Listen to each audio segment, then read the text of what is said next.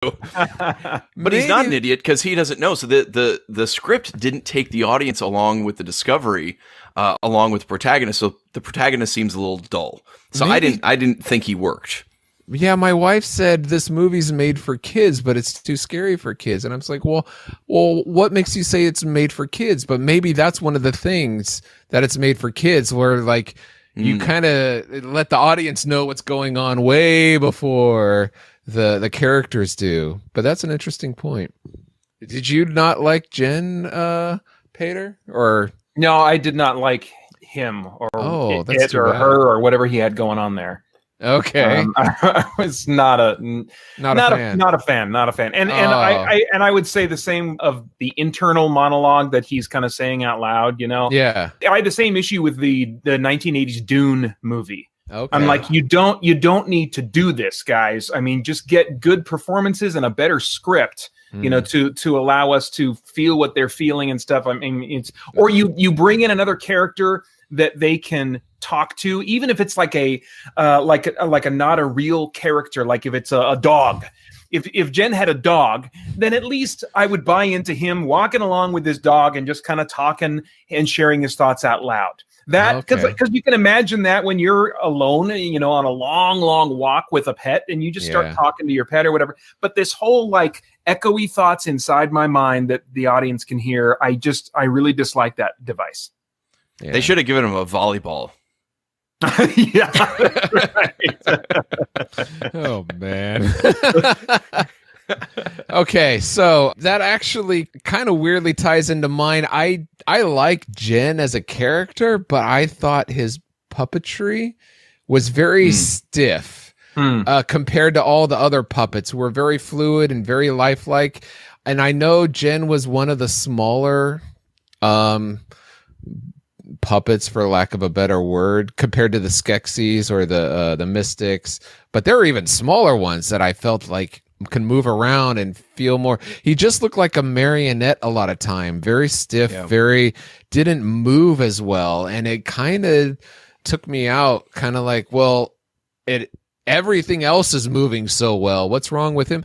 I was surprised to find out that Jim Henson was the performer of him, and he's one of arguably the best puppeteers, you know, ever. But I guess like what Nathan was saying, if he doesn't have eyebrows, there's only so much you can do.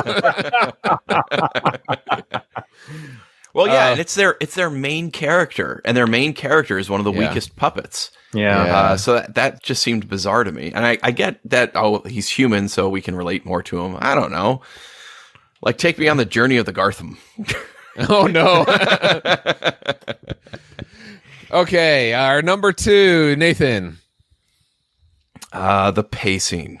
Ooh. The pacing. It almost... Was it strange? It was strange. No, it was just slow. It wasn't strange at all. It was just slow. And it seemed to me that it was slow because...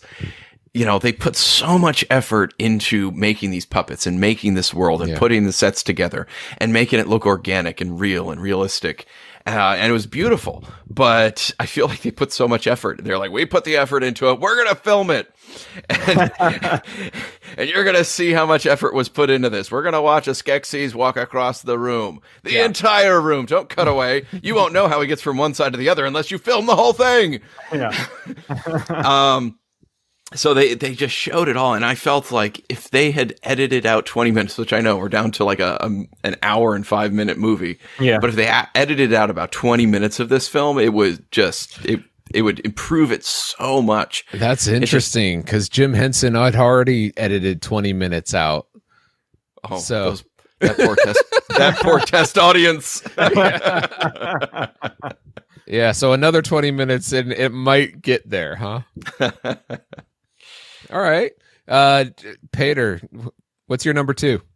Well, I think we're going to see some overlap again. I would describe it as dated puppet articulations in general. In what way? I would say that not just Jen, but there are moments spread around that like the Skeksis, there's moments where they seem to have like a rod that's running from their torso up through the top of their skull sometimes. And so they'll be, they'll be whipping around, but it has that puppet type motion. You know what I mean? Where it's one arm that is responsible for the whole torso. It just doesn't have the flexibility of a real neck and spine and stuff. And so there's something just kind of artificial about it. And I think that some steps have been, made in that regard. Maybe it's still harder at fast speeds, but I don't know. Maybe that's where an argument could be made to either bring more ingenuity into the articulations and like the servo motors or whatever you got to do on the inside, or have some kind of marriage between CG and practical effects, to achieve that kind of thing. I don't know what the solution is, but it doesn't read well to me, Interesting. Okay. My number 2, speaking of Skeksis being so awkward, I thought they were annoyingly whiny about not just Chamberlain with this, that actually wasn't as bad as I remember. I was dreading that, and it wasn't as bad. I used to use that sound to torment my brothers. It was great. Yes, all the time. I just walk into a room. Mom, he's doing it again. See, and that's great. But when they're whining about everything, the Gelflings, or whatever, it just got really annoying. So. About where's my dinner and all this stuff. It's just, I thought there were some great moments. I thought the Trial by Stone was great. You didn't have to say it 20 times, but Trial by Stone. But there are some good moments. There are some other moments that I thought maybe that's part of the editing of the extra 20 minutes that you were talking about, Nathan. Just get rid of some of that whining. To comment on what you were just talking about, Paul, is I wrote down they were comically evil. Right. So we got so like twirling much of the mustache evil, not that comic evil. Well, pretty much, yeah. I mean, it starts off in that we've got to go get the Gelflings. We got to stop them. And we're told that they're evil. But then we see them kind of bumble around. We see them turn against their own. We see them fighting amongst each other. We see them with poor table manners. But we don't really see them do too many really evil things until it's, 2/3 of the way through the movie when they have the draining of the essence thing. And you're like, whoa, these guys are totally evil. You should have started with this, man. You buried the lead. Well, no, it's just like it keeps revealing more and more. It's like a dinner course that gets better and better, hopefully. But, yeah, we're really evil, but we're also ridiculous. Okay, so, I get that. Yeah. All right. So, what was our tragic maker of the Dark Crystal? What did we not like the most? What did we despise most about the movie The Dark Crystal? I'll go ahead and start because it was already said, and that was the pacing. I found it very slow. To me, that's almost the nail in the coffin kind of thing. You can have a great premise and, like we said, a great story, but when it's so slow that it makes you wonder why you're watching it sometimes. Now, of course, I'm looking at it from today's eyes. Today, we're used to more upbeat, I think because we grew up on music videos that just get faster and faster, especially with the video games these days. But if you want to examine the puppetry, great. Watch behind the scenes, where they go into the details of the stuff. But for when telling a story, let's try to keep I was going to say, well, that's the way movies were done at that time. No, Star Wars done 5 years before this was done way faster. Of course, it's ahead of its time and its pacing. But, this is later. Let's pick it up, people. Okay, Nathan, your tragic maker is... My tragic maker is the ending. And let me qualify that a little bit. Yeah, So you have something, you have the Skeksis, and the narration described them as cruel. And then you have the mystics, and the narrator in the beginning described them as gentle, right? And the image that you have in this movie is something cruel and gentle coming together to make something beautiful. Or in, more of my terms, you have something good and evil coming together to become more beautiful or ascended, as it were. And so as far as messaging and reality, I was really racking my brain this week trying to find a metaphor in natural life, in everyday life, where you don't see beauty coming out of the struggle with evil. No, you see evil and good combining together to make something beautiful and ascending. And I couldn't come up with something. I'm not saying that there isn't any good examples of that, but from a philosophical tone, that's a hard sell, and it's kind of weird.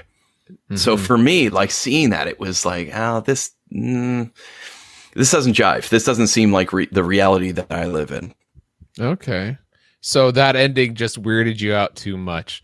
Actually, I'm going to talk a little bit more on that in our spiritual speculations. So, Paul, how can someone get on board and listen to the spiritual speculation? Well, let me tell you, there's...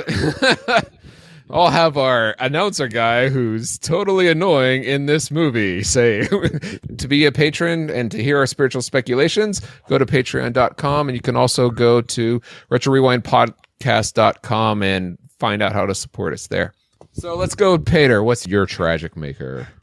Okay, this is not a statement about whether or not the film does a good job in pursuit of its goal. Okay, this is about how I feel about this movie. Okay. And I think it needs freaking a ton more fireball spells. It needs like +3 throwing axes. It needs like some brutal D&D vibes to it. This is silly. This movie is silly. It's a silly children's movie, and I want nothing to do with it. Okay? Oh wow! Oh my goodness. Okay. Let me walk that back. I don't know if there is coming back from that. He's walking away from his microphone, folks. No. Storming out of the room. Let me walk that back. I do want something to do with it once a year, and that is on Thanksgiving morning. This is my first memory watching this movie was when it released. When I was a kid on TV for the first time. It was over a Thanksgiving weekend. So now it's a tradition every Thanksgiving morning while I'm getting the dinner ready and stuff. I just put on Dark Crystal just for the vibes, you know? Oh, you do that now? Yes. Yeah. Oh, cool. Yeah. So I just watched this one just a couple of months ago, and when I rewatched it this time, I did kind of watch it again this week, but I was getting some work done at the same time.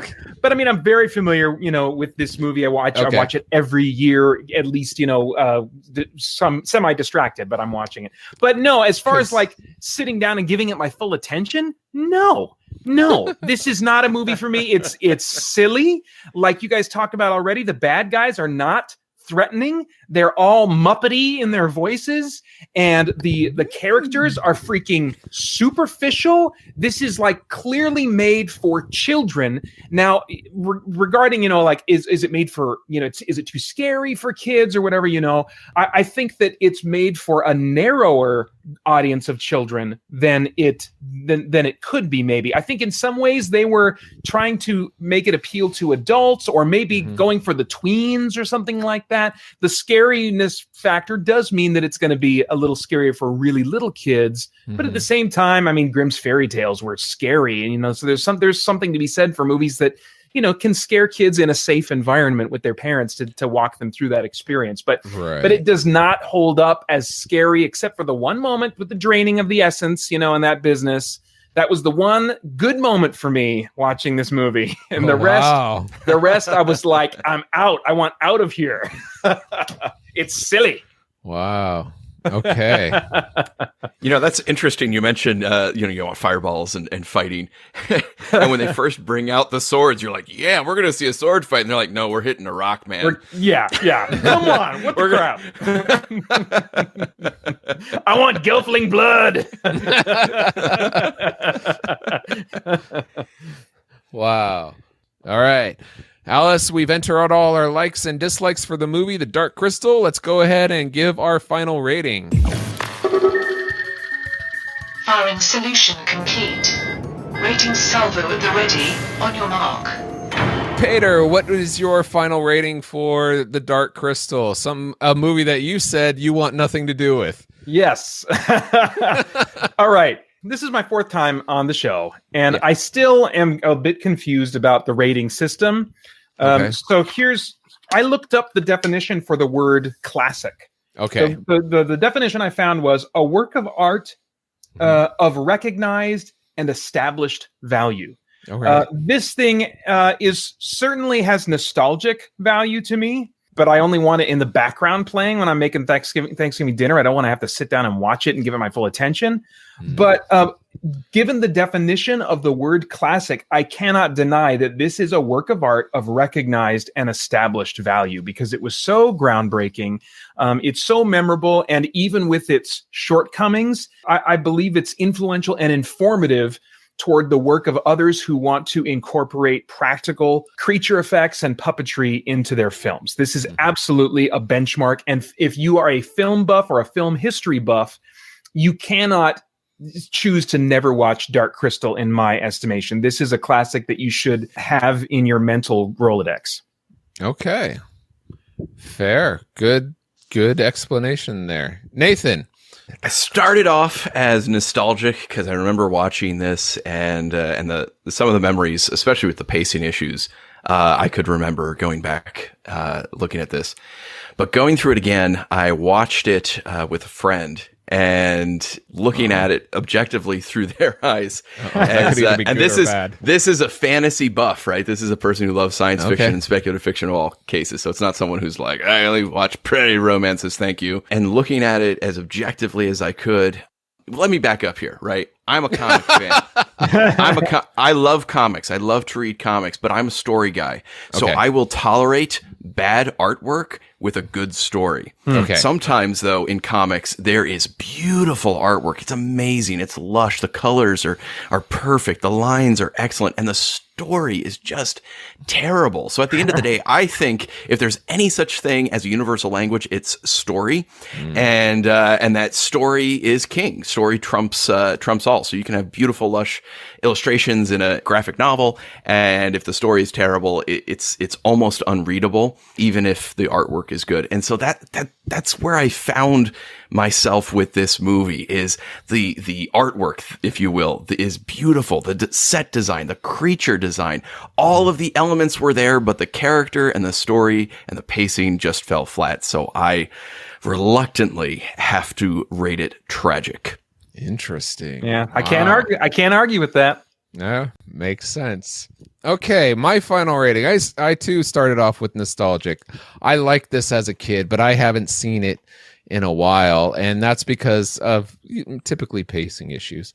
But I wrote down several things that I liked. Only had a couple things that I disliked, and it wasn't that bad. I really like this. But again, it's not for everybody. So I'm going to go right down the middle and say nostalgic.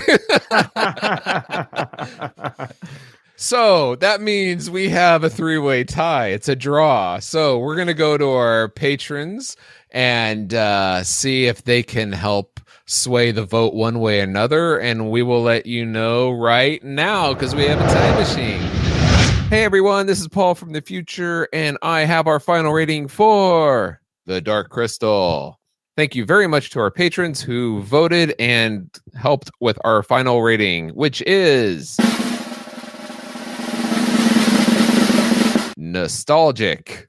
So the Retro Rewind podcast rates The Dark Crystal a nostalgic film. So if you've never seen this before, you may want to skip out unless you're really into fantasy and all the puppetry that we discussed, but it is not for everybody, pacing and some of the storylines that we talked about. If you like fantasy, this may be for you. If you like puppetry, it may be for you. If you like really slow, boring movies like 2001 Space Odyssey, this may not be for you because it's a little bit faster than that. Anyway, if you've seen it before and you liked it as a kid, you probably like it again, but it does have some issues.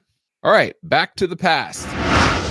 So thank you guys for help reviewing this movie. But did you know that this show is interactive for the listeners? Yes, you, the listener, you can go vote on our movies we cover at RetroRewindPodcast.com. You can vote, buy our t-shirts at the store there. You can get bonus content, and well, I guess contents. Sure. Is contents even a word? Anyway, that's for you English buffs out there. You can support us on Patreon by going to RetroRewindPodcasts.com/support. you can contact us at /contact.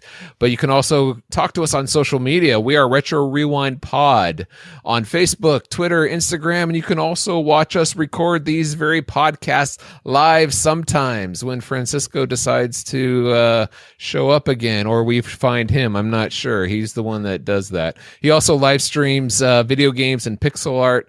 So I am so grateful to our guests for taking time to discuss the Dark Crystal with us. So, Peter, can you please tell us how to find you online? Probably the best place to find me and what I'm up to online is just ChristianGeekCentral.com. There's a weekly podcast there. I'm regularly putting out content for our YouTube channel and also posting it there. So yeah, just ChristianGeekCentral.com. All right. And Nathan James Norman. You can find me at UntoldPodcast.com, where we produce speculative fiction every month. And I think we're up to just about to release episode 85. So they're roughly about half-hour episodes each. And so divide that by 2, you got over 40 hours worth of story contents from authors from various different spectrums of life and genres. So UntoldPodcast.com, capturing the culture's imagination through speculative fiction. Nice. All right. And most of all, we appreciate you. Yes, you listening to us right now. Whether this is your first time listening to the show or you're part of the Rad Rewinder community, thanks so much for spending time with us. We really do hope you enjoyed it, and we pray that you are more joyful now than when you first hit play. I am Paul J. Powers. You can catch me at pauljpowers.com, where I have all my social media links, so come by and say hi. And finally, we are proud to be part of the Retro Junkies Network at the retrojunkies.com and the Christian Geek Central Network at christiangeekcentral.com. You can catch us at either of those, but like a Pokemon, we got to catch you all on the next episode of the Retro Rewind Podcast. Retro Rewind mission complete. Proceed to nav point Omega and return to base. No, wait, Alice. Don't go back to base. We really need to figure out how to turn that autopilot off. But really, we need to check back with the engineers. Alrighty, we think we have the data sorted on the timestamp of the TR2. Again, we're not 100% sure. We think Francisco went to the movie Ernest Goes to Camp in 1987. What? That doesn't make sense. He didn't even want to cover that movie. Why would he go there? Maybe it was an accident. Oh, I don't know, but Alice laid the coordinates for 1987's Ernest Goes to Camp. Rewind when ready.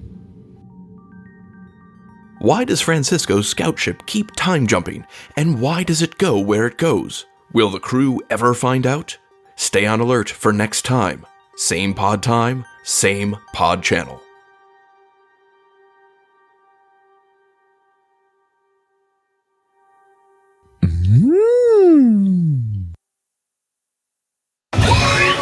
Oh, hey, we're still calculating where in time Captain Francisco is, but I'm getting ahead of myself here. That's a little fourth-dimensional humor there. In any matter, let's catch you up to speed on the preceding events of the Retro Rewind podcast. You know how the first episodes are so not rated the way we rate things now? And going back and redoing them. Install the Quantum Jump Drive into the Thunder Road 2. Rewind is ready to Jump. What's happening? The time jump sent me back to 1978. I have been watching the Superman movie while I attempted to repair the damage. All right, Alice, set coordinates for Superman 1978. Francisco, are you there? Yeah, I'm here. Hello, everybody. Where did he go? He time jumped. The captain may have gone to the movie Dark Crystal.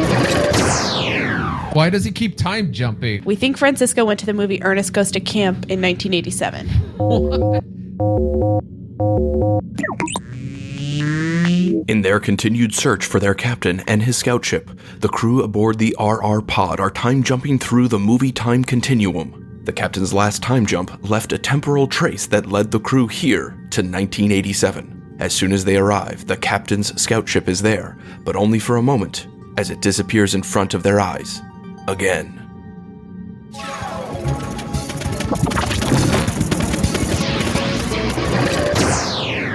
That was him, right? That was definitely him. Instead of going after him again, can we just do something to get his ship to come back to us? I don't think so. Not without going aboard his ship and hijacking the controls. All right, but can we get a trace on where he went? I don't see why not. It seems to be working, but something else has got me puzzled. Travis, please work on deciphering the trace patterns. I'm going to research something else. Why? What's up? I think there's something triggering his ship to time jump. Whenever we appear, he disappears. Okay, I'm assuming we have some time to kill as they go do whatever engineers do to fix things. In the meantime, we'll review the movie Ernest Goes to Camp, and I could use a little help.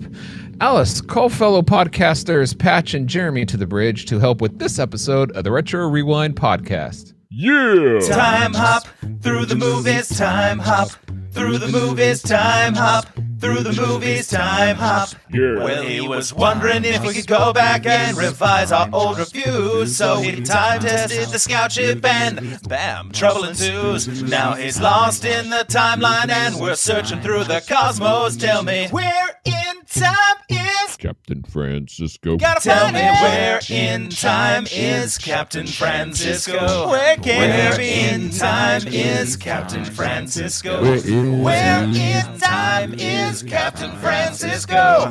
Where in time is Captain Francisco?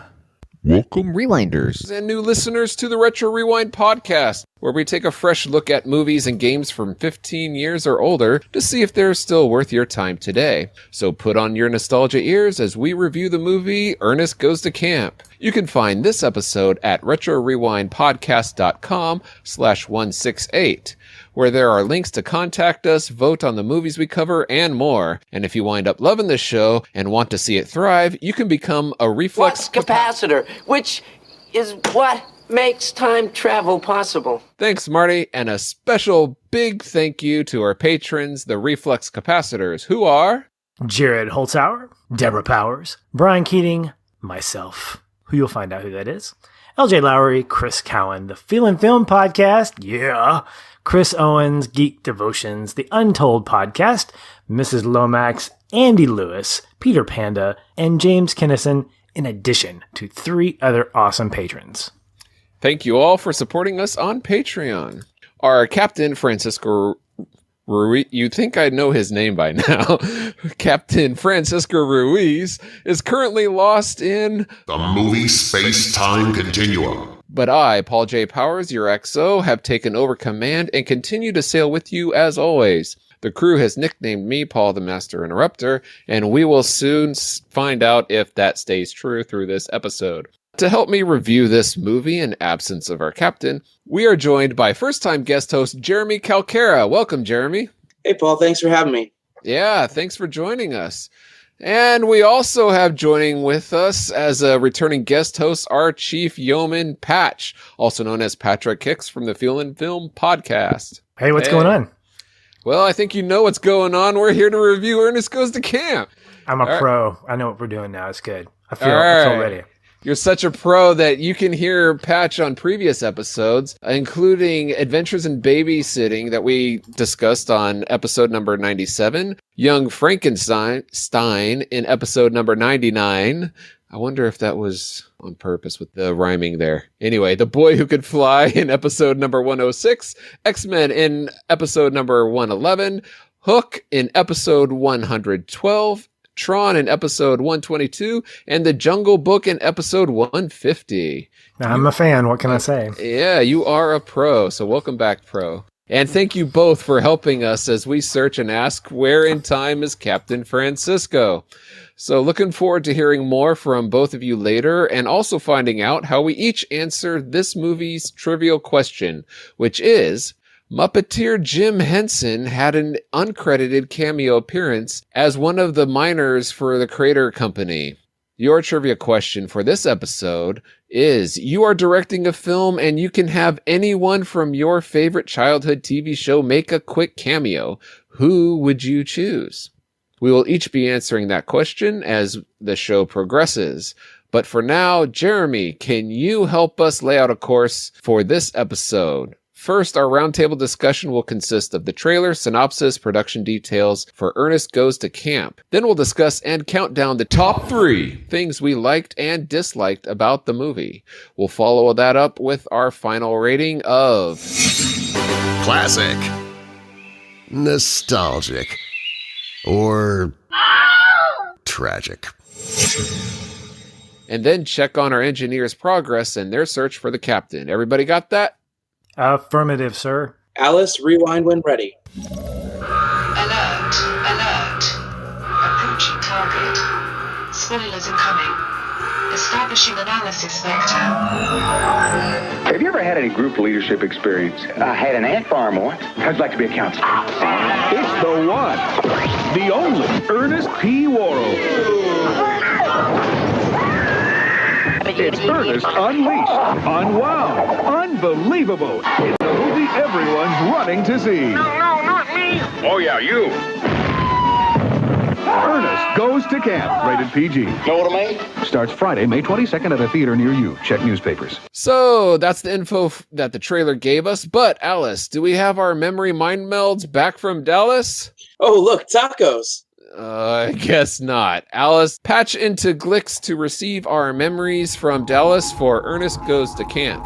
Of course, opening comm talk sync up initiating in 3, 2, 1. Every good movie starts with an Indian ritual. Ernest is a maintenance man who accidentally creates a runaway lawnmower with an unlimited supply of gas.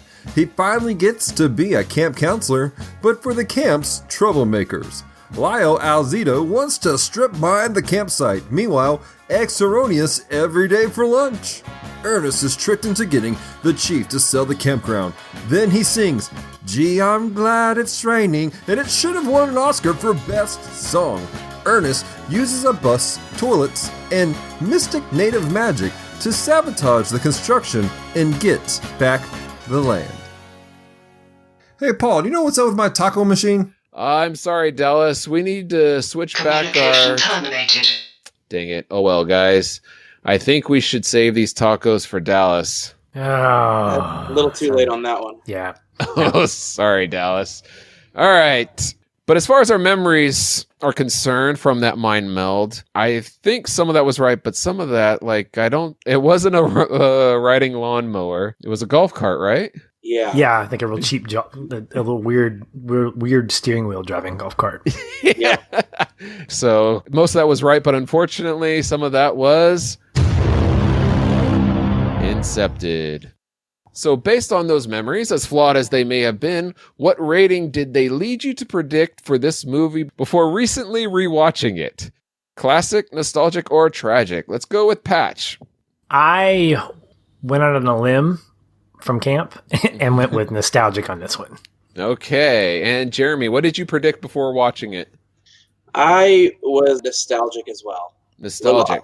I was a little sketchy. I thought maybe it should be tragic, but I, in the end, decided to go with nostalgic. Jeremy's such a pessimist anyway, so it's just like everything's tragic until he sees it.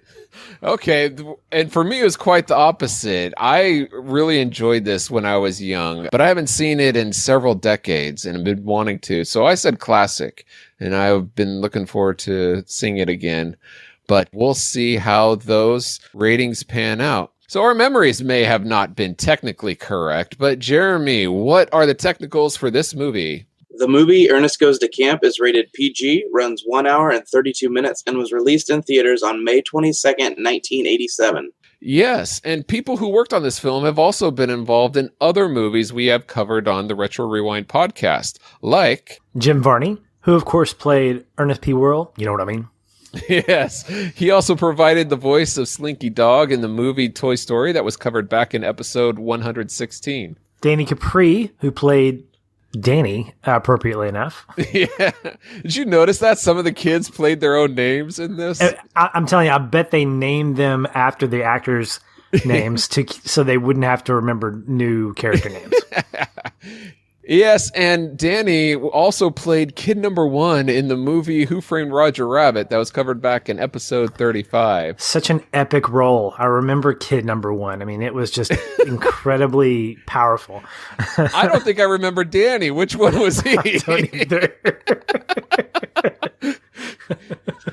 Okay. So we got Richard Speight Jr., who played Brooks. Now, he was the one that says, looks like Project Last Chance, if you ask me. He was the guy with the lisp. Was he Blondie or was the other guy Blondie? I couldn't. I think the other guy was Blondie. Okay. But anyway, Richard, he played the role of Ed in the movie Independence Day that was covered back in episode 16. I don't remember Ed in that movie either. These are such memorable characters. I recognized his face when I was watching it, but I can't picture where he was. Yeah, he's still acting today. He's been in a lot of TV and a lot of little bit parts in movies. So a little bit makes a lot after a while. So yeah, if you're living the dream, no matter how little or much you're doing it, I guess. That's true. He is working. Well, last but not least, we have Jim Henson, which is weird, who played an uncredited minor, not a young person, but an actual minor, M-I-N-E-R. Oh, minors, not minors. You lost me. A different kind of minor. So Jim Henson directed Labyrinth that we covered back in episode number 13. He also played Kermit the Frog, Ralph, and Dr. Teeth in the Muppet movie that we covered back in episode number 41. And he co-directed and was the performer for both Jen the Gelfling and the High Priest Skeksis in The Dark Crystal, which was our previous episode, number 167.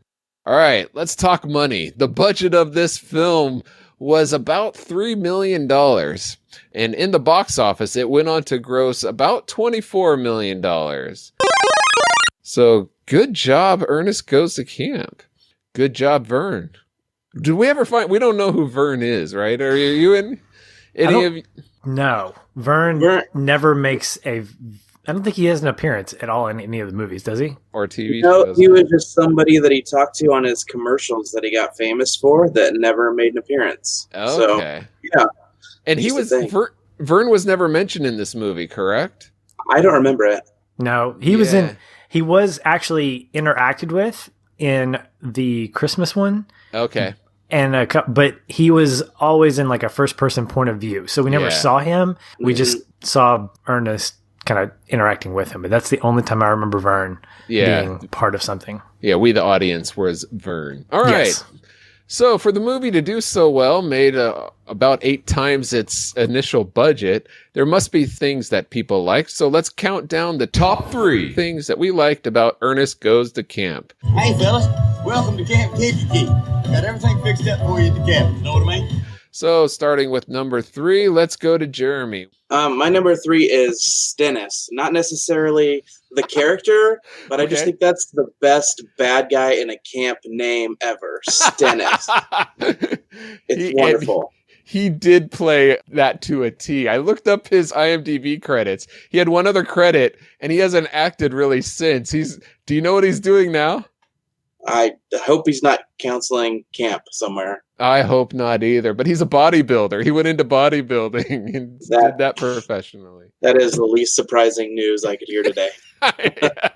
Probably. I would have to agree. It's it's up there with Mufasa. Ooh, say it again. It's say it again. Stennis. Ooh. Stennis. Yeah. Say it again. Oh, it's kind of, and it has that slight creepiness to it. I don't know how they did that. It really does. All right, so my number 3 was the plot in this is actually a solid plot. And I don't mean the whole mystic shoot me with an arrow and you miss plot. I mean the corporate greed versus nature and traditions that I think is a timeless tale that is still told in today, is very relevant today. But here we have a movie that I think its general plot still holds up very well. And I was surprised by that. Yeah, I think it's one of those, it's very formulaic. And we've talked about this on our show where a movie or a narrative doesn't have to be unfamiliar to be nice or interesting. You can have this kind of formulaic narrative and add really cool components to it to make it more interesting. Upgrade's one of those examples where it really mimics the story of RoboCop, but it in a lot of ways does feel like an upgraded version of that story.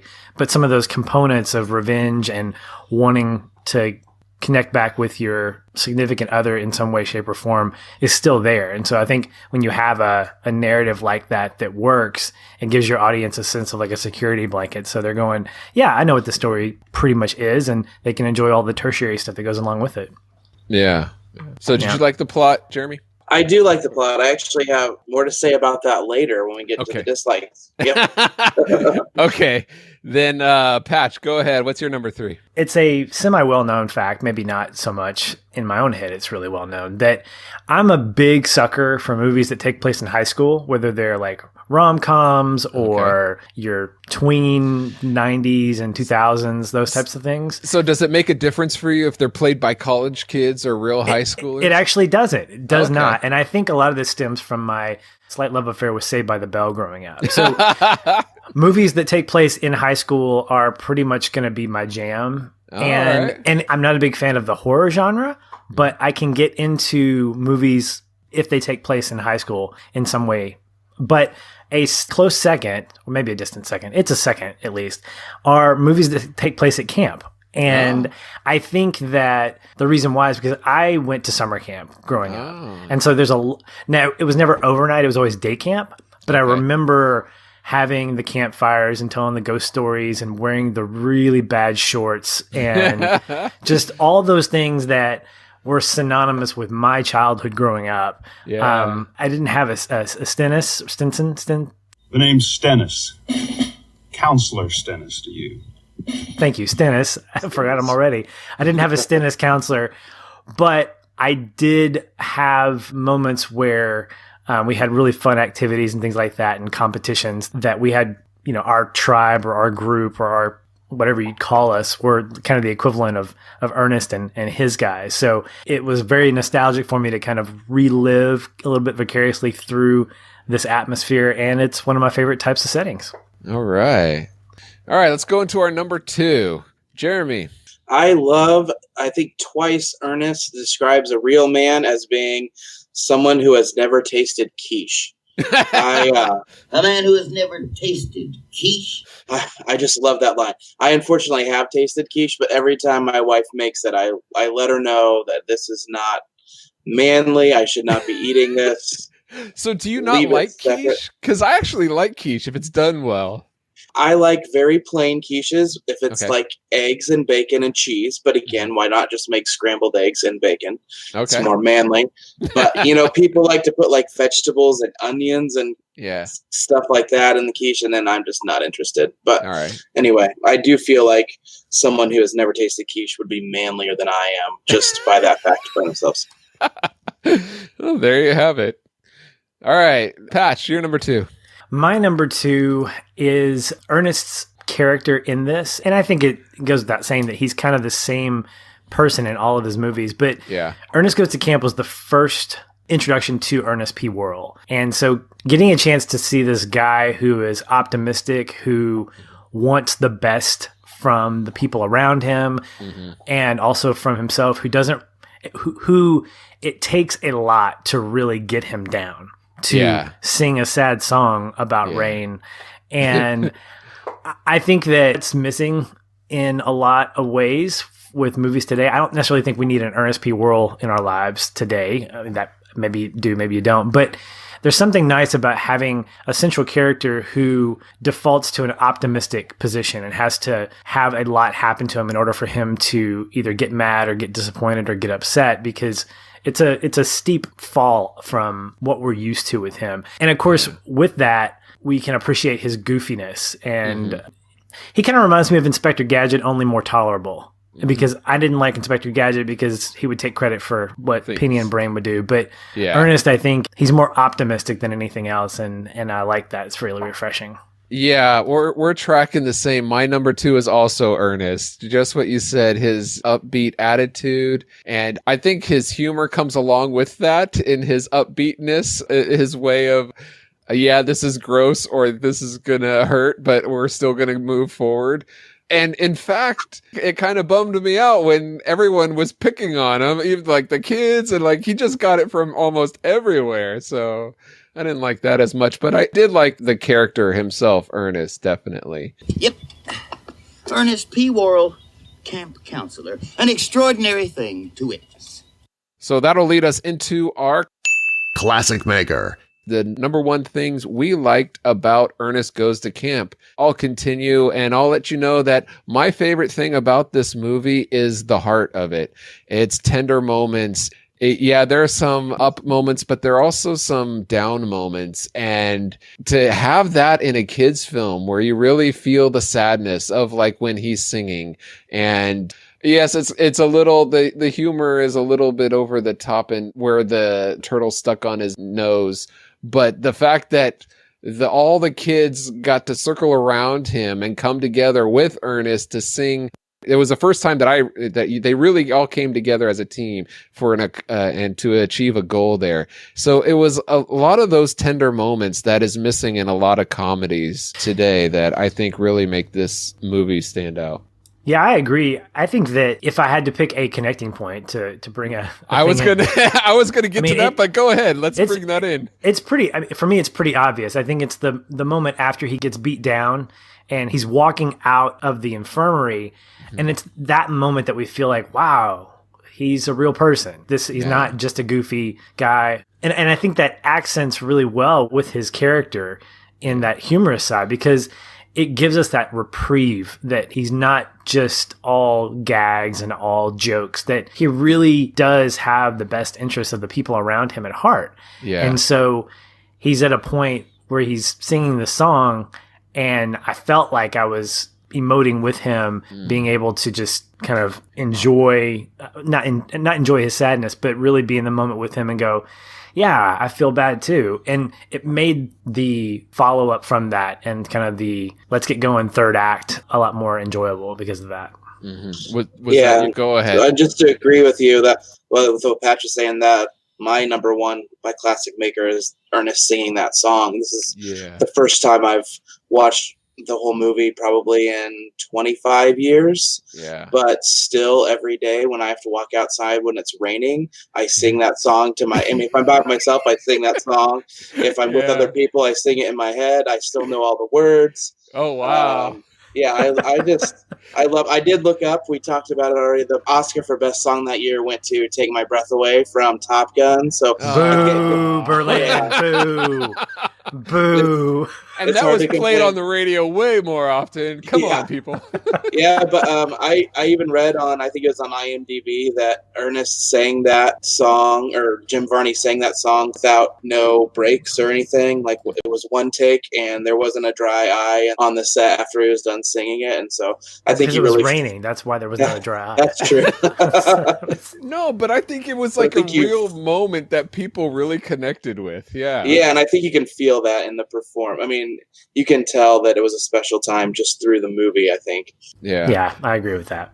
So, Pat, you said that's your connecting point. Is that also your Classic Maker? It's not, and you expect it would be. It's a great moment, but for me, something that felt very interesting was the way the movie started, and this whole idea about the path of the brave. Yeah. I really latched onto that. And to spoil a little bit of this next section, I didn't like the way it was used, but I loved the opening sequence of getting this really cool Native American, I mean, definitely over the top and probably a little racist. I don't know specifically because I'm not a Native American and I don't know the history of certain Native American tribes, if this is actually a real thing. What I think is cool about this is that you have this opening sequence that kind of gives you an idea, and then you have a camp that celebrates that. And you have this kind of goofy camp counselor director who loves taking on this path of the brave and instilling this into these middle class white kids. And but I think it's cool. I think it's a neat thing. And I would love to have been a part of a camp that celebrated that and that got me to experience some of the Native American culture of this special ceremonial ground that was fought over in the movie using very weird tools and buses and things like that. But yeah, I thought the concept of the path of the brave, while it wasn't fleshed out to my liking, I loved the way it was set up. Mm-hmm. Yeah, when the movie started, it seemed like, whoa, this is a dramatic movie going on here. Yeah, for real. Yeah, then you're like, Wait a minute. Did they just get that Native American drunk and now he's starting to shoot his fellow guy? What's the guy being strung up yelling? He's like, "Stop it! Let me go!" You guys are drunk. Too much cocaine. Or not enough. Anyway, all right. So, what we liked about this movie isn't trivial to us, but speaking of trivia, let's each answer the trivia question, which again was, you're directing a film, and you can have anyone from one of your favorite childhood TV shows make a quick cameo.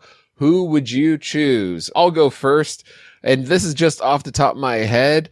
I would pick Punky Brewster, Slay Moon Fry, because she was my first celebrity crush way back in the day when I was like 5 or so, that young age. So that would be kind of cool. And I know she's in one of the Friends episodes later on.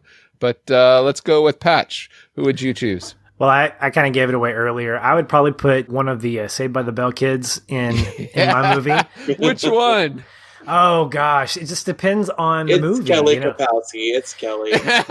Look, we share the same birthday. Okay, so yeah. But if Wait, it had the to actress or the character? No, the actress. Oh, Tiffany okay. Amber Thiessen and I share the same birthday. Okay. So yeah, so I'd be like, hey, you know what? Let's celebrate my birthday by you coming on and being a part of this movie that has the plot that I haven't figured out yet. You know what? I'm honestly surprised that the cast of that, or at least most of the cast, has not gone on to bigger budget movies. And I know Tiffany Amber Thiessen, she was in Son-in-Law, but I mean, come on, there's a lot of potential there that I'm surprised. But I think they're making their mark is in television. Mark Paul Gosselaar has done a number of different television series, which have been really good.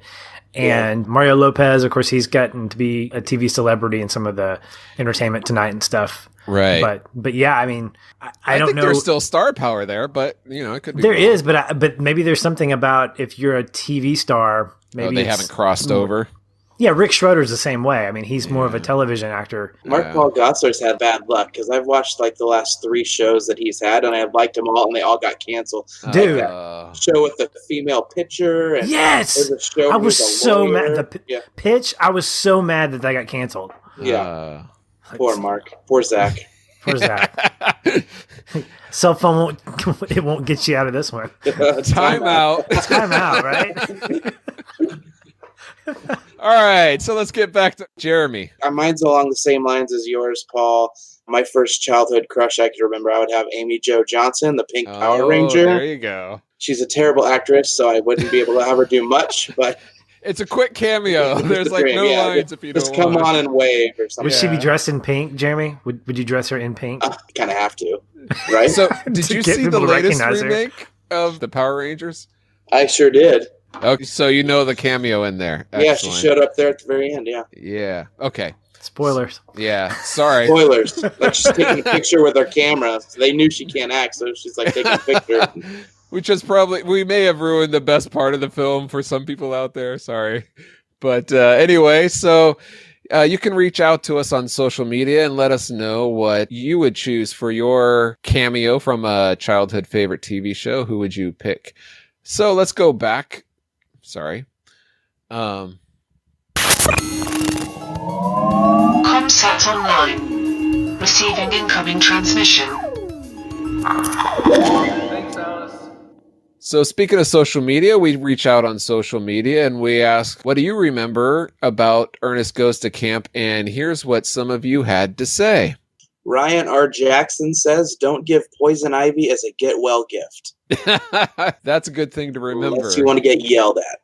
Jared Langness says, eggs erroneous. Wardell White says, I remember the orange juice commercials more than this movie. Amazingly, I saw him save Christmas, go to jail, but after he got scared stupid, I became done with Ernest. I'm surprised you got that far. Anyway, I did see him go to camp, but it's been so long that if I did see it again, it'd be like seeing it for the first time. I think all I can remember is a runaway lawnmower running past the screen from time to time. Oh, again, not a lawnmower, but a lot of people thought it was. Well, I think it's the noise that it makes. It sounds like a lawnmower. Oh, maybe that's it. Yeah, gas-powered thing, Yeah. so it does make that lawnmower noise. And Dirty Steve 40 says, so happy together. I can vaguely remember a homemade contraption that went haywire. I loved the bad guys and the two other knuckleheads that worked at the camp. I recall a turtle biting someone. Was Ernest always playing a role from the same universe? Nostalgic movie, but I'm afraid to revisit it. Well, and there may be reasons why, and we're going to go into that right now as we count down the top 3 things we didn't like about Ernest Goes to Camp. Patch, number 3. Well, it's probably going to be the end of the movie. Explain. Well, in particular, the showdown with our main baddie and the Ernest. Blanks he was shooting. Yeah. So the whole thing with the Path of the Brave is, to me, it's a path of humility, and the integrity in me is watching this and going. By the time Ernest doesn't get shot the 3rd time, he is completely arrogant and egotistical about not being shot. Well, is that part of being brave? I don't know if being brave and being cocky are the same thing. Well, but it could be. But yeah, I see what you're saying. But apart from that, I felt like it was kind of a watered down climax to the movie. It was. It's weird. And maybe you can help explain this. To me, it came across as kind of cheap. And I don't know why, because it seems like it was set up great, but I don't know how else you would pay that off. Yeah, I think at this point you're kind of being subject to the studio and a particular runtime, and you had to kind of wrap it up pretty quickly because in contrast to that, there was a lot of setup to take down the bad guys. Yeah. And I felt like the first portion of it was kind of dragged out a little too much. And then when this he got last beat part, up? No, not when he got beat up, but after with the toilets and all that? Yeah, after the battle. Okay. Then you had the final showdown. The final showdown felt like kind of like a little small period instead of an exclamation point to we did it, we defeated. And then you have the Deus Ex Machina where you have the Indian lady saying, we got the papers, we're going to so what was the point of all that? Now that she's the real hero of the story. She really is. And yeah. So it all just felt like, and they lived happy together. So boom, we're done. Yeah, I thought about this just because that's my number 3 as well, is that whole thing. And I just thought, if maybe he just stood there, stood his ground until that lady got there, I think it would all fit together better without being cheesy and without him being cocky. I don't know. I've tried to figure out too how you tie the whole thing together if he's not getting shot at 3 times. But to me, that's kind of where the movie kind of maybe jumped the shark a little bit. Maybe he was too close. Like if he was on a ledge far away and he missed 3 times. I don't know.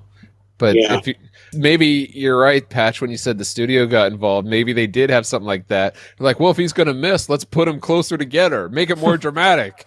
I don't know. Creative control. It's like a DC. It's like a DC movie. Oh, no. You're not wrong, unfortunately. Anyway, my number 3. Stop messing with my movie. Yeah, whose movie is it? Anyway, we're not going to get into that. My number 3 was the people in authority seemed to be, and I mainly mean the camp counselors, to me, they were a little bit too vindictive. It's like they're running their own prison camp, but everyone's not in chains almost. Yeah. And it's a little too, I know it's a little too over the top, but it just kind of I've been to camp and I've never met anyone that close to being that arrogant. Yeah, now look, when people didn't know how to swim, yes, there are people who pick you up and throw you into the pool, that kind of thing. But maybe it's the cheesy smile that he had on. I don't know. It just it's Stannis. Yeah, it would just seemed a little like every time they got close, okay, that's a little bit believable. Then they're going to push it a little more and make them a little more vindictive, but I don't know. Yeah, what's really going on at Camp Kikiki right there? What's really going on? Well, there's also that part where they're trying to find stuff that'll burn to put on the golf cart. Yeah. And they run and within 10 seconds they're running back with these giant bottles of alcohol that they've set up as Molotov cocktails. And so these camp counselors aren't really very responsible. No, not at all. I would not send my kid to Camp Kikiki. Path of the brave, Jeremy. Path of the brave. You have to be brave to deal with that. Exactly. Well, the two Indian people seemed fine. You know, they seemed like normal people. Well, except for the old one, like encouraging these kids to go, use explosives against a construction company. That's not very responsible, I suppose. But I think responsibility was thrown out the window before then. They're like, what do we have to lose? But that's true. Yeah, that's a good point. I guess he wasn't all there. All right, number 2. I'll go with my number 2. And that's basically, I felt the acting was, unfortunately by some, a little over the top. They weren't the most professional actors. Well, for example, I know you're dealing with a lot of new people and the kids, like the main troublesome kids. Their first, let's say, quarter of the movie scenes were so badly acted, but by the end, they felt more real in their portrayal. And I wish I had seen that throughout the film a little more. You know what I mean? The quality of acting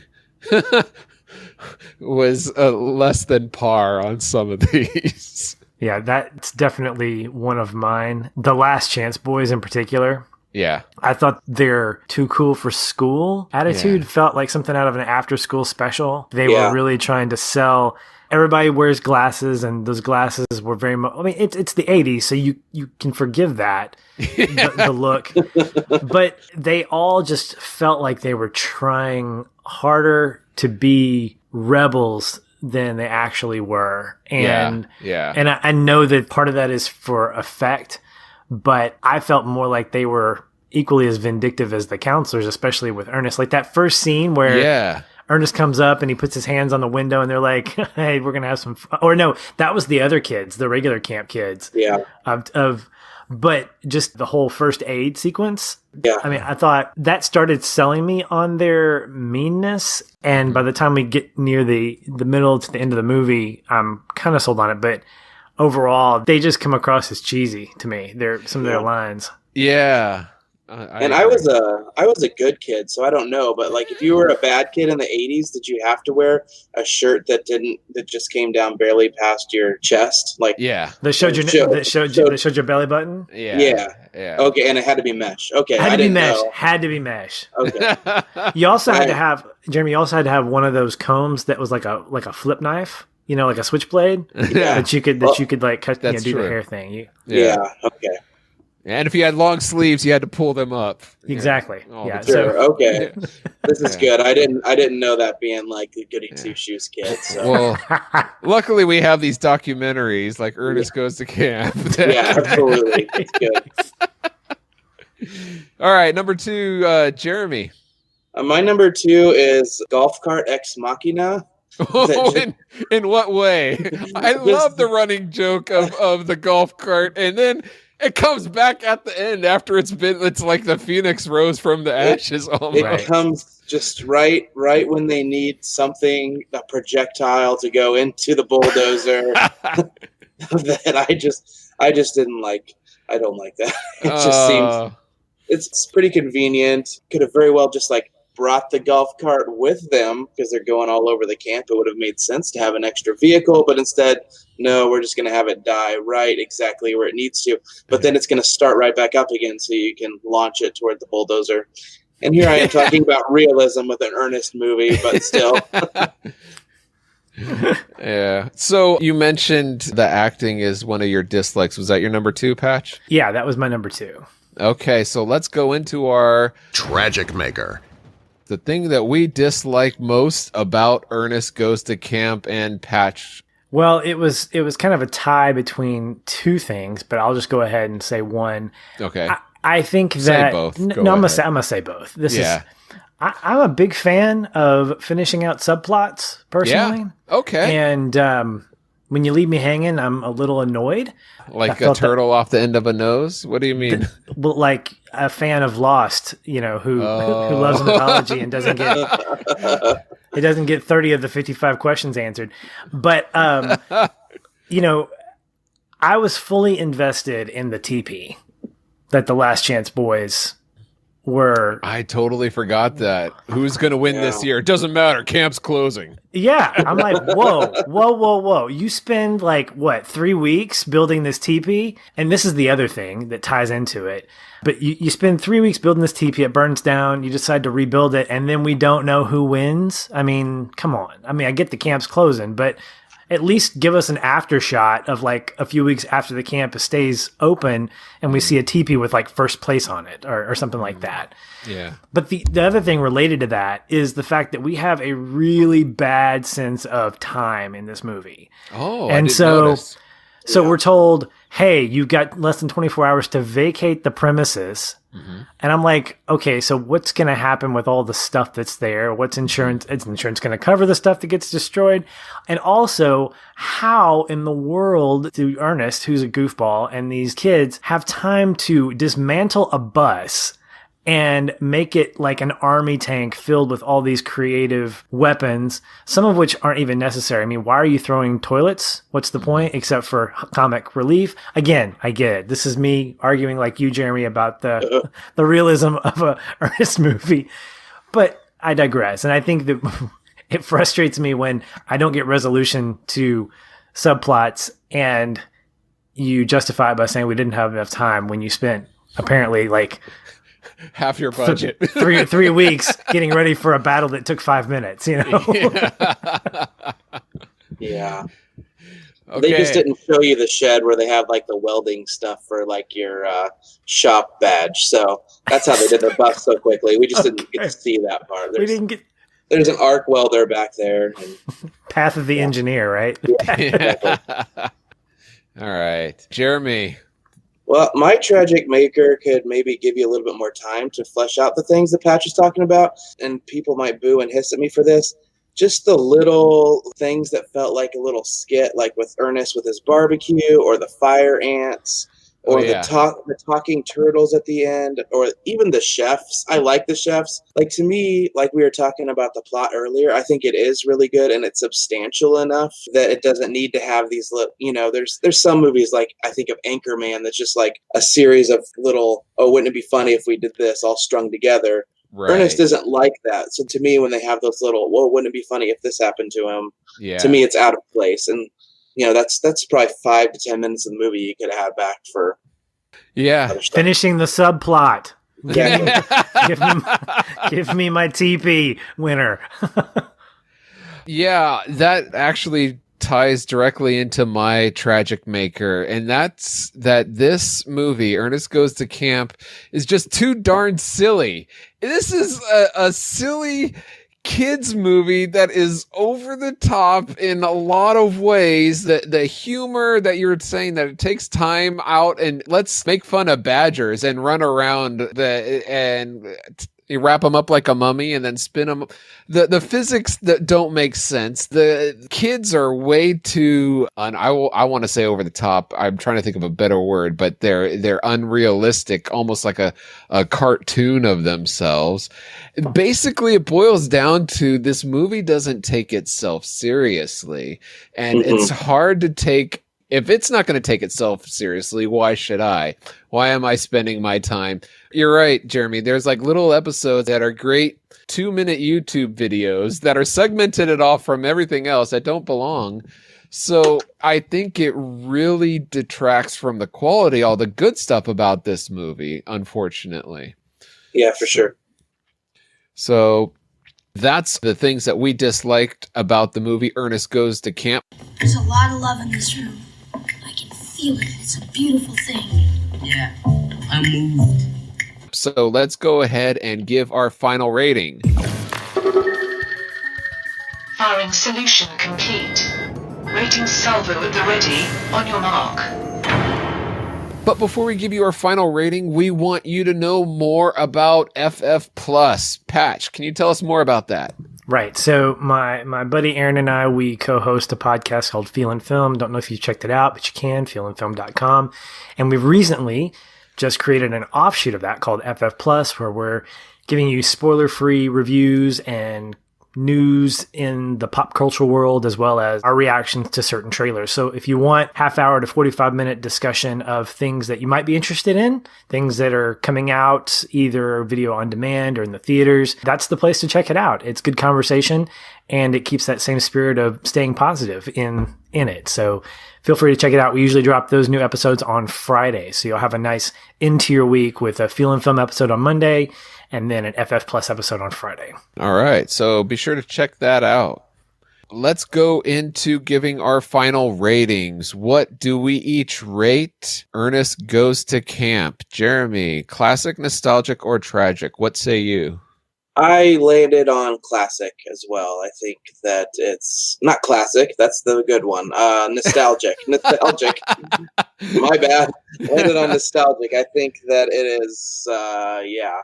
The last time it was on in my house before watching it this week, I basically turned it on to show my son, and then I took a nap while he watched it. And I have a feeling that's how it's going to get watched from now on in the future, probably in my house. The Blu-ray I bought did have Ernest Goes to Jail as well, so I am looking forward to revisiting that one. But yeah, I'm not going to recommend this to any friends that haven't seen it for sure. Okay. I don't want them to think less of me. And Patch.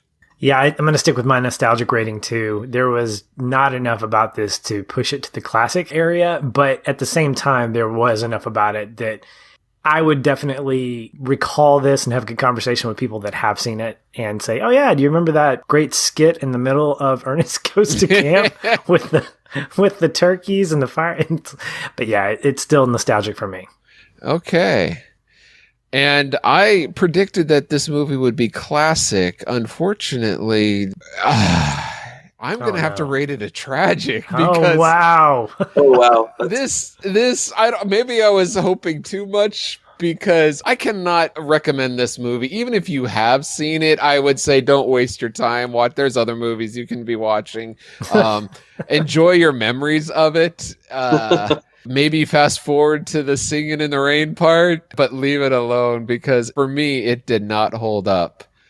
So with the ratings of 2 nostalgics and a tragic, you're right, Mr. Tipton. Ernest Goes to Camp is just not classic material. We rate this a disputed nostalgic film. So if you've seen the movie, go ahead, take a gander. If you haven't seen it, make sure you stay clear. Do yourself a service. Yeah. If they watch the movie, it would be part of the path of the brave, by watching this movie. I suppose the fact that you can't find it digitally online and you have to actually buy the physical disc if you want to watch this might be enough to tip somebody to tragic, and maybe you shouldn't watch it. True. I paid $10 to watch it again. Yeah. And it's I made want my by money back. Touchstone, which is owned by Disney, and they're I'm surprised it's out on Blu-ray. Let's put it that way. Yeah, me too. Well, what's not owned by Disney these days, Paul? Come on. Oh, that's true. Yes. I'm still waiting for a Goofy movie to be on Blu-ray, but dude, for real. Now that they're in the 4K, let's go. Skip it. Let's go 4K. Anyway. So does that make Ernest a Disney prince? Could be. Maybe. You have to ask Vern. Anyway. And the Indian lady, the Disney princess? No, she has her own offshoot. Kikiki, the Kikiki princess. There we go. Sure, why not? I believe in you, Ernest. But there's just some things you can't do nothing about. And you, the listener, did you know the show is interactive? You can interact with us on the web. Yeah, vote on the movies we cover at retrorewindpodcast.com/vote. Buy t-shirts at retrorewindpodcast.com/store. Get bonus content and more by supporting these guys on Patreon at retrorewindpodcast.com/support, and contact them at retrorewindpodcast.com/contact. If you need to find out more about the show, you can always check out retrorewindpodcast.com. Yeah. Just like it. Let's keep it simple. Yeah. And you can also talk to us on social media. We are Retro Rewind Pod on Facebook, Twitter, and Instagram. And you can sometimes watch us record these very podcasts. Not tonight, though, because Patch wouldn't put his shirt on, as well as live streams of video games and pixel art. Yeah. So thank you for keeping your shirt on, Jeremy. And I am so grateful to our guests for taking time to discuss this movie with us. Jeremy, please tell us how people can find you online. I do some writing and stuff for Feelin' Film with Patch, and you can find some of my stuff at feelinfilm.com on occasion. Currently, I've got a snarky Oscar prediction article up there that you could go read. I'm active in their Facebook page, and I'm at Jay and Lincoln on Twitter. All right. J like the letter N? JAYINLINCOLN. All right. Thank you. And we're also grateful for Patch coming aboard with us. Yes, it's good to be back. And usually you can find me with my shirt on, toting around social media at Facebook and Twitter. I'm at Shoeless Patch, SHOELESSPATCH. Or you can find me talking about movies that I love and connect with on an emotional level at feelinfilm.com. Yeah, check them out there. And most of all, I appreciate you. Yes, you listening to us right now. So whether this is your first time listening to the show or you're part of the Rad Rewinder community, thanks for spending time with us. And we pray you're more joyful now than when you first hit play. It's listeners like you that leave us feedback that we are so grateful for and we appreciate. Like DJ Squirrel 481. He says, a new classic, 5 stars, fun, informative, and nostalgic. A must listen if you like movies and games from the past. And I am Paul J. Powers. You can catch me at Paul J. Powers, where I have all my links to my social media. Come by and say hi. And finally, we are proud to be part of the Retro Junkies Network at theretrojunkies.com. That sounds like something that would be something from like a cocaine party or something. Yeah, you throw 80s cocaine parties is what you guys do. That's what we do. Well, not at theretrojunkies.com, but maybe it depends on who you talk to there. And the Christian Geek Central Network at christiangeekcentral.com. That's where we do it. You can catch us at either of those, but like a Pokemon, we got to catch you all on the next episode of the Retro Rewind podcast. Retro Rewind mission complete. Proceed to nav point Omega and return to base. No, wait, Alice. Don't go back to the base. Does anyone know how to turn off this pilot for the ending of the episode? But first, we need to check back with the engineering. Travis, do you have any coordinates for Francisco at all or anything? I'm not entirely sure. How long will it take before you are entirely sure? I'm not entirely sure. Okay, we can be here forever. Well, based on that data, where would you speculate he jumped to? 1985, around the movie Teen Wolf, maybe. Okay, good. Let's shoot for the movie Teen Wolf. But I don't have any silver bullets. Silver bullets? Anyway, I will closely monitor the temporal readings when we jump and compare them to the TR2 when we appear. I can't wait to come back for Teen Wolf. Sounds great. Alice, laying a course for the 1985 movie Teen Wolf. Rewind when ready. Jumping through time based on speculations can have undesired results. Is the crew getting closer to their captain or further away? Find out next time on the Retro Rewind podcast.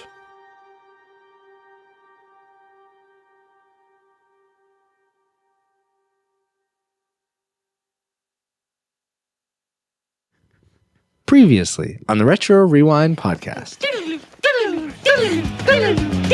You know how the first episodes are so not rated the way we rate things now? And going back and redoing them. Install the Quantum Jump Drive into the Thunder Road 2. Rewind is ready to jump. What's happening? The time jump sent me back while I attempted to repair the damage. All right, Alice. Francisco, are you there? Yeah, I'm here. Hello, Where did he go? He time jumped. Why does he keep time jumping? I'm not entirely sure. Okay, we can be here forever. Well, based on that data, where would you speculate he jumped to? 1985, around the movie Teen Wolf, maybe. Sounds great. Alice, laying a course for the 1985 movie Teen Wolf. Rewind when ready.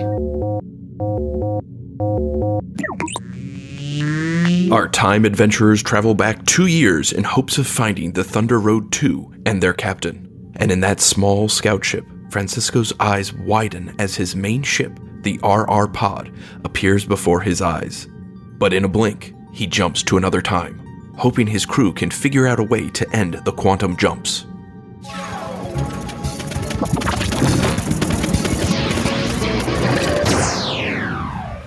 Well, at least we're on the right track. Good job, Travis, tracking him down. Any other readings from engineering? The readings on both our ship and the captain showed increase in activity just before the captain's ship TR2 jumped. I've collected the data, and now it just needs to be understood and sorted. Got it. Travis, I assume you have a reading on the TR2 and where it possibly went? I just now finished collecting the data on the remnant temporal residue. I'll begin analyzing. Alrighty, more time to kill. And here we are in front of the movie Teen Wolf. Well, let's review it. Alice, let's call back Patrick Hicks, and this time let's have Aaron White join him from the Feelin' Film podcast to help with this episode of the Retro Rewind podcast. Yeah! Time hop through the movies, time hop through the movies, time hop through the movies, time hop. Yeah. Well, he was wondering if we could go back and revise our old reviews. So he time tested the scout ship and bam, trouble ensues. Now he's lost in the timeline and we're searching through the cosmos. Tell me, where in time is Captain Francisco? Gotta tell me where in time is Captain Francisco? Where in time is Captain Francisco? Where in time is Captain Francisco? Where in time is Captain Francisco? Welcome, Rewinders. And new listeners to the Retro Rewind podcast, where we take a fresh look at movies and games from 15 years or older to see if they're still worth your time today. So put on your nostalgia ears as we review the movie Teen Wolf. You can find this episode at retrorewindpodcast.com/169, where there are links to contact us, vote on the movies we cover, and more. And if you wind up loving the show and want to see it thrive, you can become a reflux capacitor, which is what makes time travel possible. Thanks, Marty. And a big special thank you to our patrons, the Reflux Capacitors, who are Jared Holzhauer, Deborah Powers, Brian Keating, Patrick Hicks, LJ Lowry, Chris Cowan, myself, the Feelin' Film Podcast, Chris Owens, Geek Devotions, The Untold Podcast, Mrs. Lomax, Andy Lewis, Peter Panda, James Kinnison, and 3 other anonymous awesome patrons. And thank you all for supporting us on Patreon. Our captain, Francisco Ruiz, is currently lost in the movie space-time continuum. But I, Paul J. Powers, your XO, have taken over command and continue to sail with you as always. The crew has nicknamed me Paul the Master Interrupter Powers, and we will see if that stays true as this episode continues. To help me review this movie in absence of our captain, we have returning with us as returning guest host our chief yeoman, Patch, also known as Patrick Hicks from the Feelin' Film podcast. Hi, Patch. Thanks for sticking around. Glad to stay. Yeah. And if you want to hear more from Patch, you can check out our previous episodes when we covered Adventures in Babysitting in episode 97, Young Frankenstein in episode number 99, The Boy Who Could Fly in episode 106, Hook in episode 112, Tron in episode 122, and our previous episode when we covered Ernest Goes to Camp in episode 168. And we also have returning with us as a returning guest host, Aaron White from the Feelin' Film podcast. Hi, Aaron. Hello. Thank you for having me back on. Yes, thank you so much for being on. And Aaron, this is your 3rd time on the podcast, so that means you have graduated from guest to actually holding rank on this ship. So you are hereby promoted to the rank of shipman. Congratulations. We have several positions available on the ship. Which area would you like to serve in? Well, since I myself am a sailor, as I have mentioned every time I've come on this show, and since I myself have actually served on a ship, of which there is no one ever called a shipman, by the way, but I'll go with it for the sake of this. But I got to tell you, since my actual job in the Navy, I achieved the rank in my illustrious career of Chief Yeoman. Wow. I will never get over the fact that my best friend, who has never stepped foot on a Navy ship in his life outside of maybe a tour, gets to have my title. So I will be a ship secretary. All right. Because that is basically what my yeoman job was anyway. All right. Well, I'll say this, Aaron. You don't have to salute me. It's okay. Don't worry. Don't worry. No, not with that finger. Don't salute me with that. Do you know what secretary means? Yes. What? No. What? Something where Latin. I don't know where you're going with this. Now No, I'm seriously, concerned. it means the keeper of the secrets. That's so, right. Yeah. Manly man. Yeah. So we thank you. It's an honored position that we hold very respectfully. So if you want to hear more about or more from Aaron and Patch together on our show, you can check out our previous episodes when we covered the movie X-Men in episode 111 and The Jungle Book in episode 150. So thank you both for helping as we search and ask where in time is Captain Francisco. Looking forward to hearing more from you later and also finding out how we each answered this movie's trivial question, which is: the jersey worn by Michael J. Fox was sold to Dinah Collection, a Beverly Hills pawn shop, for $30,000. Your trivia question for this episode is: if you could have a movie prop from any movie, what would it be? We'll each be answering that question as the show progresses, but for now, Aaron, can you help us out and lay in a course for this episode? First, our roundtable discussion will consist of the trailer, synopsis, production details for Teen Wolf, and then we'll discuss and count down the top 3 things we liked and disliked about the movie. We'll follow that up with our final rating of classic, nostalgic, or tragic. And then check in on our engineers' progress in their search for the captain. Everybody got that? Affirmative. Alice, rewind when ready. Alert, alert. Approaching target. Spoilers incoming. Establishing analysis vector. Do you know anything about a rash that's going around? For Michael J. Fox, just say the word and see the moon. Don't change. Don't change. And you're into one scary situation. You are an animal. Has America's hottest hunk gone hairy? Let's check his family ties. An explanation is probably long overdue.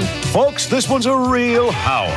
Michael J. Fox is Teen Wolf. Teen Wolf, Monday night at 8 on KPTV 12. So that's the info the trailer gave us, but Alice, do we have our memory mind meld back from Dallas? Yes, tacos. Oh, darn. Okay, and our comlink has been cutting out prematurely lately. Oh well, let's give it a shot. Never say die, right? Never say die. Alice, please patch into Glix to retrieve our memories from Dallas for Teen Wolf. Hello, Paul. My sensors are indicating that the effects of our impossibility drive should be coming to an end. Alice's memory banks should be fully restored soon, and on top of that, Dallas will finally be getting access to his tacos back.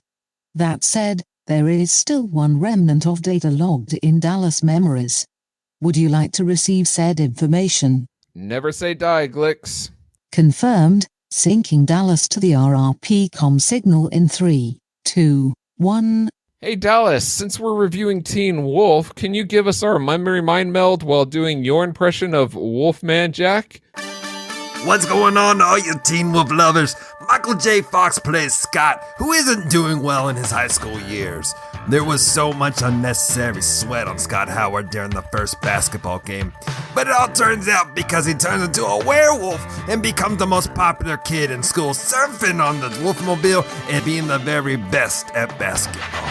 Scott doesn't use his wolf powers anymore and takes the longest free throw shot ever and somehow wins the big game. Yeah! That was dumb. Thanks, Dallas. I think you... Communication terminated. Dang it. Oh, well, guys, I think we should save these tacos for Dallas. Sounds good to me. I dig it. All right. But as far as our memories from that mind meld are concerned... All that seems pretty accurate to me. Yeah.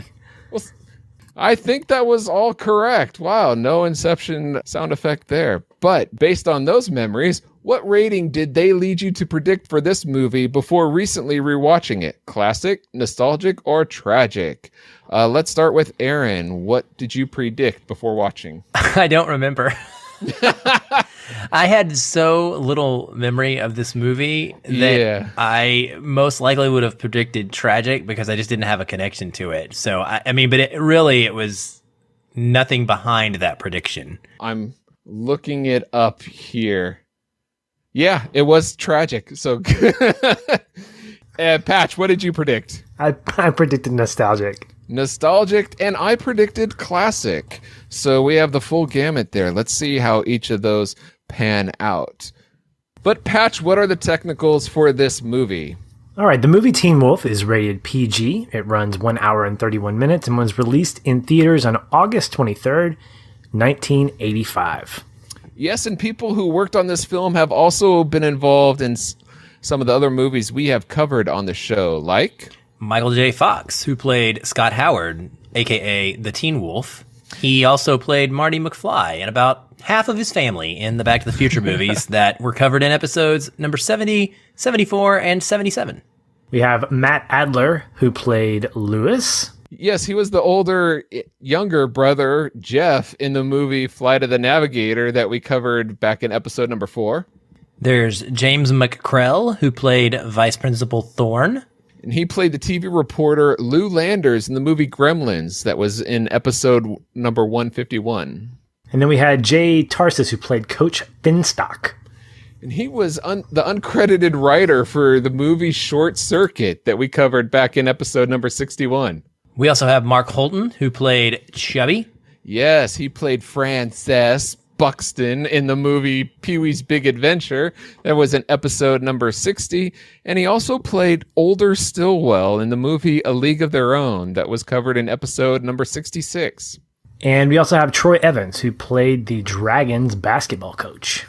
And he also played Roger Potiker, who helped Courtney Cox hire Ace Ventura in the movie Ace Ventura that we covered in episode number 37. There's Carl Steven, who played the aptly named Whistleboy. Yes, and he also played Tommy Purvis, the lawn mowing kid in Honey, I Shrunk the Kids back in episode 114. We have Tamara Carrera, who played an uncredited student. Yes, she was also the Jacuzzi Girl number 1 in Back to the Future 2 that was covered in episode number 74, and she was also the uncredited cigarette girl in Dick Tracy that we covered in episode 164. And last but not least, Miles Goodman, who was the composer for this film. Right, and he also composed What About Bob that we covered back in episode 88, and he composed The Muppet Christmas Carol in episode 134. The budget of this film was about $1.2 million, and then it went on to gross over $80 million in the box office. So, good job, Teen Wolf. Well, I would say good job, Michael J. Fox. Let's just keep it real, right? If you want to keep it real, I'd say good job, Back to the Future. That yes. This was released after, and it rode the coattails on it. So yeah. In fact, they filmed this movie Teen Wolf before they went on to film Back to the Future. So in one sense, Michael J. Fox here went from Boof to Biff. Anyway. So for the movie to do so well, there must have been some things that people liked. So let's count down the top 3 things that we liked about the movie Teen Wolf. So starting with number 3, Patch, what's your number 3? Well, I am a huge fan, or a sucker, whatever you want to call it, of movies that take place in high school. And I really don't care how old the actors look who are portraying high schoolers. If you give me a high school setting, I'm probably going to give it at least 2.5 stars because of where it is. And I love the fact that this takes place in high school because it really sets up the overall narrative and makes it pretty believable given the circumstances and given like the actual plot of the movie. But when it comes down to it, we're walking through life with a high school kid who's trying to figure out who he is with this interesting take on what it means to be a teenage werewolf. And so the fact that it takes place in a high school, I think already had positive vibes for me. Okay, so the plot and setting, basically, the plot of discover what to do as a teen wolf and being a teenager in a high school. Well, the setting specifically, like having it in high school, because I mean, if you show me a movie that takes place in high school, whether it's a romantic comedy or a drama or a horror film or whatever, I'm probably going to watch it. I'm probably going to kind of release my inhibitions and say, it takes place in high school. I'll give it a shot, even if it's terrible. I'll at least give it a shot because it takes place in high school. So it already has a step up above Teen Wolf 2 that takes place in college. Absolutely. There's enough about see, and that gives me more credibility on why I hate that movie because it does not take place in high school. It takes So place young in college. adult Wolf is not good. No. That is a hard no right there. All right, so no geriatric werewolf movie for you. Okay. My number 3 is the fun scenes, and there's a few of them, especially the surfing. I want to with the van surfing, getting on top, and you got the Beach Boys music playing, and they're having a lot of fun. And some of the basketball scenes are really fun with watching the fake Michael J. Fox doing some hoops and stuff. So there's some fun scenes in here that I've really found enjoyable. So that's my number 3. Aaron. Sure. My number 3 is, I guess, the overall plot, in a sense. Mostly the fact that we have someone who's a werewolf, and it's essentially a superhero movie versus what you would think of as a traditional monster movie. I like the fact that it explores the idea that if you had superpowers in high school, what would you use them for? And so by that train of thought, he could essentially be Superman or the Flash or some other comic book character that we are familiar with. Because what are you going to do? You're going to stop trying to be thought of as a worthless dweeb. You're going to try to be a better athlete. You're going to try to get the girl. These are all very relatable things. I think that's part of why Patrick likes the high school setting is it's something that we can all go back to in our memories, and we have that collective feeling about that time in our lives, and we can just all relate to it in such a great way.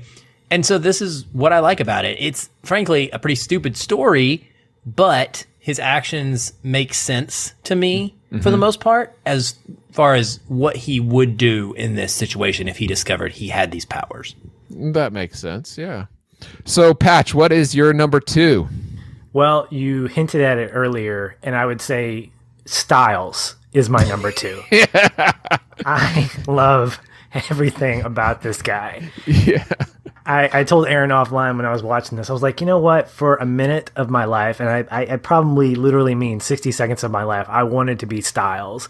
And whether it was because of the surfing on the van, whether it was because of what I thought were cool shades that he would wear when he would surf, or the obnoxious T-shirts that he would wear. Styles, nice shirt. Yeah, thanks. I love how he carries himself, how he feels like he's God's gift to women, like he's all that in a bag of chips, and he's really not. I mean, he is like an uber dork in his own right, even though he feels like he can make it happen. Like, I'm going to get this keg, and then he goes to the party and realizes it's one of like 10. Yeah. And I heard this, I didn't hear this until I watched it recently. I'd never picked up on this, but one of the guys in the background was like, if we don't drink it, just take it home and bring it back to another party. Yeah. Right before it pans over to the kegs. Yeah. And I love that goofy sidekick. Yeah. I mean, you have Scott, who has this, it's the straight man, the funny man. It's it's that kind of Laurel and Hardy type relationship.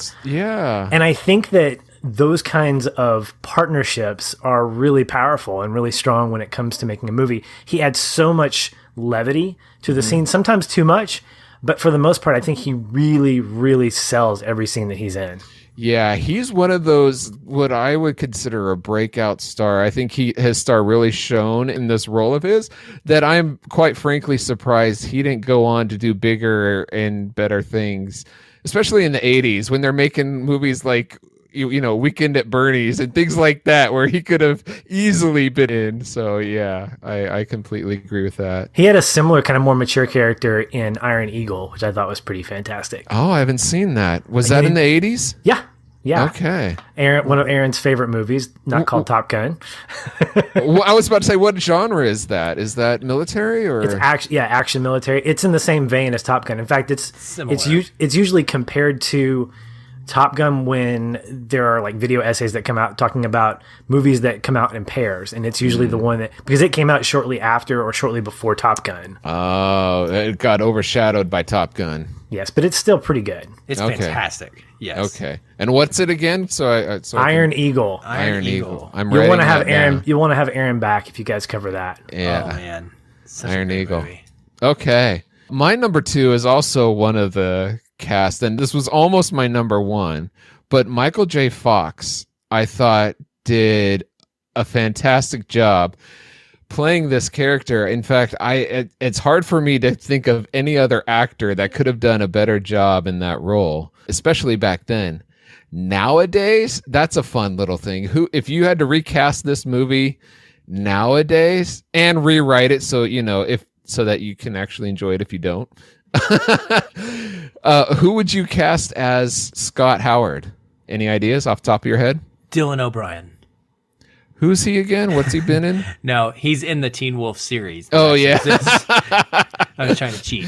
I don't know, because I think the tone would have to be so completely different. I could see a little bit younger Zac Efron. That's who I was going to say. If I could cheat and go back a few years, Zac Efron, I think, could have done well. I'd probably pick Ezra Miller. I think he plays a nice kind of dorky kind of teenager. I mean, he was good. I mean, and I say that because of his performance in The Perks of Being a Wallflower. I think he would kind of go back to that role only in a even more comedic sense. Yeah. But I honestly think Michael J. Fox, there's nobody like him. I mean, him running down the halls, slipping and sliding, his comedic, physical comedy, as well as just his likability, and you want to root for the guy. So I really liked him in this role. So he's my number 2. Aaron. Well, my number 2 is also my connecting point, which I believe we're going to dive into as well. So I'm going to kind of merge those things together here. And excellent. It's a collaboration of 2 scenes, really. It's the 2 moments where Scott takes a walk with Lisa.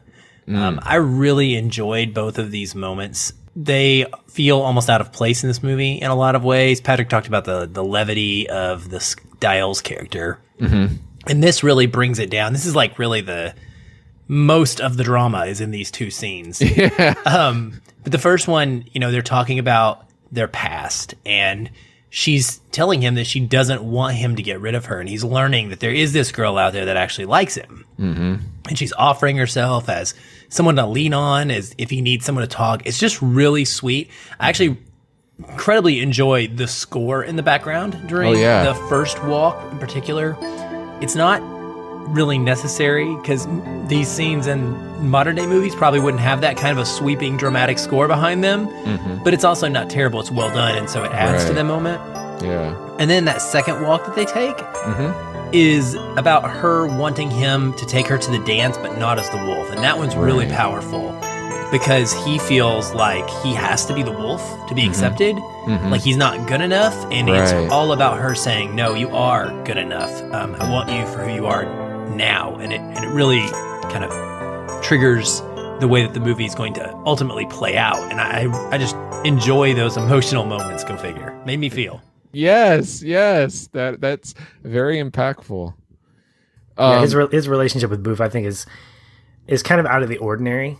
And I don't know if this will come up later, but I'll just make an observation. I think that because of that conversation that you mentioned, Aaron, where they're walking and they're talking about growing up and, quote, running away, but not necessarily leaving their own neighborhood. Yeah, couldn't cross the street. Speaks to her assertion and her comfort level with him in the way in which she talks to him, the way she's overly affectionate with him. And if you didn't know that, you would feel like she's kind of, not a tease, but you'd feel like she's a little bit too forceful, a little bit too in his bubble. Because I don't remember seeing a lot of female characters that essentially throw themselves at their love interest that way. Like, she's very strong-willed. She's very, very comfortable in her own skin. And I think that's something that we didn't see a lot in the 80s, especially 80s comedies. Oh, yeah, that's true. So my connecting point is kind of weird for me, but you know the scene? It's in the basketball game at the finale, and where Chubby does this, I think he does this hook shot.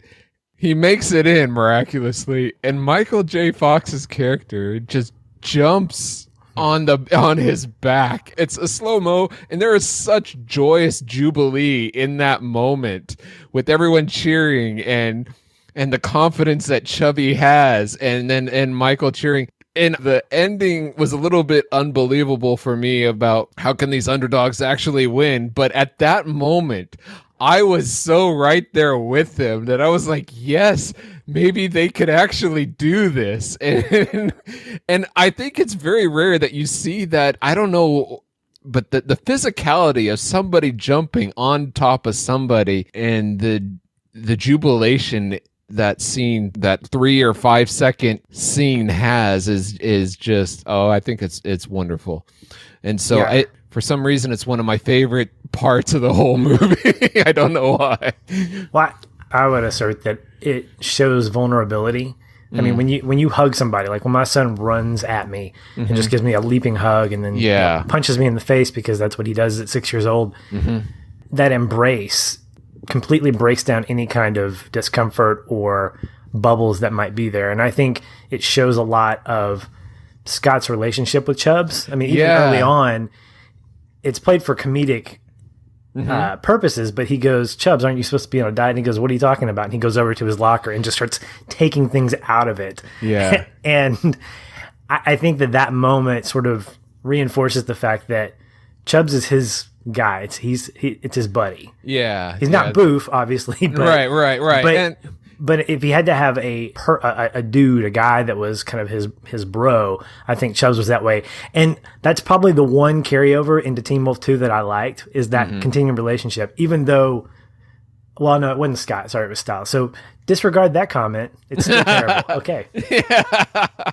But yeah, I agree. There's this friendship that is really evident, and you don't see that a lot in film these days, where that kind of physicality without being taken over to the erotic side, if for lack of a better word. You know what I mean? So to quote Styles, are you going to tell me you're a fag? Because if you are, I don't think I can handle that. That was an awkward moment. Watching that today. In today's culture, it absolutely is. It's like, we don't want to do that. All right, so you didn't connect with that, but what did you connect with, Patch? Well, earlier on, we were talking about the plot, and I remember reading some of the trivia behind this, and Jeff Loeb, who is one of my favorite comic writers. Yes. I didn't know that he actually co-wrote this. Yes. And so this is, of course, me projecting, and I'm going to start trying to connect dots that are probably not supposed to be connected. But you've got Scott's dad, who at one point says essentially what Ben says to Peter Parker, with great power comes great responsibility. So you've got this comic book flavor happening. Aaron, you mentioned the whole superhero aspect of it. But I remember reading where Jeff and his partner, I don't remember his writing partner, they were interviewing directors, and the director that they hired, I'm sorry that I can't remember his name, he was the only one, when asked what the movie was about, he didn't say it was about a teen werewolf. He said it was a father-son story. And they hired him on the spot. And I agree with that. And so when I read that piece of trivia, I watched the movie kind of through that lens. And so the big scene that stood out to me was it's sort of two scenes, kind of like what you mentioned, Aaron, with Boof. It's the conversation with his dad just before he goes to the party, and he's talking about quitting the basketball team.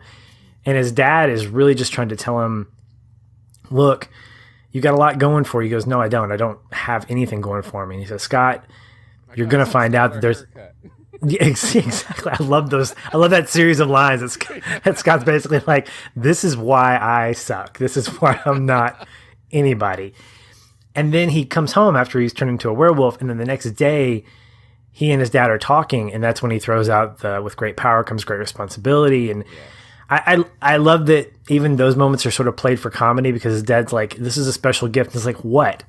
So I can, chase dogs and bite children or something like that. All these different things that you would expect. Oh yeah, I'm going to howl at the moon. He goes, Scott, this isn't just about that. And you're going to have to understand what it means and how to use that power, how to use that gift. And I love that he calls it that. He doesn't call it a burden. Yeah. And as I see that, and I see how his dad sort of defends him with Thorn, and then earlier on when he's having the conversation with Scott, and he says, look, those are your issues with the team and with your arch rival from the Dragons, or the Knights. I can't remember what the team was. But he said, Thorn, that's my fault. And then we get the backstory. And I think in general, I love the relationship between his dad and him. His dad is portrayed as just homegrown. There's nothing really special about him. I think he was described as the dad who knew how to make a tuna casserole. Being friends with Boof, which is, again, a weird thing. And Scott's like, talking to my dad?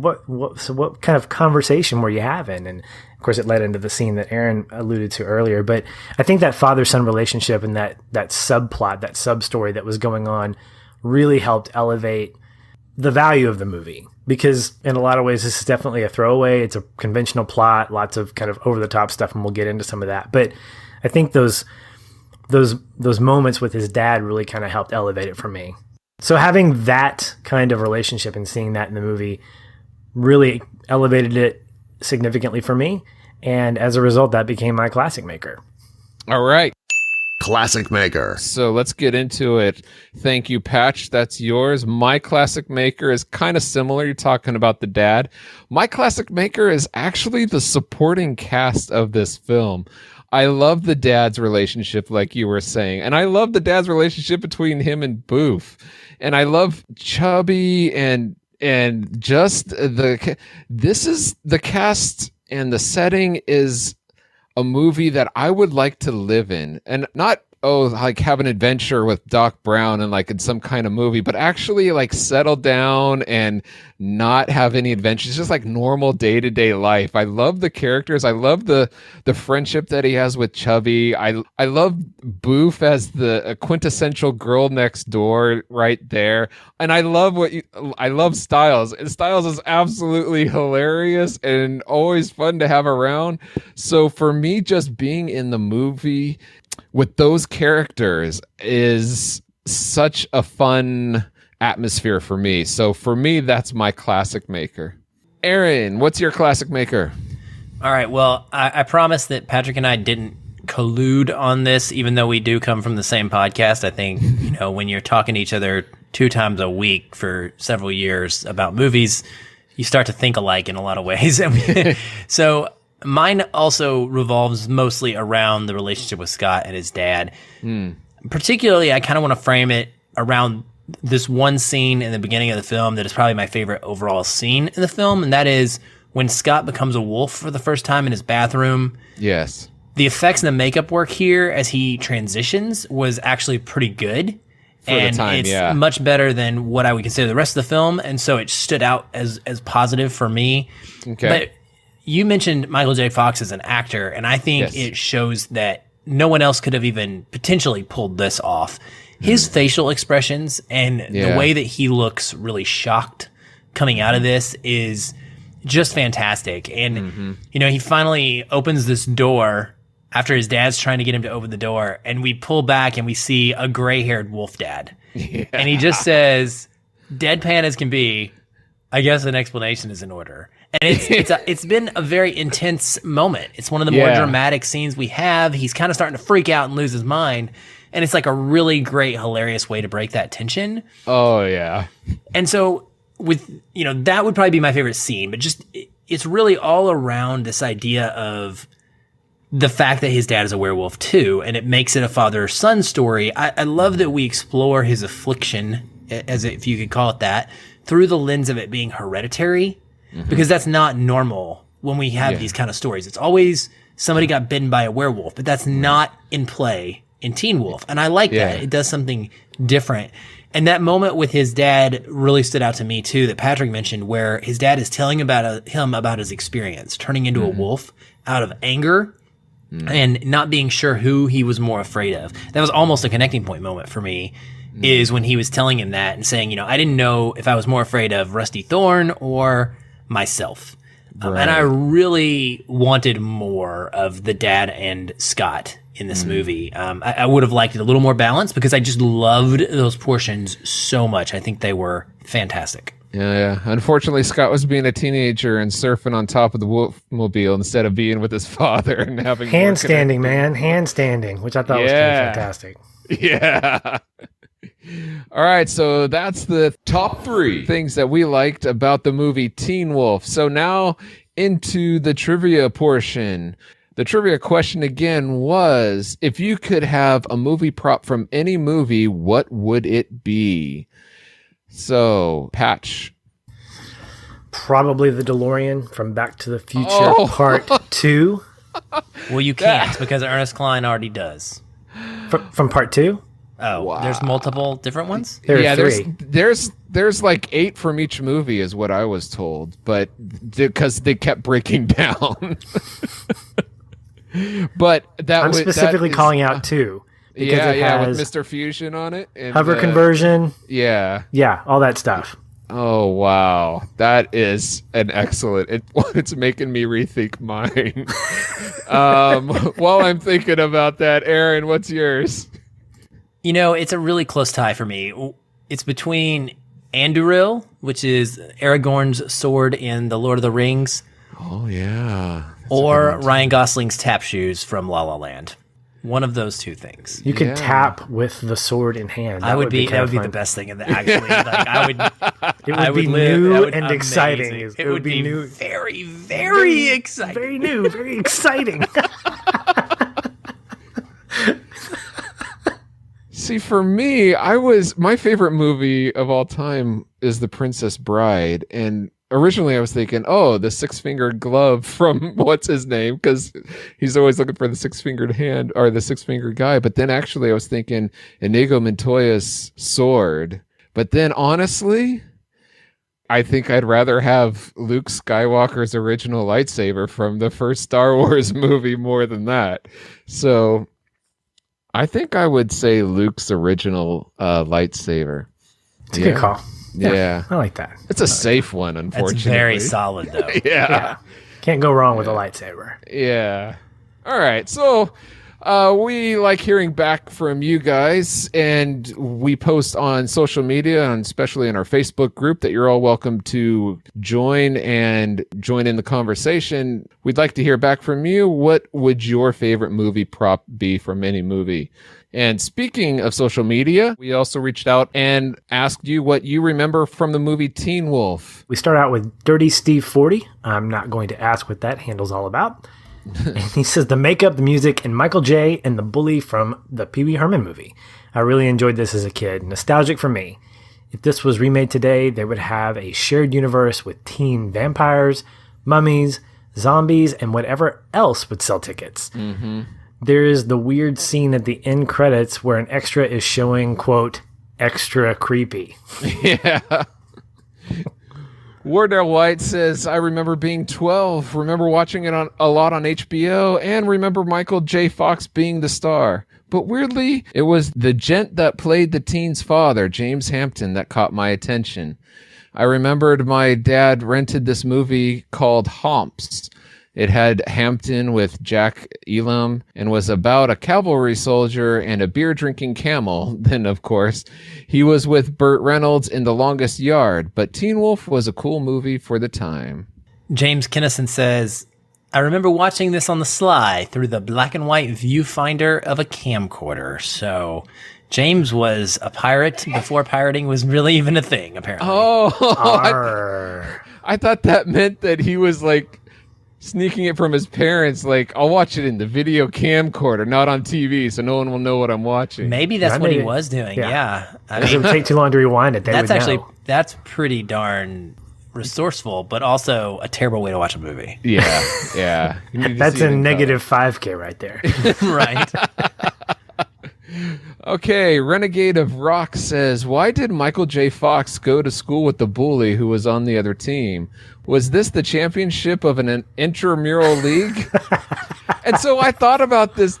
He must have gone to another school, right? Because you didn't see him in the school, and his school was playing the other team, right? No, yeah, the bully was from another school. Yeah, okay. The only time we saw him with his girlfriend was either when he was picking at parties or when he was picking her up from play practice. Yeah. Yeah, you never see him in the hallway. All right. Jim Calcara says, I never saw it for the first time until last year. Without any nostalgic feelings, I just didn't care for it much. Ooh, which leads us into the things we didn't like about the movie Teen Wolf. So let's count down the top 3 things. Let's start with Aaron. All right. Well, my number 3 dislike is something that you both noted as a like, and that is the character of Styles. Oh, no! Basically, all of the antics and comedy around Styles, in my opinion, was completely ridiculous. I do not enjoy that kind of humor. I found it to be absolutely stupid. Shocker. Shocker. Aaron didn't like that. Oh, listen, wow. I don't know what to tell you. Like, do I think that it fit the tone that this movie was going for? Yes, it did. But did I enjoy it? Absolutely not. I spent the entire time rolling my eyes, and when Patrick texted me and said that thing about liking Styles for 60 seconds or whatever, I just gave him ... back because I was like, come on, man. Of all the things, why that guy? Because he's funny. He's energetic. But he's not. This is why we can't have nice things, Aaron. So this is why you're a cold-hearted soul. I am. This is why we're here. Crotchety old man is what you are. So yeah, I want my drama. I do want my drama, and Styles just did not do it for me. That's true. He's not about the drama. Okay. Oh gosh. My number 3 is should be no surprise to anybody, but it's the opening credits with the white text on black background. The score behind it is a little bit interesting. Yeah, like Friday the 13th. Man. Yeah, a little but it's so slow, and the movie is kind of slow, so it kind of prepares you for that. But let's definitely have credits in with the movie, not this black white. We should be beyond that by now. So that's easily a given for me. So Patch, what's your number 3? Oh man. In the history of 80s movies, I think one of the common threads drug use. Cocaine parties. No. there were drugs in this one. Yes. And weird things going on in closets at parties. But whatever. That's not what my number 3. I think there was another common thread in a lot of 80s movies. In particular, it reminded me a lot of Can't Buy Me Love, and that was the wolf dance. Oh, no. Yeah. The awkward dance of everybody knows this weird, awkward dance. I will, look, as much as I love teen comedies, and I have a special place in my heart during She's All That when Usher is basically choreographing this amazing prom dance of these guys. I think it's fantastic. These dances in the 80s were awful. Yeah. Awful, awful, awful. And I remember thinking that from the Can't Buy Me Love dance with the African anteater ritual, and then this wolf dance that seemed to catch on ever so quickly. Yeah. It kind of reminds me of irks me. Same thing happened in Encino Man, where they're all doing the Encino Man dance. Yeah. Yes. Unless you're doing Thriller together, just don't do it. Just don't. Yeah, it is unbelievable in that. Speaking of unbelievable, that leads me into my number 2. I know Patchy said it doesn't matter if these people are a lot older and they're playing high school students, but I think these guys are even past college, some of them. Yeah. So you have the main cast all in their 20s playing teenagers. And then, you have to put your brain on hold and you're like, okay, I can give them that.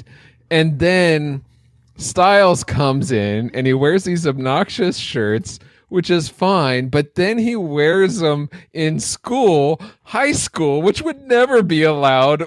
What he's wearing, his shirt in the class, would never be allowed. It just pulls me out of the movie, and it's hard to stay in this world if you're constantly pulling me out. So for me, my number 2 is trying to stay in the movie.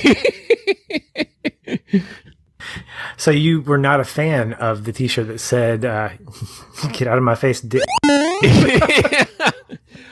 It would be fine if it was in any other scene, like in the garage or at a party. I could believe it. But when he's wearing it in class, in school, it's like, no, that wouldn't happen. Yeah. I don't. Well, at least I've never went to a high school that would allow that. I thought about wearing that during my staff meeting at work. I don't know how that would go well with my crew. Just choose the Never Say Die one instead. That would be it. Yeah, I'm gonna wear that on Fridays. That's good. All right, number 2 for you, Aaron. The sound effect for Scott's wolf growl is awful. Absolutely. At what point? At every single point in the entire movie. It is terrible. It's not even as if it's coming from him. It's like his acting takes place, and then in the background there's a track that plays a wolf growl. It's almost as if it was added in post. Oh, well, I mean, obviously it's a sound effect, but it's a poorly edited in sound effect to the point that it sticks out and it takes me out of the moment every single time. And when you combined that with what I found to be pretty terrible sound effects across the whole movie, they're very 80s. So they're, indicative of the era for sure, but just the techno-y kind of transitions and things like that, those do not work well for me in most cases. The only movie I can think of that I enjoy that kind of sound and transition was Ferris Bueller's Day Off. It has a similar vibe and sound. Yeah, it has some there. And it works for me there, but it did not work for me here. And ultimately, it's his growl. His growl is just the worst thing ever. I know the director, he was asked about the glowing red eyes. That's so cheesy. Do you regret that? And the director's response was something to like, yeah, but that's part of its charm.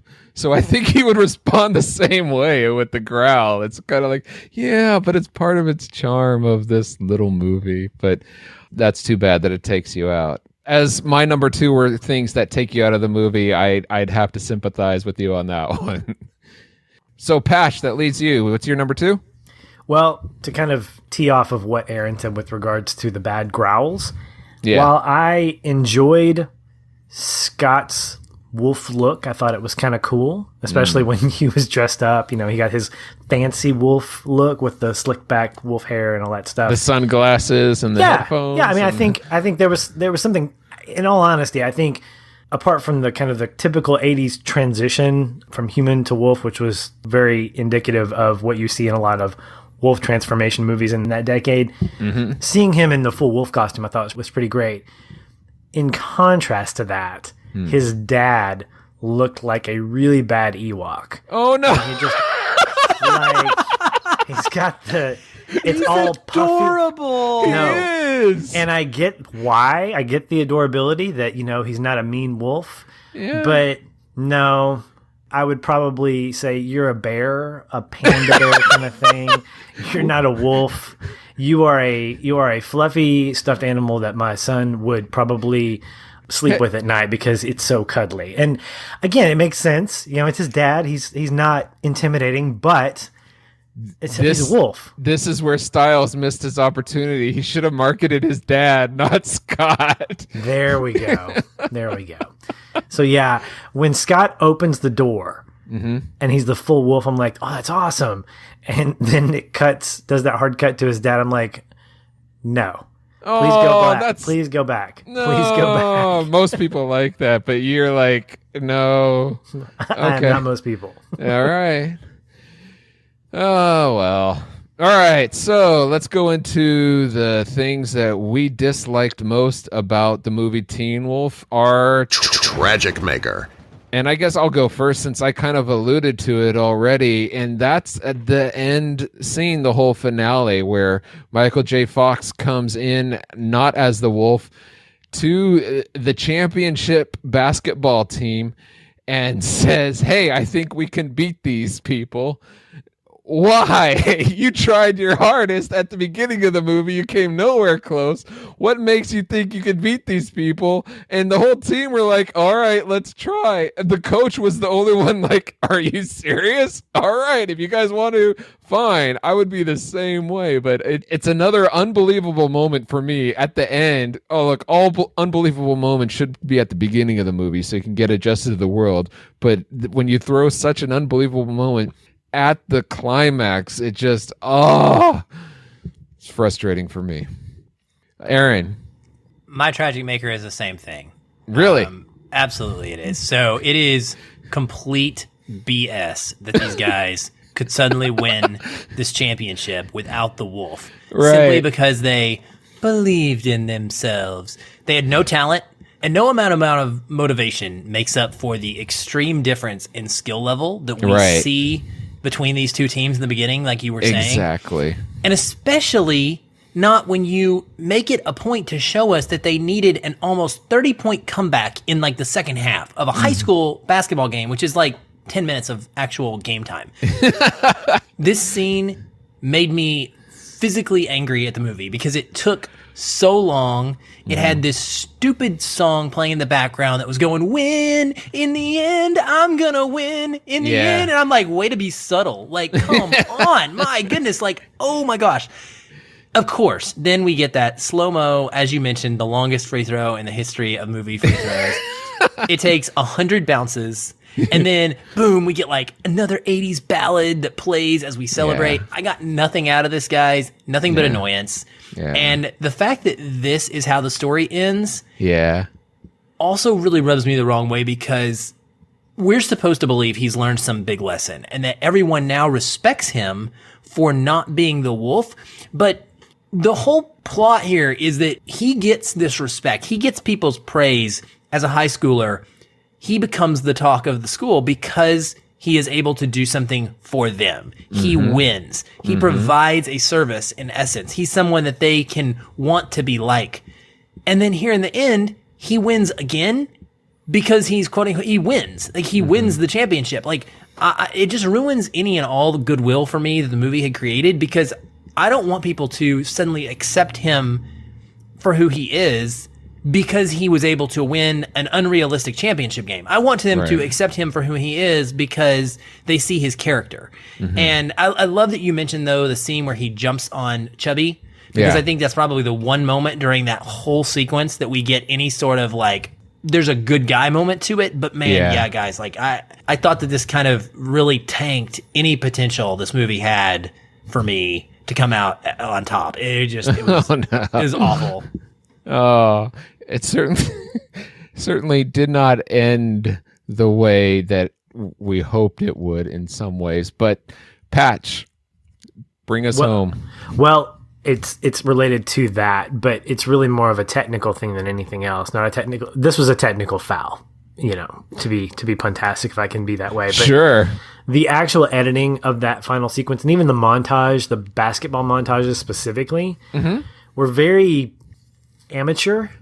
The cutting between the different scenes? Well, I noticed that some of the same pieces of footage were used multiple times. Oh, I didn't notice that. Yeah, in that last sequence. And whatever the circumstances were, whether it was laziness or budget or time, I felt that whole last sequence, independent of how it ended anyway, felt very cheap. Like it felt as though, one, it's a high school gym, and so you're packing at most maybe 500 people in there, and it's the championship game after what the coach says is a 12-game season. And again, I think I'm used to college basketball, 25 games. I'm used to the NBA, which is more like 80.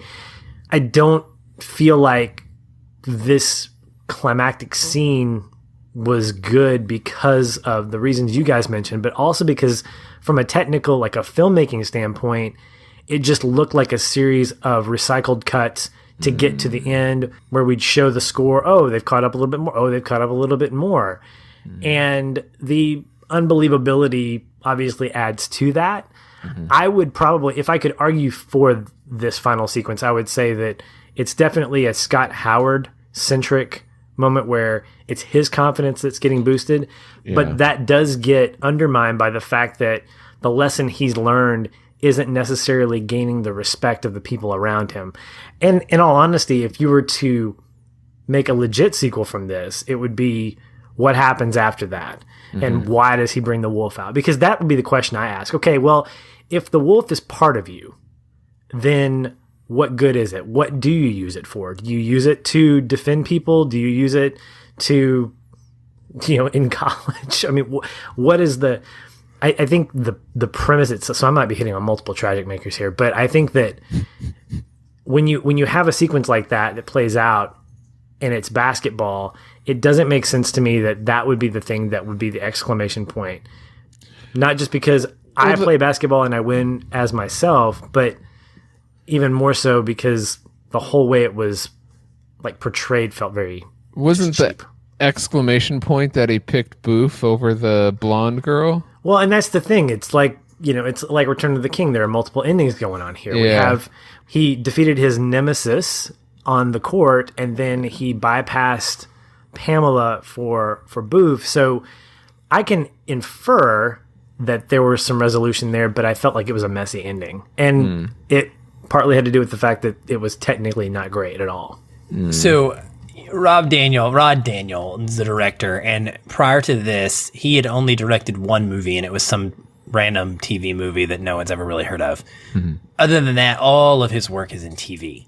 All of it. His biggest credential is 24 episodes of WKRP in Cincinnati. That's true, yeah. He did like one episode of Magnum PI. He did 4 episodes of Newhart. But he did not have any long-form narrative storytelling experience, really, film-wise. And I think that shows, Patrick. I think in what you're saying. I think it's more a directorial type of thing in how you frame your ending. Even if it's going to be winning the game, it's how you presenting all of that material. Right. Just didn't get edited out right to give the correct, feeling for us. That's a great point. And knowing that now, it feels like a made-for-TV movie in a lot of ways, because there wasn't a lot of high budget value. I think the highest budget value came from the makeup. Yeah. And that showed.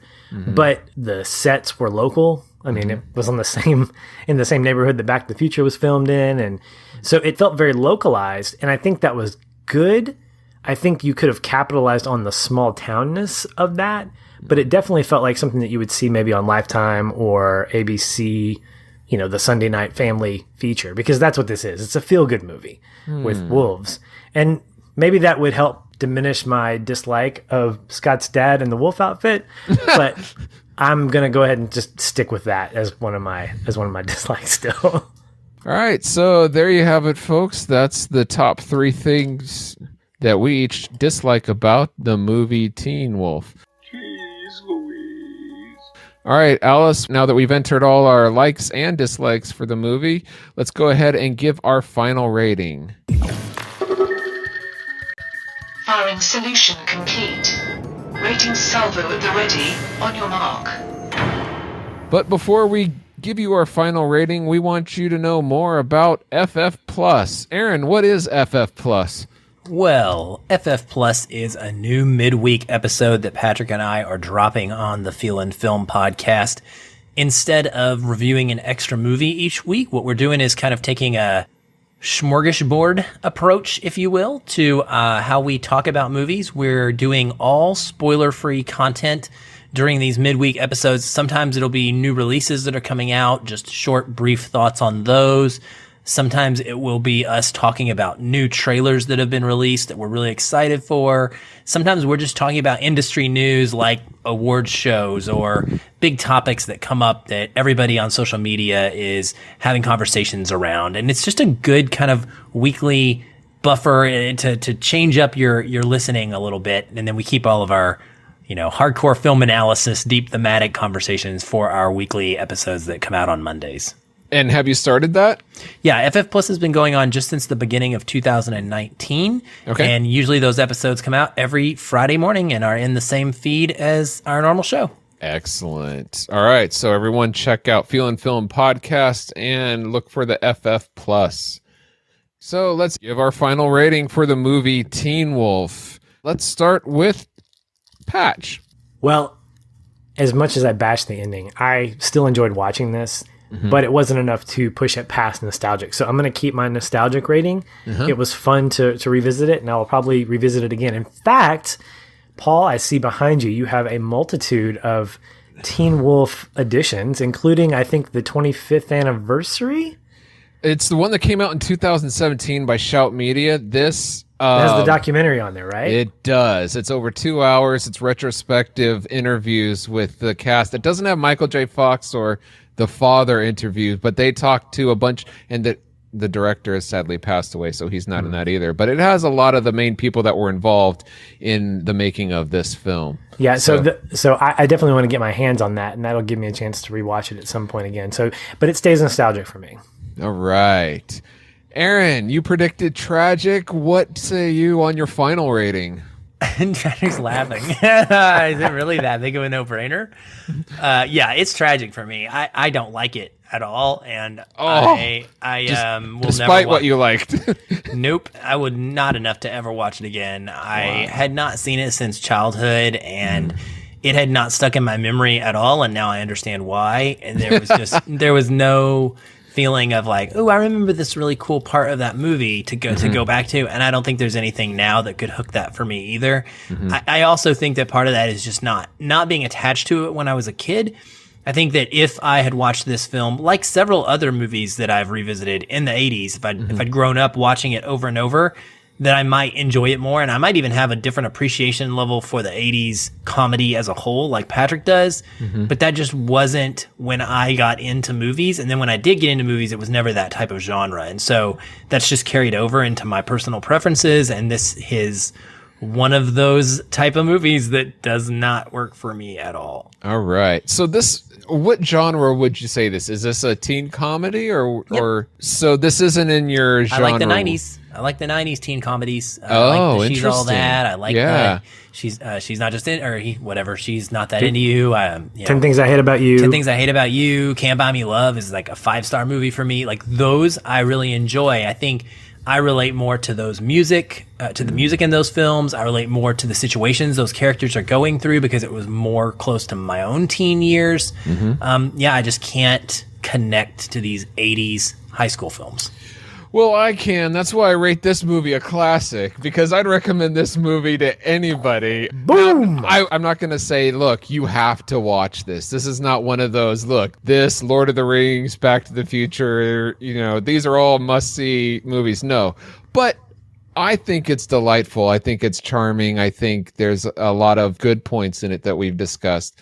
And for me, I like to revisit it every now and then. And if you've never seen it, I'd recommend give it a watch. You might just like it. And for those people that do like it, I do recommend Shout Factory's. That interview, that 2-hour is worth it for me. So with a rating of nostalgic, tragic, and classic, we have a draw. So we're going to go out to our patrons and we are going to ask them to help us out and give us a final rating for the movie Teen Wolf.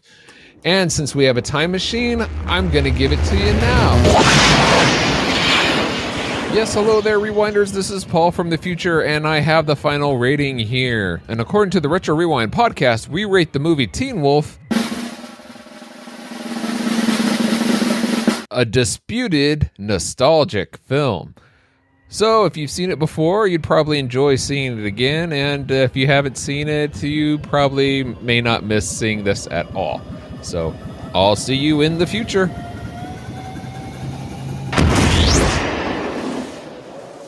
Okay, thank you, future Paul. Now we're back in our present time. So did you know this show is interactive for you, the listener? Yes, you can interact with us on the web. You can vote on the movies that we cover on RetroRewindPodcast.com/vote. You can buy t-shirts at RetroRewindPodcast.com/store.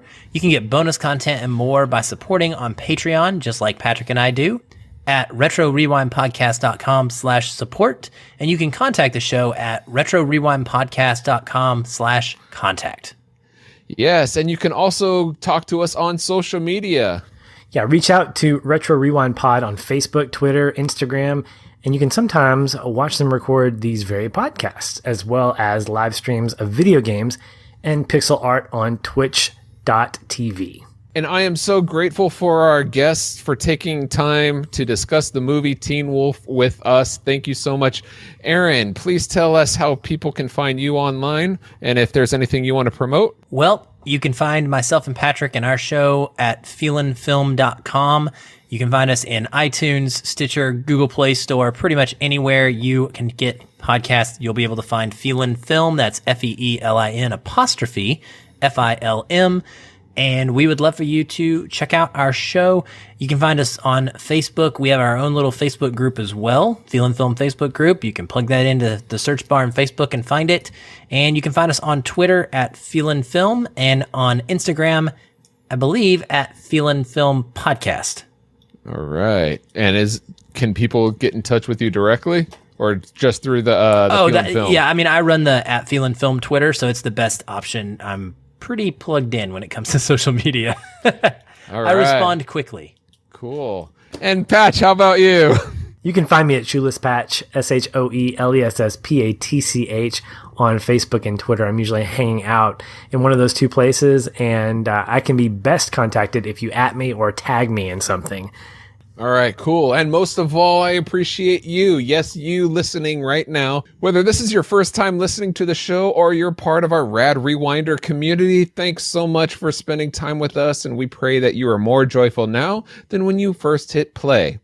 I am Paul J. Powers. You can catch me at pauljpowers.com, where I have all my social media links, so come by and say hi.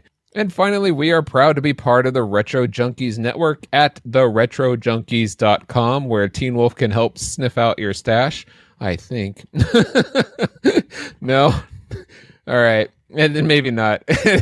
and the Christian Geek Central Network at christiangeekcentral.com. You can catch us at either of those, but like a Pokemon, we got to catch you all later on the next episode of the Retro Rewind podcast. Retro Rewind mission complete. Proceed to nav point Omega and return to base. No, wait, Alice, don't go back to base. How many times, Alice? All right, look, we need to check back with the engineers. Paul, I analyzed the quantum envelope of TR2 from its jump here and found something. Can I speak with you privately? Mm-hmm. You got me worried there, Chief. What did you find? The temporal movie frequency of TR2 exactly matches our own. When the pod jumps to the same point in movie time, the quantum drive registers a potential time paradox and jumps away. Well, sure, but that was supposed to prevent the TR2 from creating a paradox with our past selves on the early missions. So TR2 was set to our old frequency? Not according to what I found. Somehow the frequency of TR2 was updated to match the pod's current frequency. Oh, that's weird. Okay, let's update our frequency again and go get Francisco.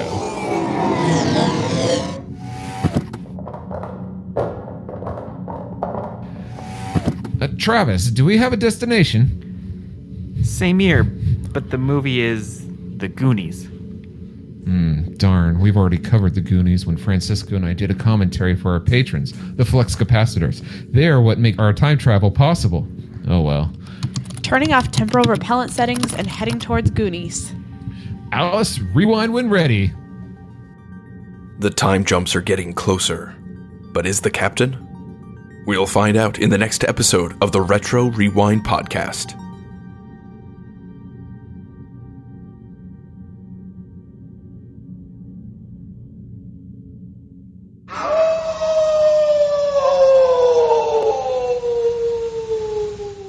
Previously on the Retro Rewind podcast.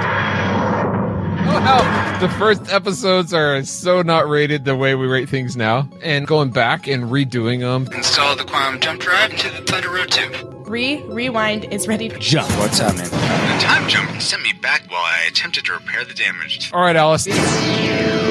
Francisco, are you there? Yeah, I'm here. Hello, Where did he go? He time jumped. Why does he keep time jumping? Do we have a destination? The Goonies. Turning off temporal repellent settings and heading towards Goonies.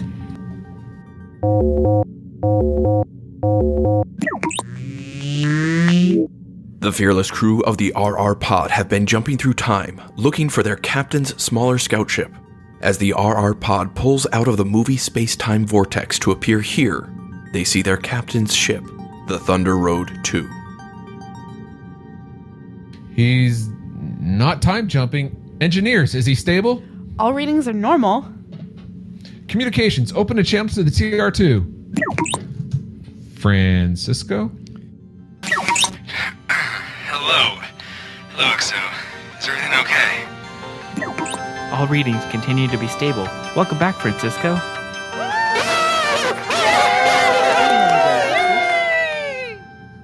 Now that I'm back on the ship, let's review Goonies, guys. But we've already covered it in our commentary for the patrons. Oh, yeah, we did do that. But you know what? We're here.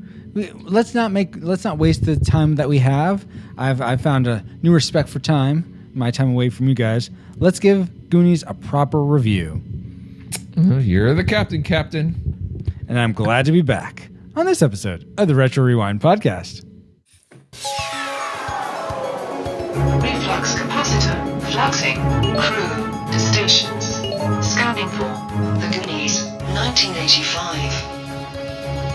Prepare to rewind in 3, 2, 1.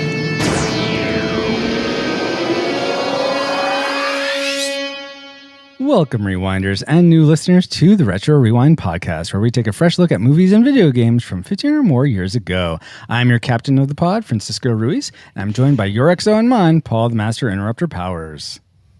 Hey, you guys! Hey, Paul. Also, for this discussion of the film, The Goonies, we have a full crew complement. Welcome aboard, first youth and children's pastor, Dustin Warford. Nice to be here with you guys. Excited for today. Awesome. Also, we have host of the Earth Oddity podcast, Christopher Tiny Sullivan. How's everybody doing? Great to be here. Glad you're here, Tiny. We also have the host and GM of the We're All Doomed podcast, Chase Lehman. That's me. Awesome, Chase. We also have ship's communicator, Aaron Wallace. Hey, guys. Glad to be here. Glad you're here, Aaron. And finally, we have Chief Engineer Danae Berg. That's me. And Danae, this is actually your 10th time on the show. Woo! Nice. So due to your commensurate service and work to find me in the movie space-time continuum, you are now promoted to engineering officer. Congratulations. Oh, that's very fancy. Yes, the fanciest. That's the highest rank you can achieve until you kill the XO or the captain. Then you could go there. Admiral. Mutiny! You can have my position. You don't need to kill me. Oh my gosh. I'm a Richard. I'm not joining any mutiny. It's ridiculous. Oh my goodness. Now that you have a quick flyby of who we are, Paul, can you give us a quick overview of the production specs for The Goonies? The Goonies was released in 1985. It was directed by Richard Donner, with lead stars being Sean Astin as Mikey, Josh Brolin as Brand, Jeff Cohen as Chunk, Corey Feldman as Mouth, Kerry Green as Andy, Martha Plimpton as Steph, and Jonathan Key-Kwan as Data. The music was composed by Dave Grusin, I don't know. And The Goonies, the film, was made for about $19 million and earned over $60 million in the box office. Whoa. Good job, Goonies. So, given this and the fact that it's in the pirate genre... Really? The pirate genre? That's what it says. Okay. How high do you think it ranks amongst the other 24 pirate movies? 24. Let's start with Chase. What's the other 24? Well, you don't get to know that. You just have to guess. If I were to guess, I'd say it's probably number 3. 3. Okay. Tiny? I would guess number, I don't know. I mean, the Pirates of the Caribbean's got to be up there. It's tough to beat the mouse. But I'm going to say number 5 somewhere. 5. Danae? I'm going to say 9. 9. Dustin? Well, Pirates has 5 movies out, and I don't think this came anywhere near those. So I'm probably going to say, I'll say 10. 10. Aaron? 8. 8? Okay. I'm going to Price is Right with $1. $1. Number 1. Okay, Wait, Paul. is that number 24 or number 1? Number 1. I think he guessed number 1. spot number 1. Well, Aaron was correct. It's 8. Nice. Good job. Nice. Oh, wow. Pieces of 8 for you, Aaron. Very well done. Thank you for those factoids, Paul. And let's see if any of them factor into our memory mind meld or the subsequent roundtable discussion, which we will get to once Alice has located our target film. Alert, alert. Approaching target. Spoilers incoming. Establishing analysis vector. Steven Spielberg presents The Goonies, a Richard Donner film. Join Mikey, Brand, Andy, Mouth, Chunk, Stephanie, Chunk, I hope that was your stomach. That's the it. and Data. Somebody's coming! You can hear me! Run! The Goonies, rated PG. Special advance preview, Saturday, June 1st.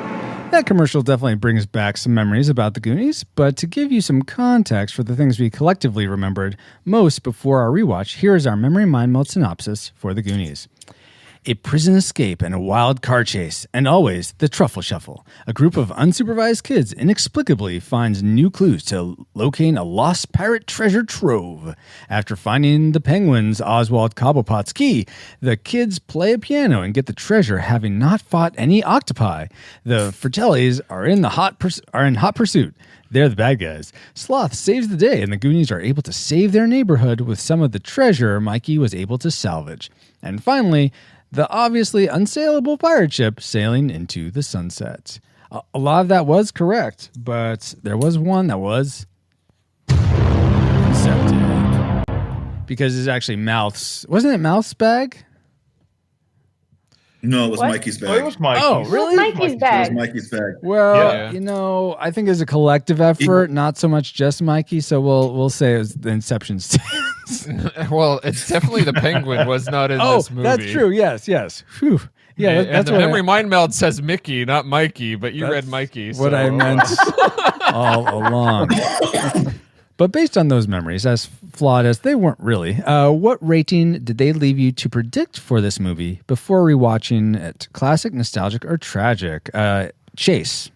Oh, I definitely determined classic. Classic. Tiny. I think it's a classic. I mean, this is one of the best that the 80s has to offer, in my opinion. But that's your prediction, right? That wasn't your final rating. Just Yeah. now. Okay. That's my It prediction. sounded very final, so I wasn't just clarifying. Danae? Well, I'm never wrong. so- Oh, well, okay. There's that aspect of it. I also predicted it would be a classic. Classic. Dustin? Tragic. No, I'm just kidding. I predicted it would be a classic. Classic. Aaron?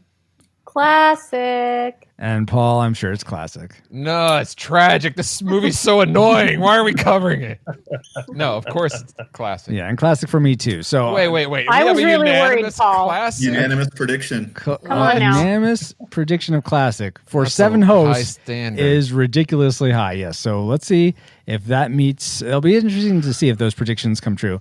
But first, let's get into our discussion of the things we like most about the Goonies. Let's spin up our. Best three. So let's start with Paul this time. What's something you liked about the Goonies?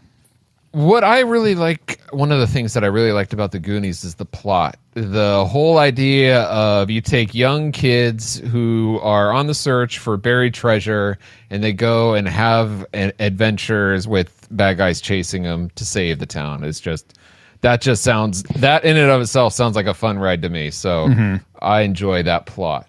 Nice. Let's see. Let's go to Aaron next. I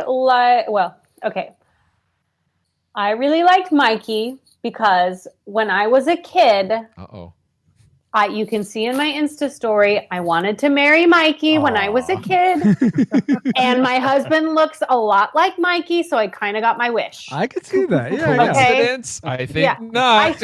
I should have tagged Sean Astin in my Insta story and see if I could have gotten him. But I was totally in love with Mikey as a kid. So I always still love Mikey. Mikey. Okay. Let's see. Let's go next to Dustin. Were any of the characters one of your likes? I had to go with I love Chunk and Mouse. Chunk. Okay. Yeah. Chunk and Mouse.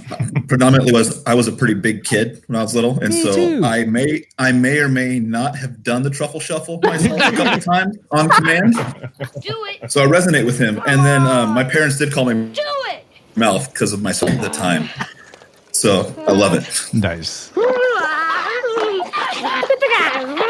it out, Mo. Very cool. How about you, Danae? What's something you liked?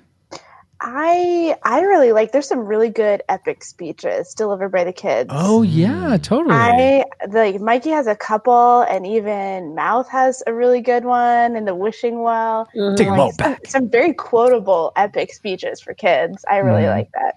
Totally. Would you like to see your children using those speeches to you someday? Oh, sure. You mean some of that language? This is our time. No, the speeches, Paul, not the S My words. wish didn't come true. Words confuse me. Sorry. I wish. Oh, goodness. Let's go to Tiny next. What's something you liked? I really, really like Jonathan Keyquan as Data in the movie. When I was a kid, I really wanted his gadgets. Yeah. And I like to think he grew up to be Kato, from the Green Hornet. So Yeah. Oh, okay. That's fine. I never watched Green Hornet, so that's why I'm like, I don't know who that is, but thank Bruce you. Lee. Kato was played by Bruce Lee? Yes. Yeah, okay. Yeah. Well, like I said, I don't know, guys. Gosh. Thanks for derailing me. Chase, save us with something you liked. Character-wise, I mean, I definitely have to pick Mikey. He's got the big imagination. I was the kid with just my head in the clouds growing up, so I mean, I definitely resonated with Mikey all the way. Mm-hmm. Yeah, that totally makes sense. Something, and this sort of hits on all your likes. It can be wrapped up into my like in a way, but I loved the start of this movie. It was just so great, action-packed car chase pretty much right out of the gate. And because I thought you were talking about the black background with the white text. of We're the not Goonies there yet, logo. fool. We're not Okay, there. I'm glad you didn't say that. Okay, go. No, but that car chase, I thought with the really pumped up music, and that that was score, a way. that was good. Yes, and that was a way to introduce each character in a with the car chase being the thread that went through it all. I just thought that was brilliant. I wish more movies. That's the way to do started. credits. Yeah. Yes, exactly. Let's go now. You know what? That is a lot of likes. So let's just go ahead and get into our classic makers, and let's start with Danae. Oh man, now I have to cull my likes down all the way to my classmate. The Okay. thing you love the most. You don't call it, you throw them away. Oh my god, I feel like there's so many things to discount. Okay, I was tied between two, but I'm gonna go with Chunk's confession. Oh, I think you just got all of them. Yes. That was my favorite part of the whole movie. And I know it's like one scene, but that No, makes it's it actually for me. 3. I So know. things broken up. It's great.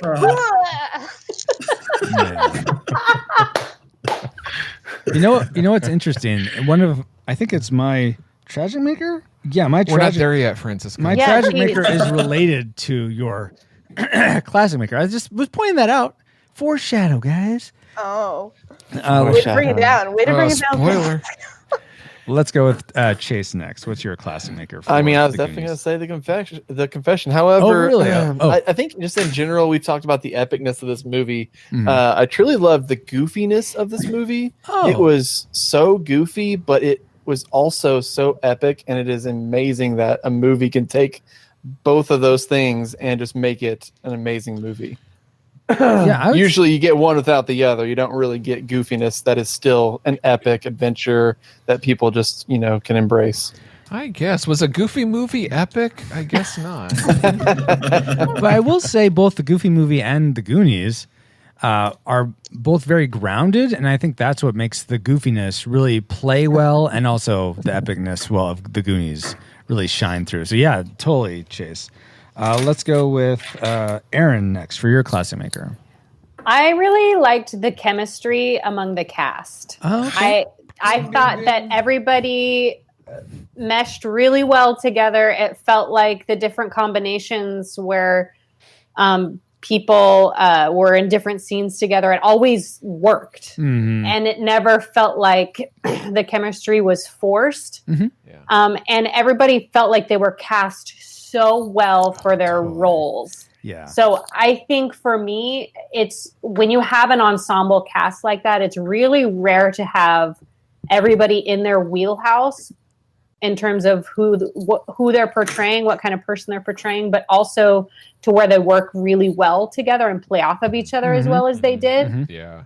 That was definitely my classic maker. So I guess the key is if you want that sort of ensemble cast, you just cast Sean Astin in one of your roles, and then everything else will lock in place. Yes, absolutely. Okay. Yeah, I'd say I agree with you. Got about 98%. Okay. What? I'm curious what that other 2% is. Maybe we'll get to that. I'll talk to them on dislikes. Yeah, I'll jump in because that's really. I'll agree with you about 50%, and here's why, Aaron. Because I have the cast as my classic maker. Not only do they gel well, that's 50%, but I like what was mentioned before is that they each do well on their own as well. So this cast, in my opinion, is dynamite. Each one is really fun to focus in and watch. And then when you put them together, it's a great, I want to say smorgasbord because there's all different kinds of keys players, but it's such a delight. Mm-hmm. Your microphone looks like a smorgasbord right now. Something straight from the 90s, though. Yes. For real. Indeed. But you know what? I'm right in pace with you, Aaron, and you, Paul, because I loved just overall the great adventure story that this movie was. And both the heroes and the villains, both the Goonies and the Fratellis, man, they were great. And no matter who was on screen, it was compelling and I was engaged. And so I'm right there with you.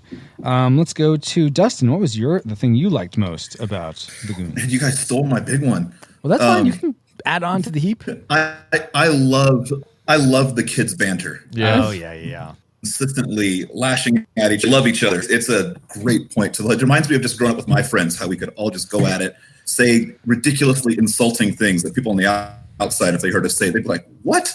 Those guys are friends?" but they were best friends, and I think that sells the entire movie. Really, so the whole adventure they go on, how they treat each other through the whole thing. Absolutely. And Tiny, why don't you cap us off with your classic maker? Oh, there's just so much stuff. I thought it was really, really interesting, and we've all said that we liked Mikey, but he was the younger brother, and yet my bad. Well, he was the younger brother, but he was the leader of the Goonies. I thought that kind of made the movie stand apart. Almost like a Jacob and Esau type of thing, where he's the younger one, yet he was looked. I thought that really was interesting, made the movie stand out. That was definitely. I mean, Bran certainly played a key role, but it was a nice change of pace to have the younger sibling be the leader. Well, he was a rather. Bran was too busy making out with Andy. Well, well, but Mikey made out with Andy he was too. Distracted. Hey, he's a good leader. Sometimes you got to prioritize. Andy got around. Hormones are raging. Okay. Wow, guys. Well, guys.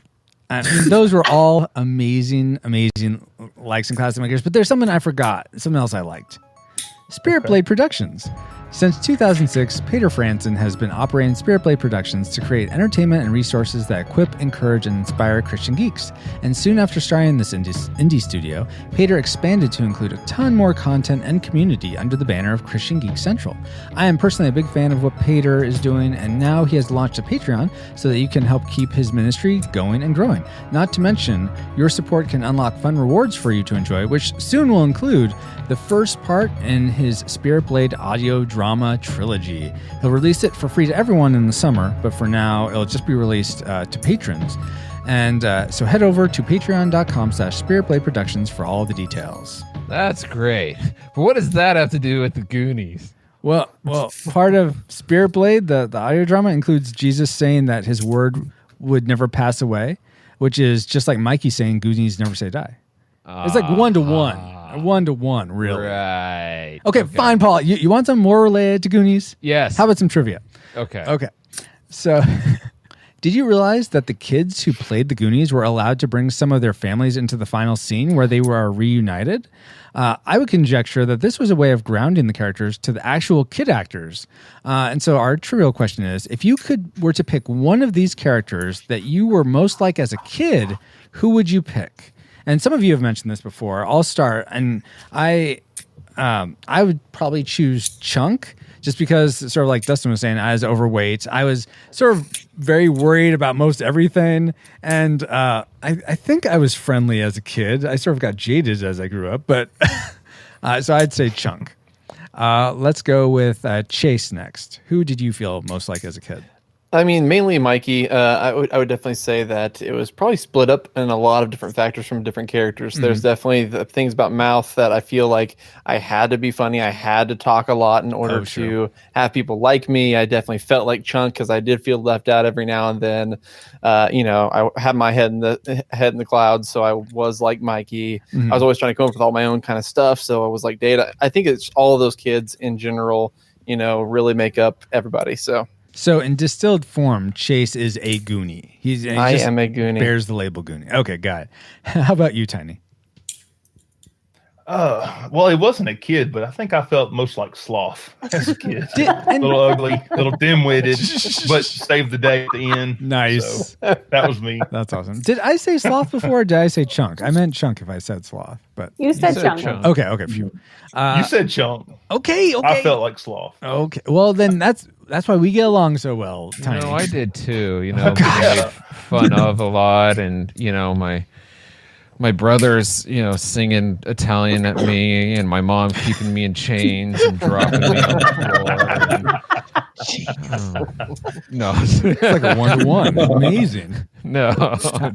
Okay, Paul. Who did you feel most like? Well, for me, it's Mikey. I really feel Mikey's the everyday person because everyone else seems almost like a character, like a little too far, like Data. He's really into things, but he's really into like inventing things, and Mouth has a mouth on him, but he's like anyway.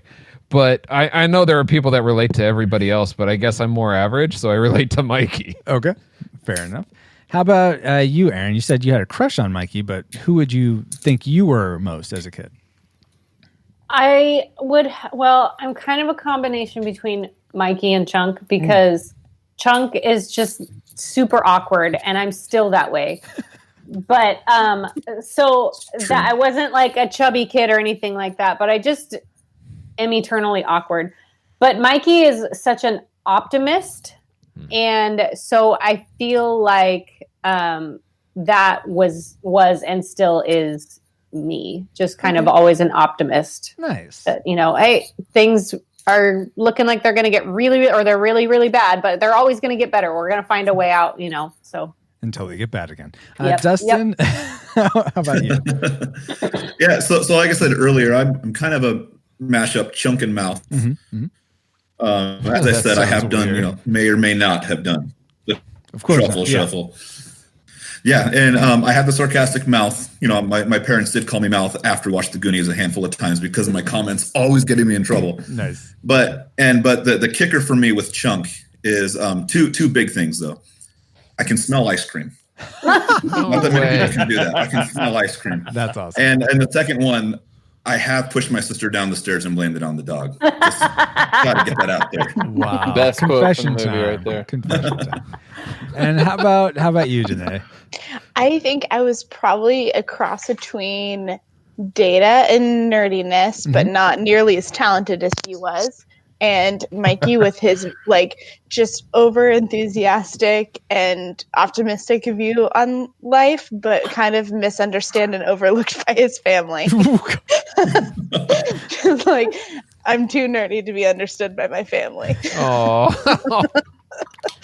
I imagine you're understood by your husband. And Oh, yeah. Okay.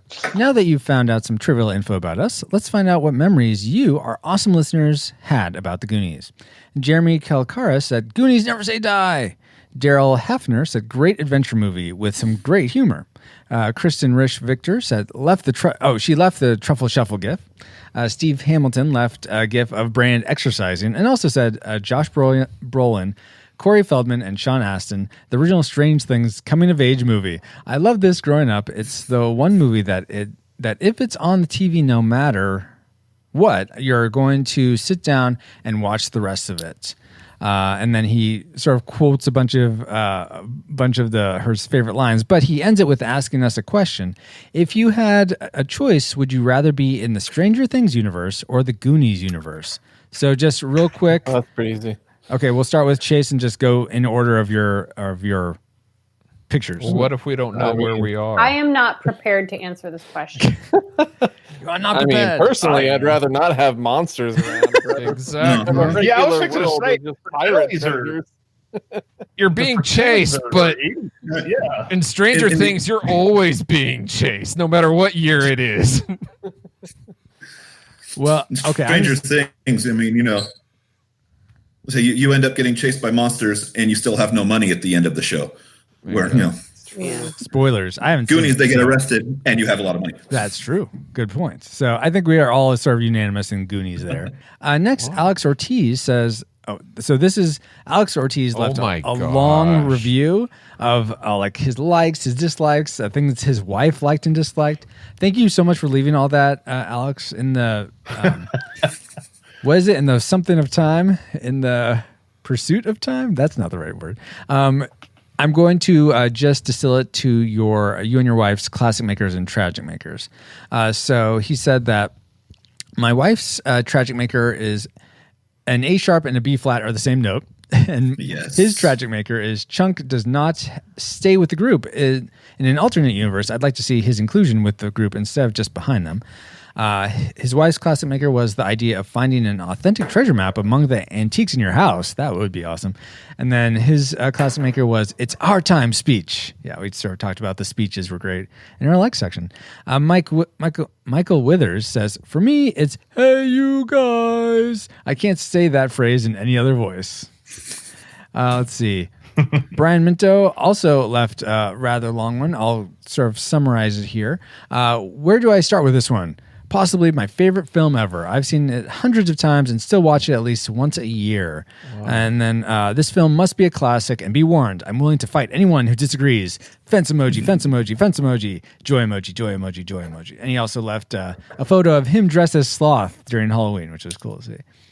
David Williams says, one of my favorite movies of all time. As a kid, I wanted to be a Goonie. Each of them had a trait I admired. I wanted to be a leader and a dreamer like Mikey. I wanted to be a strong big brother like Brand.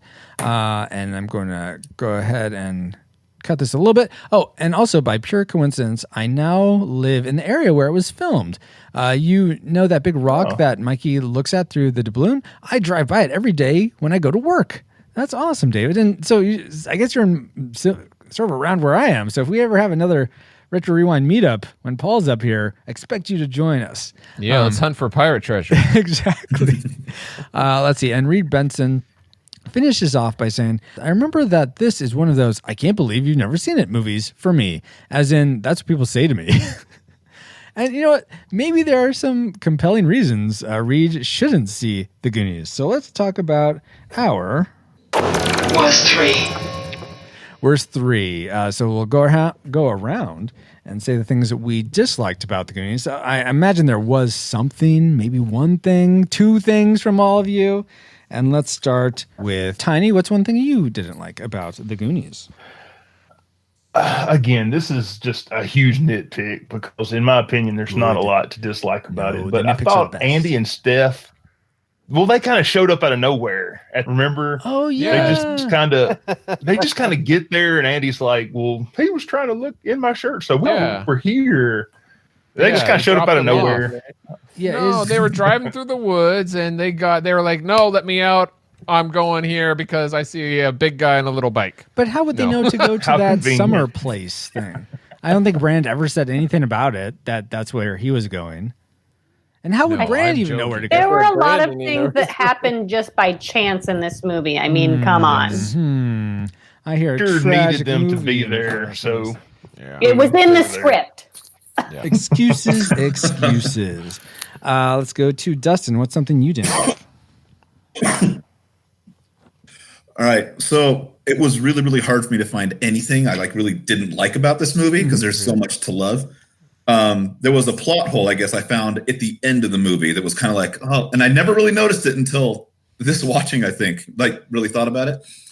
They say One-Eyed Willie was trapped and killed all his men. He couldn't get out except for one guy. Mm-hmm.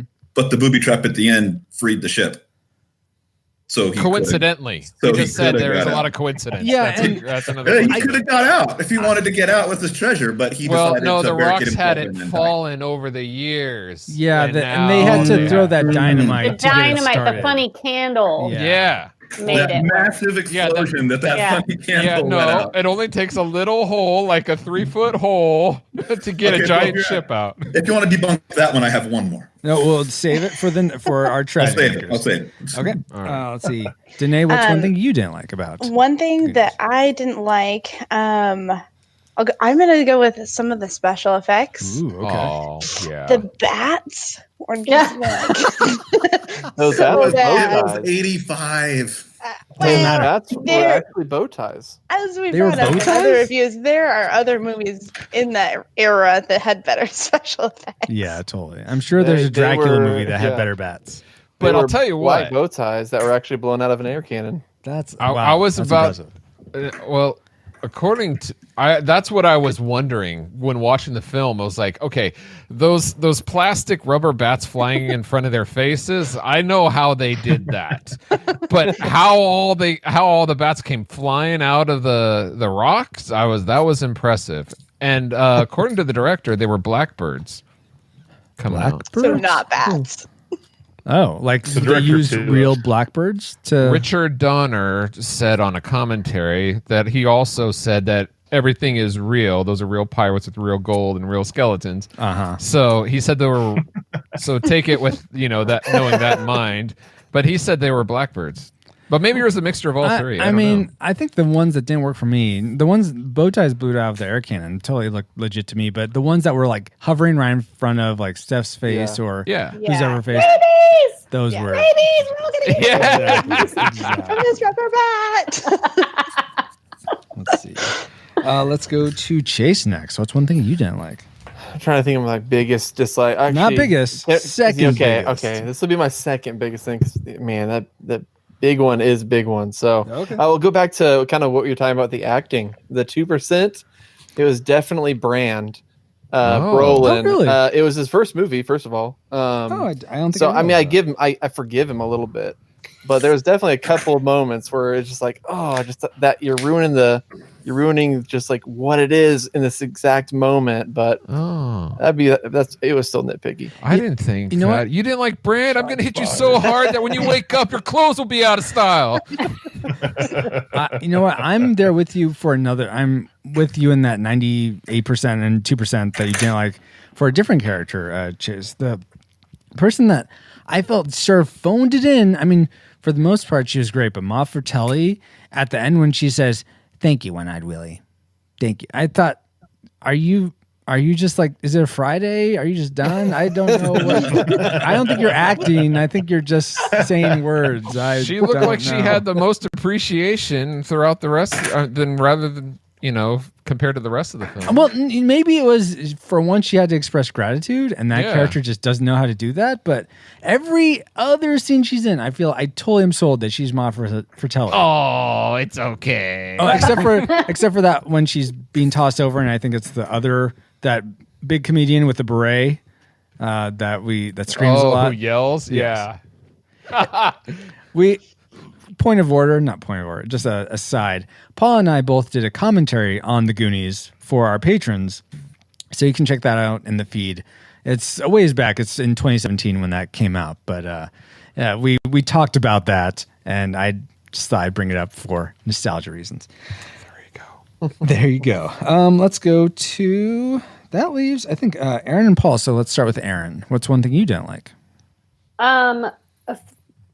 So there were like two examples of there were just a couple of times where something and a little action or something wasn't pulled off quite well. Like when Mouth taps the TVs after the police cars drive by. Yeah. Who? I mean, well, he doesn't know how TVs work. But it just was like, dude, come on, Corey. Or him not moving his face out of the way of the water stream. Yeah. Yeah. Or like when Stephanie hits Mom Fratelli on the ship, it was it was like, all right, I just really know that that's fake. Mm-hmm. I think that's part of the goofiness that was liked before. Was it, Paul? No. It's definitely goofy. Well, silly. There were other things that were goofy, but those are just things that just felt really forced. Like, I don't know, like the actor just was like, okay, well, take number 5 now. All right. Fair. I So can see you that. thought that was, it didn't really work. Kind of silly. Didn't really work, but for the most part, loved the chemistry, loved the acting, all that stuff. Nice. This is in our like section. You can lay on the heat, Aaron. It's okay. Paul, here's my boring segue. What's one other thing you didn't like about the movie?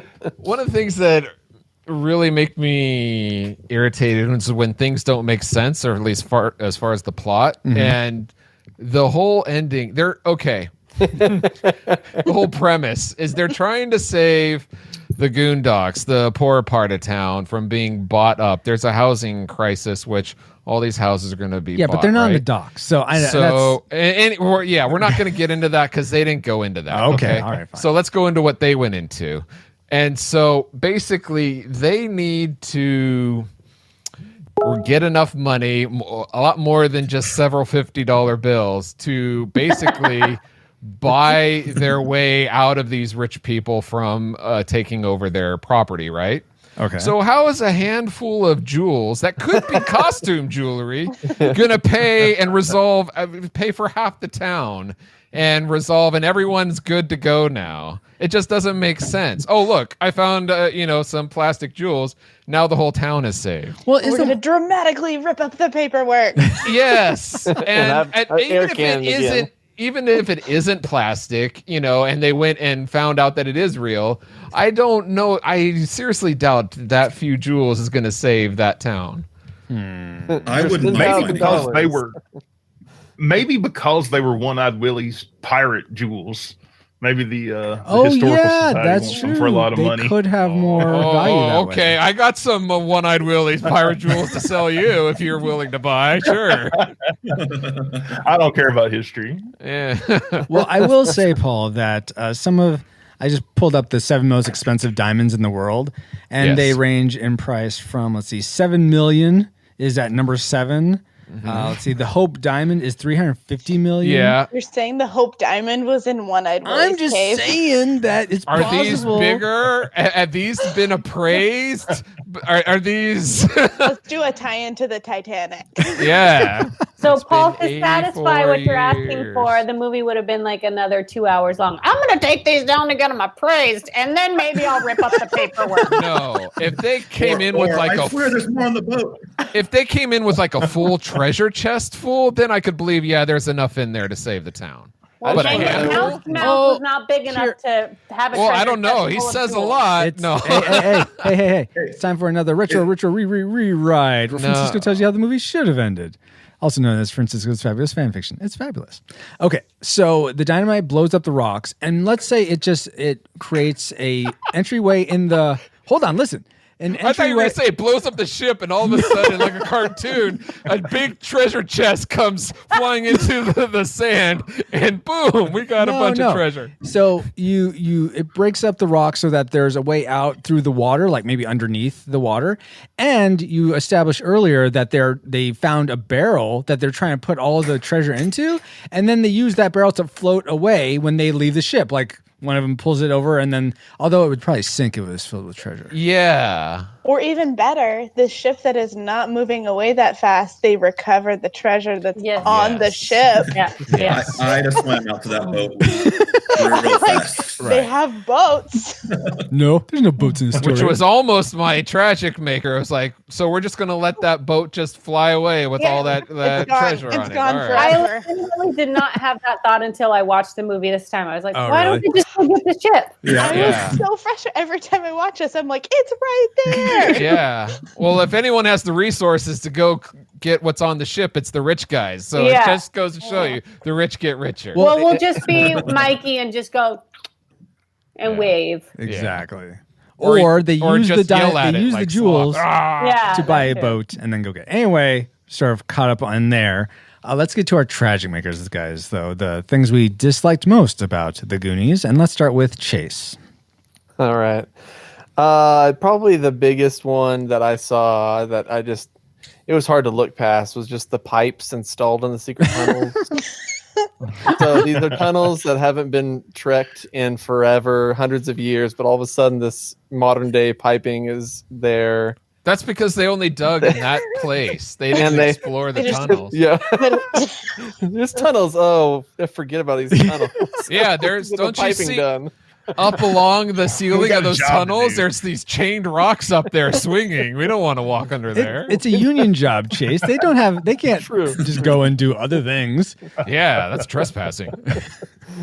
All right. Fair. I will tack on to that. It wasn't my tragic maker or anything, but it did make sense to me that, okay, they move all the pipes and it wrecks the country club, which is fun. But then why, when Sloth pushes him up, does it stop? Like, it sounds like it's stopping an intersection. Yeah. Which is, where are these pipes going to? I thought it was Everywhere. the country club. No, but I guess. seriously had the All of same thought of not just the pipes, but of the wishing well. Yeah. That it was silly Those that were no one just tied wonderful. to one- Quick the dug one did eyes- push that pipe up. Yeah. Got it. Yeah. Okay. One-eyed Willie's secret passage is not such a secret. Oh goodness. Okay, let's go to Dustin. What's your tragic maker? All right, so I know it was played in for the comedy and part of the adventure, but you can't the dumbness of the Fratellis as bad guys. I don't and think let they're me plead this case here. Okay. So first off, they plan this mastermind scheme to break one of them out of jail and shoot the gas and the chase into the car rally. So it's like these are not dumb people. They know how to do this. Yeah. But they let all these kids go as soon as their brother shows up at the bar right after they kill two feds. Yeah. And it's like, oh, they found us, and we let them go. No, and then when they're and then during the confession with Chunk, the bats come up and the blow up, and they start yelling, if you can hear me, run. 5 minutes later, they're eating ice cream with Chunk. Like, tell us more about this. What's going? It's just like, wait a sec. He just said they were down there chasing treasure, running, and you're now resorted to eating ice cream. So it's just, and like I said, I love their characters, but it's just kind of like if they really are this very dangerous, most wanted family, they are pretty stupid. I will say that I don't think they'd want the added heat of like kidnapping and potentially killing kids. They're just shooting at the cops just right before that. So. They're just playing cops and robbers, No not big. not robbers and kidnapping. They just killed two feds. They That's definitely enough didn't for seem them. smart enough to be master counterfeiters. I guess maybe not master. Yeah. But like all that fancy $80 counterfeiting bill. equipment, that seemed beyond their scope. Just a tad. But in their defense, kids suck. At times, that's true. Yes. Let's go to someone who doesn't suck. Danae, what's your tragic maker? Yes.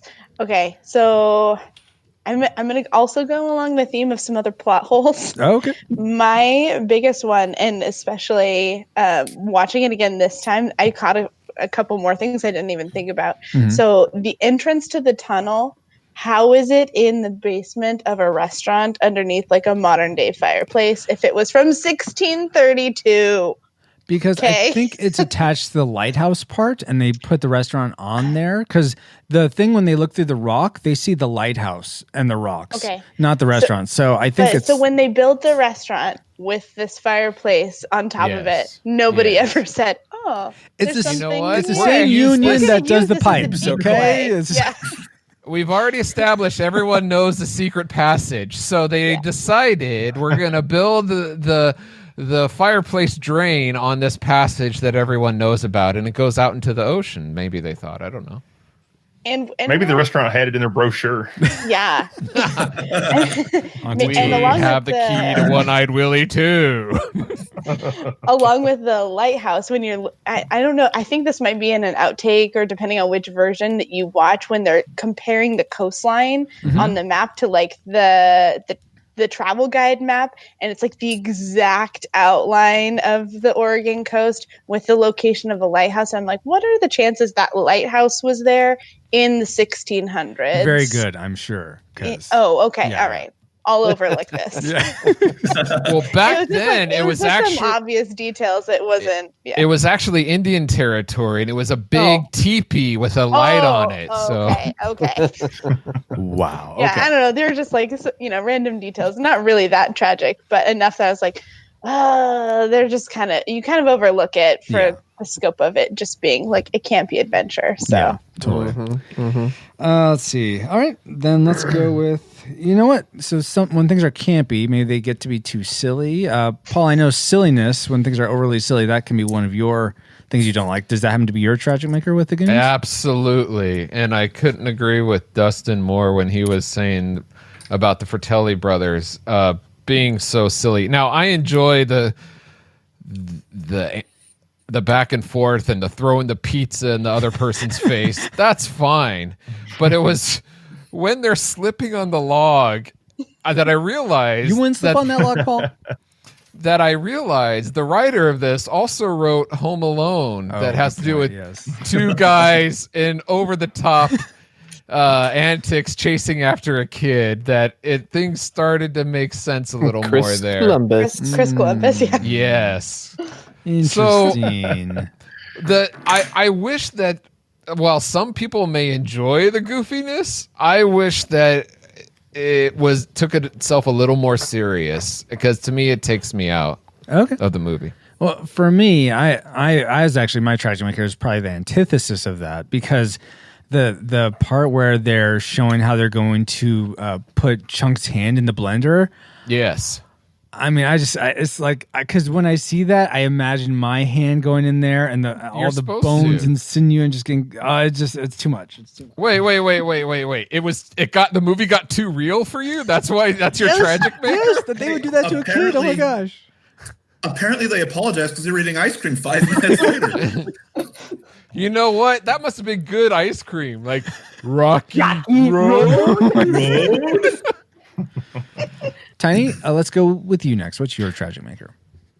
Yeah, I really don't know if this is 100% fair, because this was cut from the movie. But as a kid, I really enjoyed.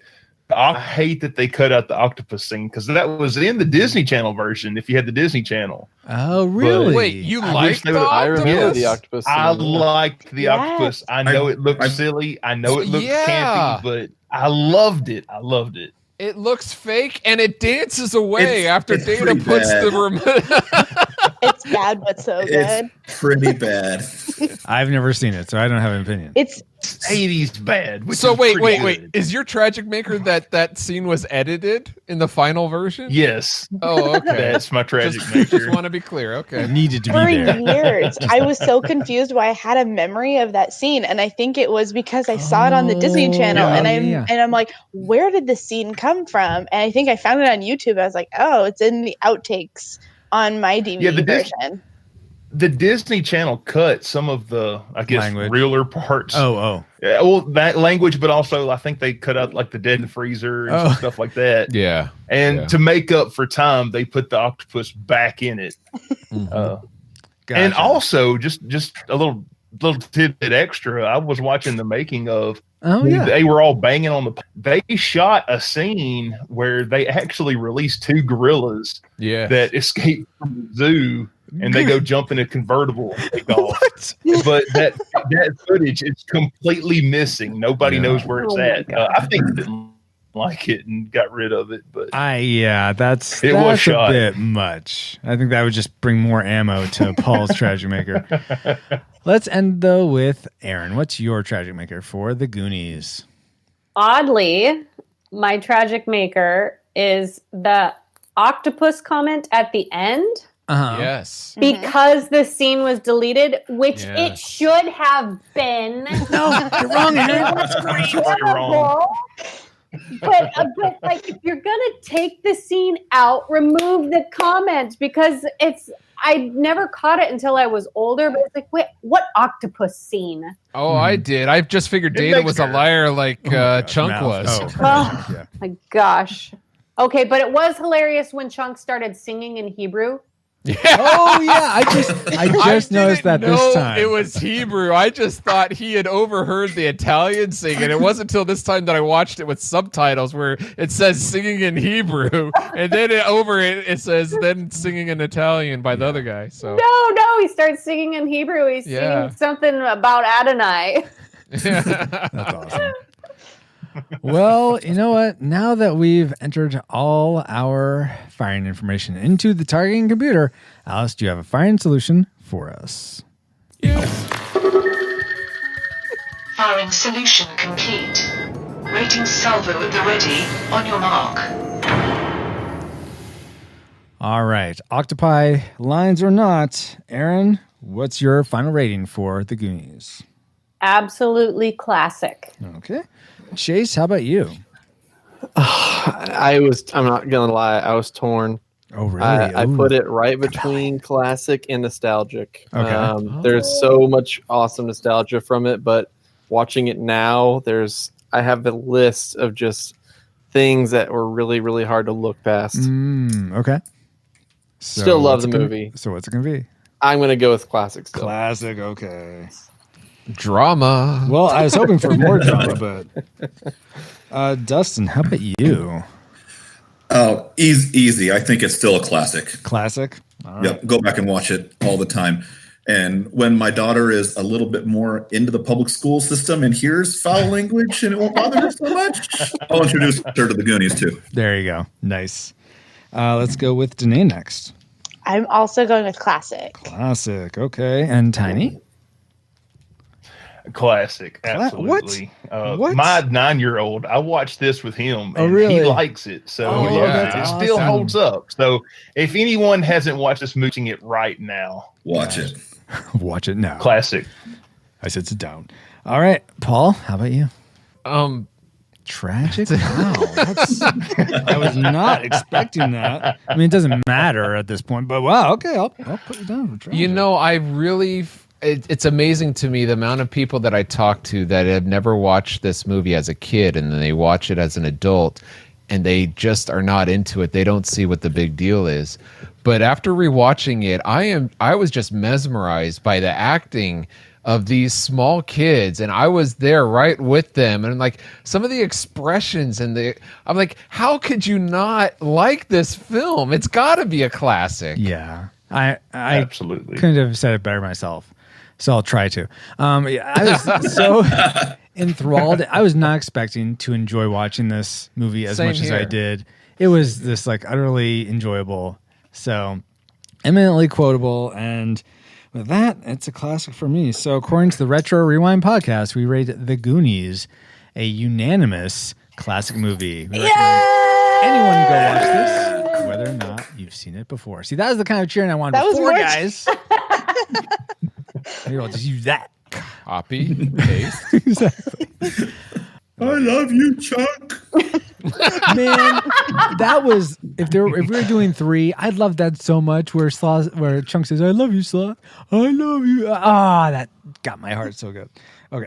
Anyway, so I wonder what his Doesn't he say sloth love chunk? maybe I love you, Chunk. Yes. we'll go. Sloth, love, Chunk. Yeah. I just think the movie left me with too many mysteries. Truthfully, I mean, what would Chunk's parents think of that whole thing? Fun fact. In the novelization of the movie, they do legally adopt Chunk and they throw him a bar mitzvah.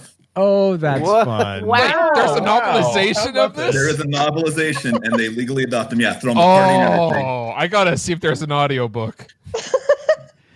So Narrated apparently by the Sean parents Astin. were not weirded out by that relationship. Wow. Well, it was a different time, the 80s. Okay. That's Well, the truth. now I think it's time to get back to our own time. Good old 20XX. 20XX. Comsat online. You ever play that game, Receiving incoming 20XX? transmission. It's like the Mega Man sequel kind of thing. No? Feels good to be back. Well, maybe. Paul's talking over the bumper. But we wouldn't have been able to travel back to 1985 to begin with if it weren't for you, our amazing reflux capacitors, namely Jared Holzhauer, Deborah Powers, Brian Keane, Patrick Hicks, LJ Lowry, Chris Cowan, The Feeling Film Podcast, Chris Owens, Geek Devotions, The Untold Podcast, Mrs. Lomax, Andy Lewis, Peter Panda, and James Kennison, in addition to 3 other awesome patrons as well. Thank you all. Whoa. You can do that much faster. Try again. No, I'm joking. No, but seriously, we love the patrons. Thank you all so much for keeping the gigawatts. Why are you laughing? Thank you all so much for keeping the gigawatts coming. And if you want to keep Help Us Flying for as low as $1 a month and get bonus content for your generosity, head over to retrorewindpodcast.com/support to see how. And while we're thanking our supporters, we also want to give a big bear hug, kind of like how Sloth does. Exactly. To our subscribers on Twitch, which is another way to send us a couple bucks a month. And if you have an Amazon Prime account, you can subscribe for free. Find out how at retrorewindpodcast.com/Twitch Prime. But hey, let's keep the gratitude train going now because we love hearing from you, be it our iTunes reviews, comments on our website, or through our contact form. And here's what some of you have had to say, mainly through Facebook. The Dapper Man said, I just want to thank you for your podcasts. I was listening to them on travels to Tampa to see my family, and I really enjoyed it. I thought I was the only one to do reviews without vulgarity or strong language. I will look forward to more of your content. Keep up the good work. Thank you. Unfortunately, this movie did have vulgarity in it, so sorry not to a review. Yeah, miss the mark Stay there. tuned. The after show. Let's see. Dallas Mora started a thread in our Facebook group saying, hey, Rewinders, can we all take a moment to let Francisco and Paul know how much we appreciate all their hard work put into and creating quality, engaging entertainment, and B, creating a community where people feel loved and welcomed. Let's all leave some love for these two. Reed Benson responded to Dallas's comment, and he left an audience cheering gif. Michael Withers says, I know I've mentioned how much I love the new narrative. As a guy a little older than the host, I also appreciate the trip down memory lane. Lopan the Man says, absolutely. I love and appreciate how giving these guys are and how much they put into everything. I wish I could do more. And I'd give a shout out to the whole community too. I've never been a part of such a great group of people on the internet that truly enjoys our common interests and hanging out together. Mrs. Lomax left a hugging and who's awesome you are gif. And Nathan James Norman said, I love this show. Man, I don't know just how to express my appreciation for Captain Francisco and XO Paul Powers. And Sloth says, Ruth, baby, Ruth. Oh, thank you everyone for reaching out to us. RetroRewindPodcast.com/170 is the place to find timestamps for this episode, links to contact us, and links for voting on the movies you want us to review. But that's not the only place you can reach us. Paul, where else can people find the show and also yourself? You can talk to us on social media. We are Retro Rewind Pod on Facebook, Twitter, and Instagram. And you can join our Discord server by going to RetroRewindPodcast.com/Discord. Also, as Francisco mentioned, we are on Twitch. I think I mentioned it too. Watch and chat with us live if you're having technical difficulties as we record this podcast, play retro video games, or create pixel art by following us at twitch.tv/RetroRewindPod. But if you want to find me, Paul J. Powers, you can go to pauljpowers.com. Thank you, Paul, for being an awesome Goonie, friend, co-host. I so appreciate getting to do this show with you. And thank you again so much for finding me as I was trapped in the movie Space-Time Continuum. Weird what happened. It was a team effort. Yeah, well, yes. I mean, Danae, yes. Of course, you helped too. I'm just... We all know I did the real work. Yeah. Well, the brains behind it, maybe. Paul was just the front man. He took all the credit. Yeah, okay. Yeah. But thank you, Paul. Definitely a team effort. Mm-hmm. And I'm so grateful to all our Goonie guests for taking time to discuss the movie Goonies with us. So Me too. I want each of you to line up and tell us how we can find you online and how we can stalk you in real life. Let's start with Chase Lehman. I'm joking. Well, you can find me either at Chase Lehman on Twitter, or if you want to actually listen to my podcast, it's called We Are All Doomed, at DoomedCast on Twitter and Facebook and pretty much everywhere. So find me there. Do it. It's awesome. And also, thank you so much to Tiny for being here. Where can people find you? New episodes drop every Tuesday. You can email the show. We are earthoddity@planetmail.net. You can tweet at us. We are Earth Oddity. You can follow us on Instagram, same handle, _EarthOddity. And we've actually got a hashtag that we're trying to get going on Instagram. So anybody that wants a pair of disguise glasses, you can just send us an address and take a picture because we would like to put some faces to some of our audience. So, but you might want to say if you want the adult size glasses because mines don't fit my head. Mine didn't either. Have the same problem. You got to make it work. Maybe you guys just have big heads. I have a huge head. You know what, My head Aaron? is actually out all the way. Giant and it's still dome. tight. Aaron, stop criticizing us, our heads, sloth-sized and tell head. us where we can find you online. I am on Instagram and Twitter as eMoneyDub. And sometimes you can catch me and my husband on Creekside's Facebook Live leading worship on Sunday morning. Very cool. Danae, how can people find you? I'm on Facebook and on Instagram as Napod. Very nice. Okay, cool. And also in our engineering bay, doing all the work that Paul takes credit for. Calculating, and analyzing. Exactly. And sometimes Travis, her husband, helps, but I mean, it's really Danae is the star. So, and finally, thank you so much to Dustin for your first time on the show. I know this is a little different format than we usually do, but I appreciate you pinch hitting. Thanks so much for being here. And where can people find you online? Yeah, thanks for having me. I'm on Facebook. I'm also on Instagram as @GhettoKidsPreacher. Okay. And you can also find me, like Aaron said, at Creekside's Facebook page. I'm not on stage singing. I'm not on stage singing. Praise God for that. But every now and then you may catch me up there delivering a message on a Sunday. Very good. Very good. Thank you all so much. Really grateful to each of you for being up late, doing this show. Thank you for being part of my comeback to the show. I really appreciate each one of you. But mostly, as much as I appreciate our guests, I appreciate you. Yes, you listening right now. I'm talking to you.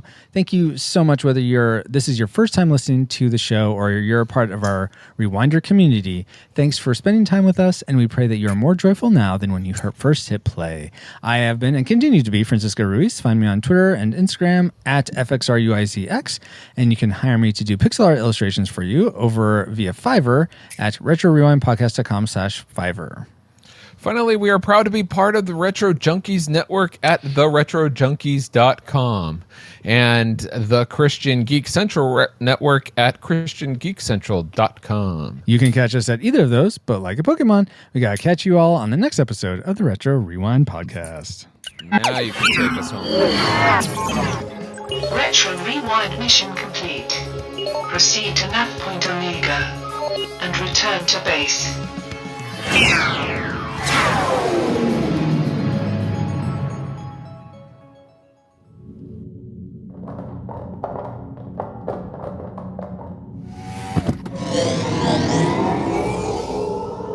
Yeah, but Travis, why weren't there any temporal traces the first time TR2 jumped? And if the temporal repellent settings were turned on, why didn't it affect Max's or our ship? Oh, very good questions. I'm just glad it's over, and it all worked out in the end.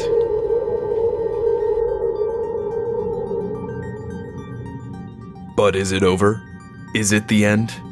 The crew is back together with their captain. Their time adventures continue, but little do they know their problems are far from over. For there is still a dark will out there, with fiendish intent for the pod. Who could it be? And why?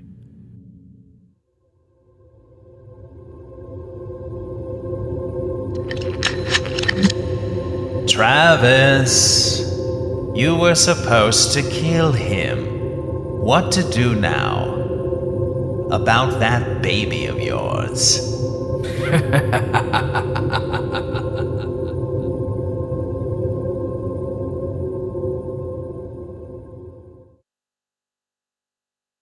Attention, whoever you are, this channel is reserved for retro shows only. Oh, no flipping crap, lady. Does it sound like I'm talking about pizzas? I'm trying to tell you about this episode of the Retro Rewind Podcast. Reflux capacitor. Fluxing. Crew. To stations. Scanning for. Die Hard. 1988. Prepare to rewind in 3, 2, 1.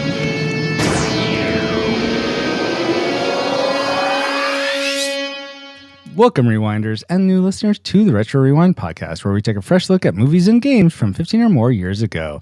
I'm your captain of the pod, Francisco Ruiz, and I'm joined by your XO and mine, Paul, the Master Interrupter Powers.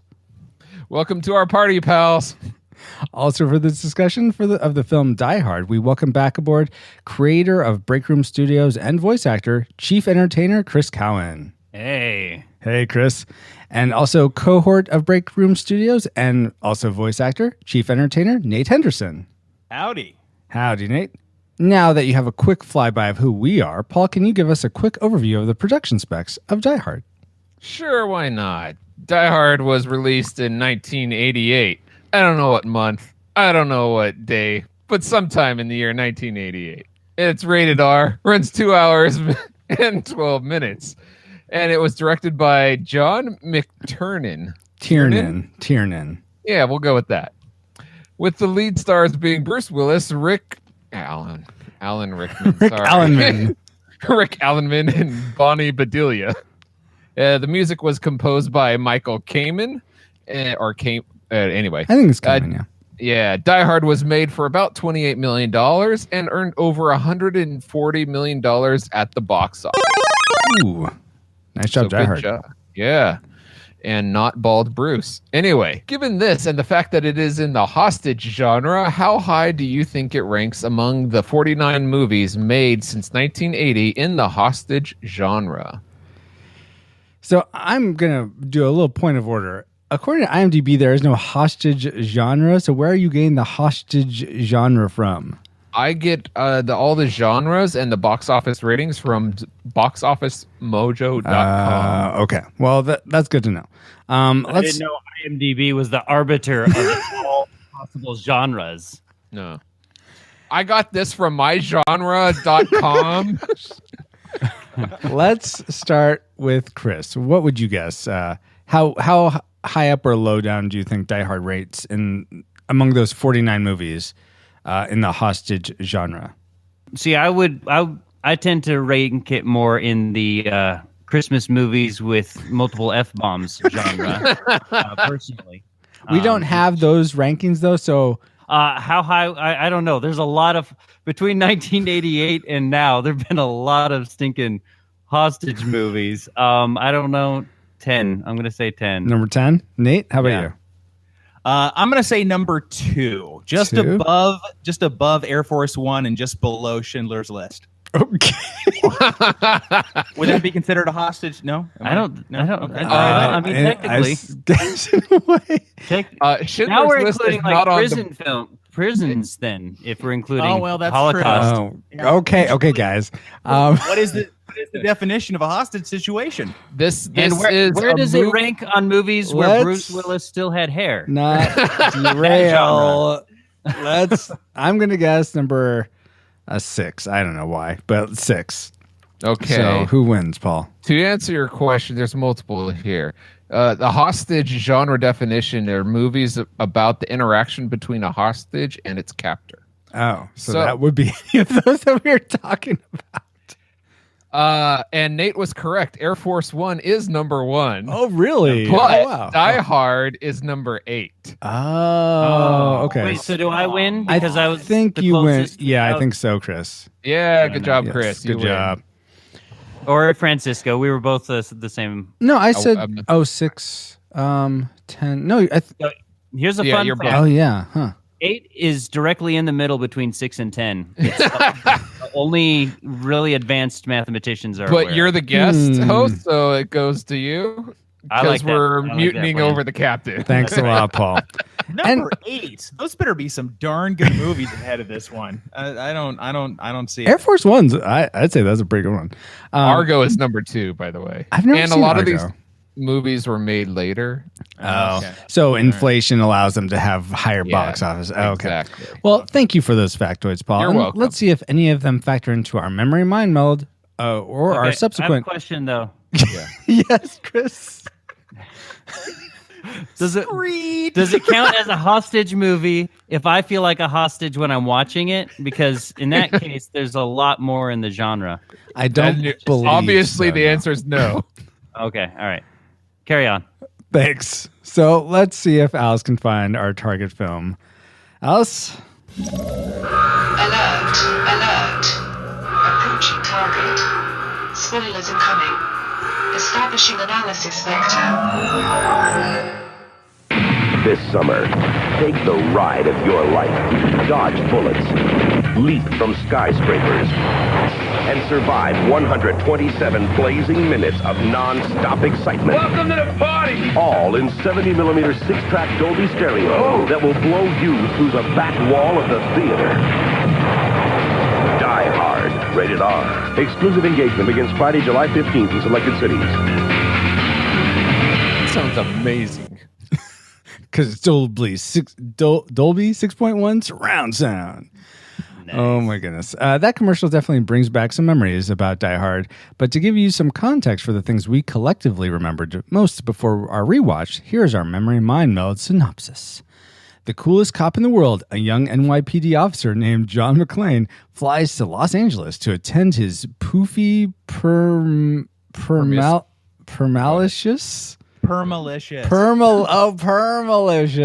ex-wife's company Christmas party for some reason. Sheriff of Nottingham and his not-so-merry European men crash McClane's wife's Christmas party and holds everyone hostage. Wannabe Roy Rogers crashes terrorist hijacking party by using sarcasm, climbing across broken glass, making friends with Carl Winslow, and yells yippee-ki-yay as he kicks Professor Snape off Nagasaki Tower. Yeah, some of that was definitely on point. However, some of it was incepted. Yeah, they weren't terrorists. They're just high-class thieves. That's true. Good point. Good point. Who said we were terrorists? But based on those memories, even though they weren't terribly flawed, what rating did they lead you to predict for this movie before rewatching it? Classic, nostalgic, or tragic? Classic, go. Sorry, everyone calls this a classic, right? Well, I don't know. Well, Okay. we'll find out. Yes. Nate, what did you predict? Yeah, Paul's got it right. Uh, Classic. I mean, come on. Classic. Chris, classic for you as well. There weren't any disobedient children in this one, so definitely a classic. Paul? Classic. I predicted classic as well. There we go. Okay, All right. fine, Paul. Foreteller of all. It'll be interesting to see, though, if these predictions come true, because, maybe after watching it, we felt differently. But first, let's get into our discussion of the things we liked most about Die Hard. Let's spin up our Best three. Let's start with Chris. What is one thing you liked about Die Hard? All right. One thing I liked about Die Hard, it had some really great lines in it. That was particularly when Bruce Willis is taunting Alan Rickman. Oh, yeah. Just like some of the lines, like the, now I have a machine gun, ho, ho, ho, and, yippee-ki-yay, mother, father. And, it's Mother Trucker. Yeah. Mother Trucker. Okay, right. Yeah. Oh, I heard that wrong then. Not all the lines were good, but the ones where he's taunting Professor Snape are really good. Yeah, I definitely enjoyed the lines as well. They didn't really make my class makers per se, but in terms of the dialogue and the characterizations, I thought that John McClane and Holly McClane, or Holly, what is her maiden name? Gennaro. Gennaro. There we go. Yeah, thank you. I thought they did such a great job, especially in those opening scenes, of playing both like in love, but still like really getting easily frustrated with each other. They really felt like a married couple. I really bought into their relationship. She probably spent some time with Bruce Willis beforehand. What does that mean, Paul? Well, he doesn't have the greatest reputation. That's all. Well, maybe back then, maybe he was easier to get along with back then. Maybe this is where it started. I don't know. He won't return my phone call, so I don't know. Nate, what was one thing you liked? One thing I liked about the movie a lot that I really noticed this time around was there isn't a wasted minute, in my opinion. There's no fluff. There's no... like seriously, every second of the movie is spent looking at something in movement or action or even the dialogue is just boom and straight to the point. And it's like the most lean. I just think they didn't waste a single minute of it. Like you can just watch it without getting bored. I think in a single part, and I think that that's very rare for even action movies, because even action movies will sometimes they'll kind of veer off for 10 minutes or so. Oh, totally, and have kind of like a slow lull or something. Right. We have to establish the setting and build the characters before we can get into the. No, but that's one thing I totally appreciate about this, though, is that there's not, I think, a wasted minute in the whole movie. But what about that? Go ahead, Chris. Well, they did that. They did a great job of that, while also keeping good pacing and keeping some of those. Okay, here's a moment of calm. Yes. And, slight reflection, he's taking a breather here. Yeah, but even the breathers are interesting. Totally. Yeah. Yeah, the pacing is really good. Absolutely. Yeah. Was that another thing you really liked, Chris? The pacing? Yeah. Awesome. Paul, was the pacing something you enjoyed about the movie? Yeah, overall, I think it's pretty good. But one of the things that I really enjoyed were the side characters. Now, some people may find these characters annoying, but Johnson and Johnson. I particularly liked the limo driver. He was Argyle. Yes, he's a fun. What do you call sidekick? I was gonna say the laughs guy. Who's the comic relief? Oh, I should say sometimes between intense scenes, you cut to him for a quick laugh. Yes, and then there's of course. The I'm trying to figure out his name. The reporter? No, not the guy from Ghostbusters. From Ghostbusters, there, but the guy the salesman who's like, Hans, Bubby, I'm your white knight here. Yeah. Oh, what? You liked him? Harry Ellis, or the character's name there. I thought he did a great job, because I used to be a salesman and part of one of my many jobs. Mm-hmm. So it's so great to try to see this arrogant, cocky guy. I don't want to say get caught on the wrong end, but it's a fun dynamic there, So I thought that was a really good, especially in the 80s, that kind of overdramatic salesman. I'm all about the big fluff and making deals happen, babe. Come on now. What's funny about that scene is, when people were watching that in the theater, the acting was so kind of over the top, right? Smiley, that half the people wanted him to get blown away. Oh, totally, yes. So half were rooting for Hans at that point to pull the trigger, and the other half were like, "Oh no, this guy's gonna get shot." Yeah, but I think we've all met a salesman like that. Wanted to blow his head off. So there's definitely vicarious living vicariously through Hans there. Oh yeah. I'm curious about that scene. This is a bit of an aside, but did you feel like it was at all redeeming of Ellis that he didn't sell out what's her name? I can't think of her name. The wife? Yeah, Holly as he didn't have a chance. He was trying to sell out. I think he would have eventually. Totally. I think he would have. But he didn't at the start. He could have. He could have said, "I can get you him by just telling you who his wife is," and it could have been over. By that point, he was coked out of his mind. Well, that's a good point. Yeah. There was no rationality. He honestly thought he was Superman because he was so coked out of his head. He's like, "I'm going to save the day." Yeah. Oh my gosh! I'm just making some phone calls. Yeah. Right. So the other side character I really enjoyed was Carl Winslow and the relationship he had with Bruce. His name wasn't his name Al? Yeah, okay. Al Powell, at least according to the subtitles that I watched, which doesn't make sense, because when he says "Welcome to the party, pal," is he saying pal or Powell? I thought it was pal. I think the line is pal. No, because he doesn't know his name at that point. Yeah, exactly. He doesn't. Yeah, so it must be pal. Yeah.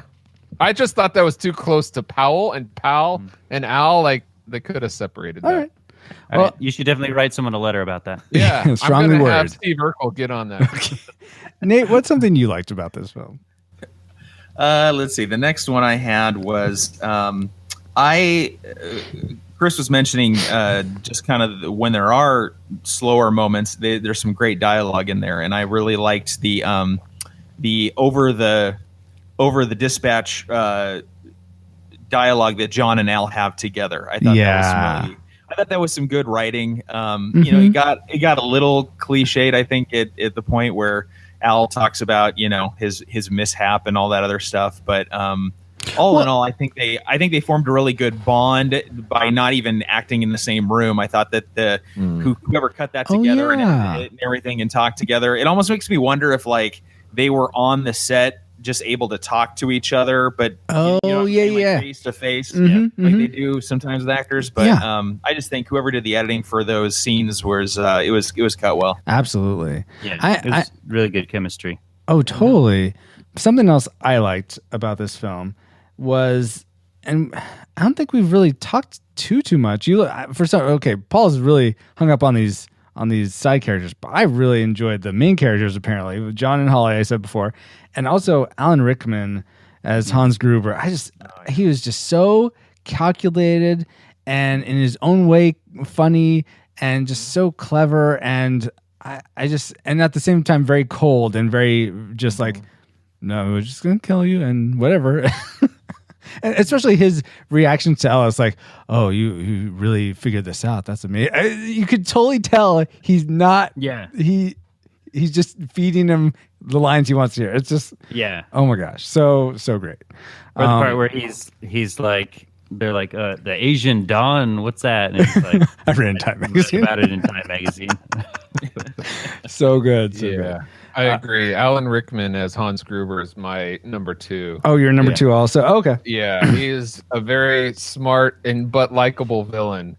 He's definitely a villain, like you said. Yes. But it is enjoyable to watch him like do the American accent. Yeah. Oh my gosh. But he's also very smart. As you're watching the movie play out, you at some point realize he's like 10 steps ahead of everybody, even the audience watching. Oh, totally. And just that he knows that the FBI is going to have this plan. Yes, absolutely. Right. He's way on another level. Yeah. Chris, let's get one more like from you, then we'll move into our classic makers. Okay, I really liked I liked all the Christmas elements. Really? Yeah. Even though Christmas rap song at the beginning, now you know it's I really liked that it almost brought the Christmas theme was almost not comic relief, but it brought almost a little bit of levity, and then they had like was it Ode to Joy? Yeah, that's what that song was. I'm like, yes, I thought it was the Hallelujah chorus or Hallelujah. For a while, like in my memories, I incepted that, but no, it was Ode to Joy. That's right. Did you notice? This is the first time I noticed they played that song, the Ode to Joy theme, very slow during some of the villain I didn't know parts. that. Noticed that. So that was their theme. So then when they cracked the thing open, I thought it was great use of that. I don't know if anybody else noticed it, but Michael Kamen did a great job actually incorporating sleigh bells in some of the. I did notice those. Yes. Yeah. Wait, at what point? It sounded like Psycho, where it's like clink, clink, clink, clink. Like those were sleigh bells timed with the notes. That's awesome. Yeah. Some of the choruses there. It was kind of cool. It was. I know it's up for debate, but it was absolutely watching it again. I hadn't watched it in several years, and watching it again with the whole "Is it a Christmas movie? Is it not?" controversy. It's 100% a Christmas movie. If you put any other type of genre in set it at a Christmas party, like there's no way you would have like a romance movie and at a Christmas party and not call it a Christmas movie. You know? Oh, good point. Yeah. Any other genre set at a Christmas party with that many references to Christmas, 100% Christmas movie. Yeah, I mean, even the movie like Leap Year, I think, is considered a St. Patrick's Day movie, but it's just because it happens in Ireland and there's a romantic element of it. I don't know if that really counts as. Am I wrong? You guys are looking at like blank faces. You're one of the 5 people that saw Leap Year. Right. It's fun. It's a fun rom-com, but okay. No, it's one of my wife's favorite movies, but I don't like it. So I'm trying to remember as you're speaking. Is it Amy Adams? Yes. And She some is guy that unlikable for a lot of it, so I can see why. Well, I think the guy, they don't deserve each other. Okay, let's not talk about any more that Leap movie. Year. Yeah, this is Die Hard. Yeah, Okay. Die Hard in Ireland. All right. So my leap year classic maker. No, yes, let's go to our Die Hard classic makers. Accents were on The point. things we loved most about Die Hard. Let's start with Paul. Yippee-ki-yay, always after me, Lucky Charms. Oh, All right. my gosh. The classic maker for me is the plot of this film. You just stick a guy in a building, and actually, I've been studying story and story structure lately, and it really, if you don't know why a movie doesn't work well, and just study the story and the script. And basically, what they did is they took an old horror genre classic, and they call it like 10 Little Indians, basically kind of like Alien, where the bad guy takes a group out one by one, and it's in the horror genre, but they flipped it and they made the villain the hero, and he took out the villains one by one. Oh, that's interesting. I love the reversal in that, the whole plot and the premise. I think they did a great job of constructing it and executing it. That seems like a fairly standard thing, though, to have one hero, especially like in like spaghetti westerns or whatnot, that takes out everyone. So I don't know if that's necessarily a flip of genre. Well, there's but- only There's the trapped element, though. Like if you watch. Oh, that's a good point. Yeah. Right. The bad guys are trapped there, so it's kind of like I've heard it described as monster in the house. Right. Exactly. Yeah. But that's a great point that it is reversed. It's a hero because in a spaghetti western, the bad guys can Go anywhere. Yeah. they can just leave at any time. They just decide to stick to their feud or whatever it is. Mhm, mhm. That's and they're the one kind of attacking, the hero. You guys sold me. Yeah, I you had me at Alien, so it's fine. Okay, let's go to Chris's classic maker. I mean, kind of similar to Paul. I mean, this is just the ultimate flawed tough guy. Story. Man against the odds. And just little touches, like little setups, like okay, you have him barefoot. You get him freaking barefoot. He's doing the whole thing, walking around barefoot. And like that little touches like that, and then when he has to run across the glass, like just stuff like that, where he's just like getting pulverized and beat up and dealing with all this rough stuff the whole time. And he comes out by the end of the movie, his shirt's off, he's covered in blood. Somehow the girl still kisses him because She's into that kind sweaty, of thing, bloody, gross guys. Don't, it's fine. He'll still kiss him. Did you feel like some of the tension was out of the room though, because he's unbreakable? I thought that at one point. I'm kidding, guys. I'm referencing another movie. You thought he was unbreakable. Sorry. Jeez. Right? Yeah. And he had to stand on broken glass. Foreshadowing. Honestly, when it comes to this, I'm a little bit split. No? Okay. I know. Well, you know what? I kind of saw that coming because I have a sixth sense about these things. And Rachel's dad from Friends. Yeah, you're not good at this. Mr. Green in the hall with the revolver. Okay. Well, enough frivolity. Let's get back on task. Nate, what was your classic maker? It wasn't Rachel's dad. Never mind. It was that young. Yeah, I don't know who you're talking about right now. Glad we clarified it. That was good. Yeah. The audience was really concerned. He made an appearance on Friends. All right. Oh, Bruce Willis did. Bruce Willis did. Okay. Yeah. Oh my gosh. Speaking of Bruce Willis, that is my classic maker. I was trying to decide between, I figured somebody would bring up Alan Rickman, and that's almost kind of like an obvious, like he did such a good job as a villain. But Bruce Willis, I think Bruce Willis was the make or break for this movie, as far as you had to have just the right attitude and just the right charisma to make this character work. Yeah. And just the right amount of hair. In just the right amount of hair. Yes, exactly. The time he had. but he was just such a fun person to watch. Yeah. And he I almost love it because the like from start to finish, he's got this borderline level of annoyance, and it's fun to watch him annoyed because it's almost just like there's these pesky flies that he just kind of like, man, do I really have to be dealing with this right now? And it's just, I think the way he played it up, he didn't play so much the victim. I mean, even though there are scenes where he was really getting the crud beat out of him. Yeah. But it just the way he kind of handled everything, and he just seemed like a real guy. That's what I appreciate. Like he seemed like just a real guy that was just plunked down into a nightmare, and he was annoyed about it. And he there were times he got very angry about it, and he used that to help him kick butt even more. And I just think I can't imagine, like, movies where you just speculate, oh, this guy would have made a good, maybe would have made a good lead and set or something. I can't think of a single person at this time in the 80s that would have pulled it off the way he did. Totally. Mr. Belvedere. Other than him, yeah. Okay. Or the guy who played Rachel's mom in Friends. That's what I was. Yeah. Wow.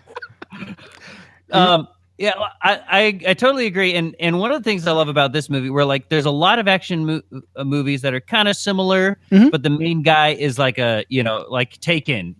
He's got all this like special ops background and all that stuff. Yes. And that's one of the things that I really love about Bruce Willis's character here is he is just a regular Joe. Like, he's a cop, so he's got like some experience, but it's mostly street smarts. Exactly. And that's what he's doing the whole time, and that's what gives it that more vulnerability than just someone who like knows exactly what he's doing every moment and knows exactly how he's going to handle everything. And I think that leads that lends itself completely to what ended up being my classic maker, and that's how many tense moments there are in this movie. I think if you didn't have a character that felt like he could die, like he was, it wasn't just invulnerable. I feel like if you had like an Arnold Schwarzenegger or Sylvester Stallone or Dolph Lundgren or one of the more classic 80s action guys in this role, it wouldn't have worked because you would feel a lot less like they're in peril throughout the movie. But this, because you always feel like he's in peril, all the tense moments, like the elevator shaft when he misses it, and like you said before, when he's running through glass. There's also his fight with the blonde, the long blonde. I forget his name, but Carl. Was it Carl? Yeah. It was actually yes, Carl, that's it.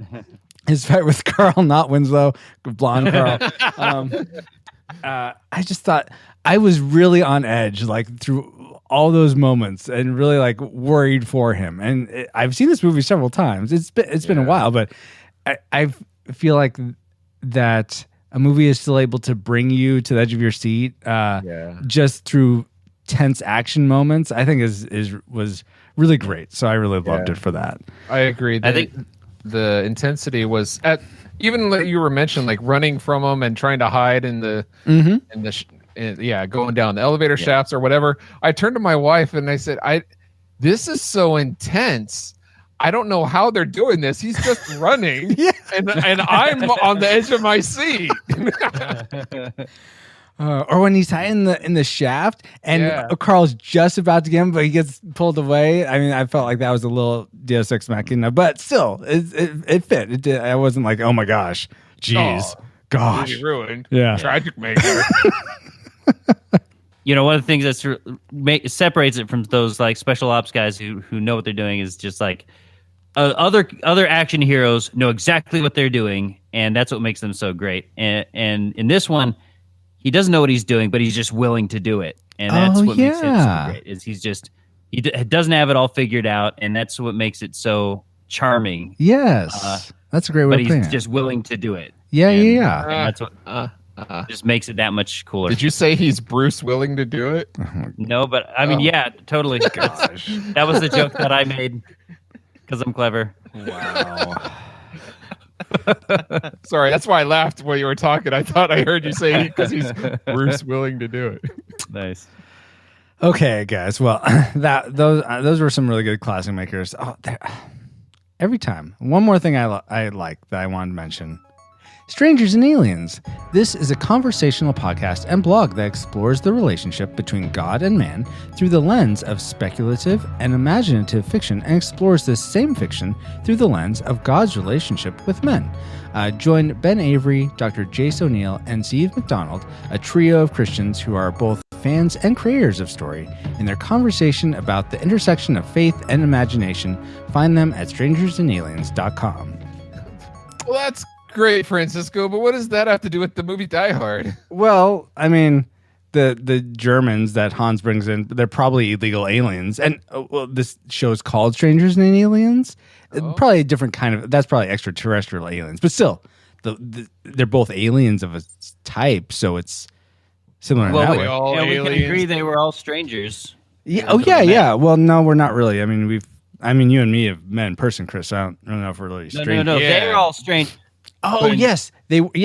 So it's like, almost like their podcast is about Die Hard, really. And you guys are getting stranger, so. And Alan Rickman plays an alien in Galaxy Quest. There you go. He lays an alien?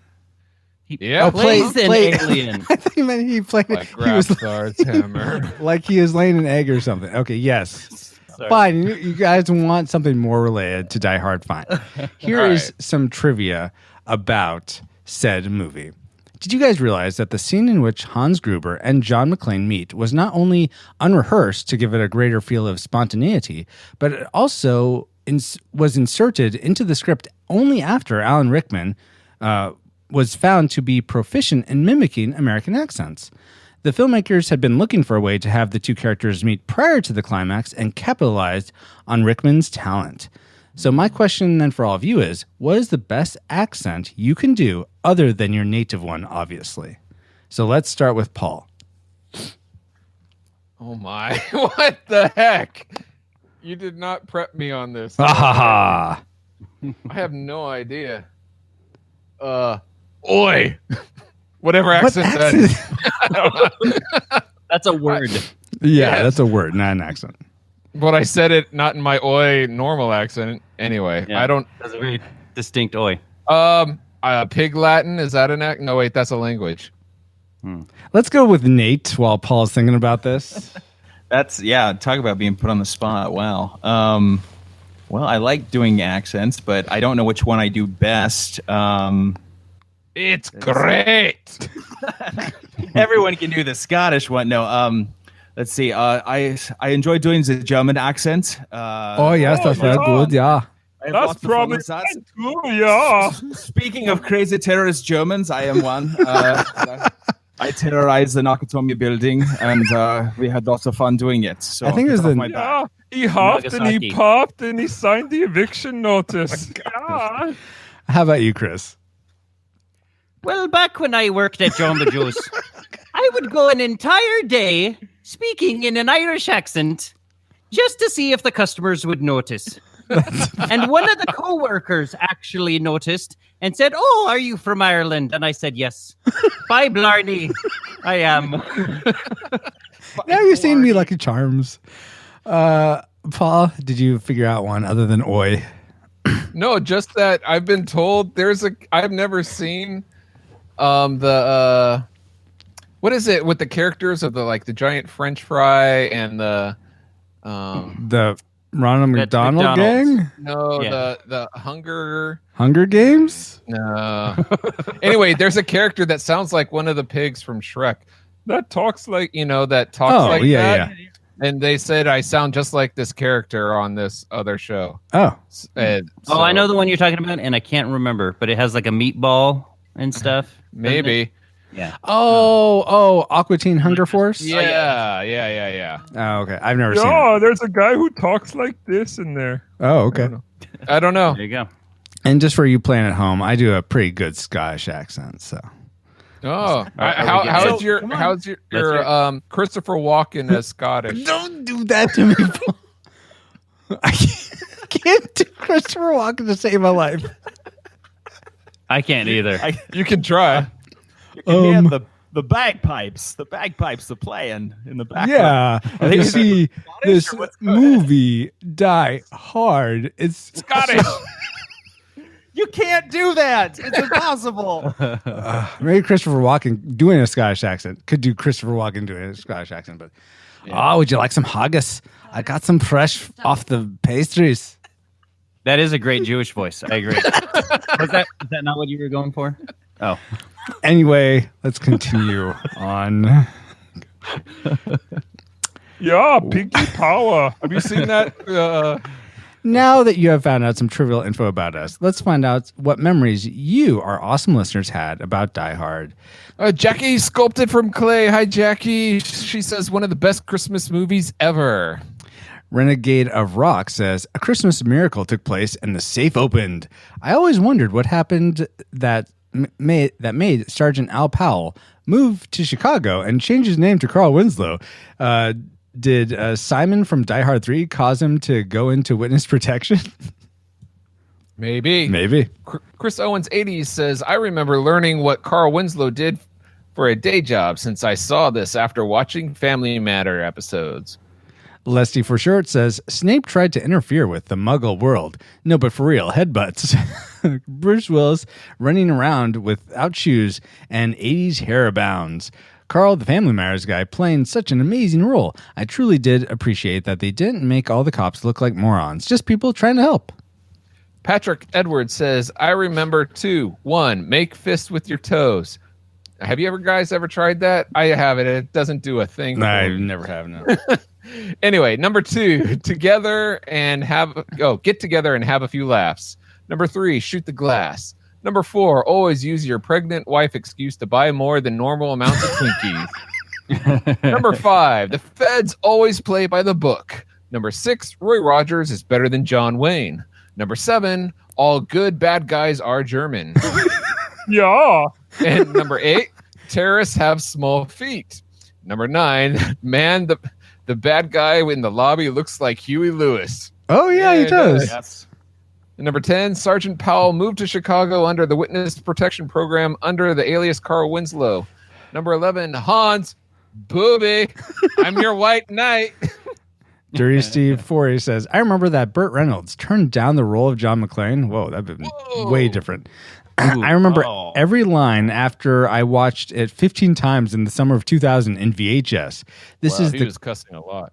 This is the classic bad guy takes over a building movie. Almost every boy can relate to this while playing G.I. Joes.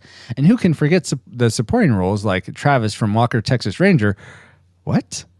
I don't know that one. The guy named Travis from Walker, Texas Ranger was in this movie. Oh, okay. Dirty Steve. I've never seen Walker, Texas Ranger. So I know Chuck Norris is in it. That's it.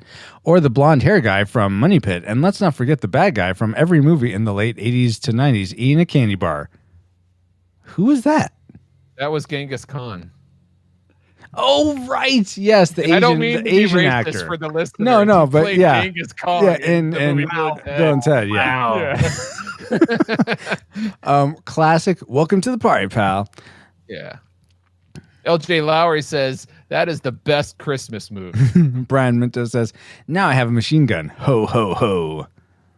Alex Ortiz, bro, why does nobody talk about John taping the gun to his back and putting his hands behind his head? One of the smartest decisions ever made by a movie character. Right. And we had some additional comments about Die Hard come in. So this is Francisco from the future with some extra ones.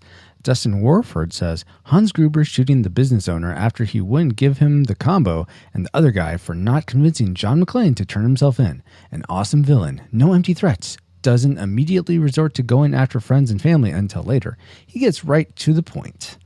Wardale White says, that Moonlion guy versus the future Sheriff of Nottingham. Macaulay Culkin's aunt zapping the EPA dude from Ghostbusters and the dad from Family Matters. All together in what turned out to be a cool action movie. And Kevin Joshua Burnham says, Bruce Willis being welcomed by a kiss from another man, California. LOL. And now back to the crew from the past. And then Daryl Hafner says, haven't actually seen the movie, but I always think of the debate. Is it or is it not a Christmas movie? Why don't you see it for yourself and decide for yourself? Well, Daryl, we aren't going to debate that, but after hearing what contentions we have with Die Hard, you can decide for yourself. So let's see what we didn't like about Die Hard. So it's time for our Worst 3.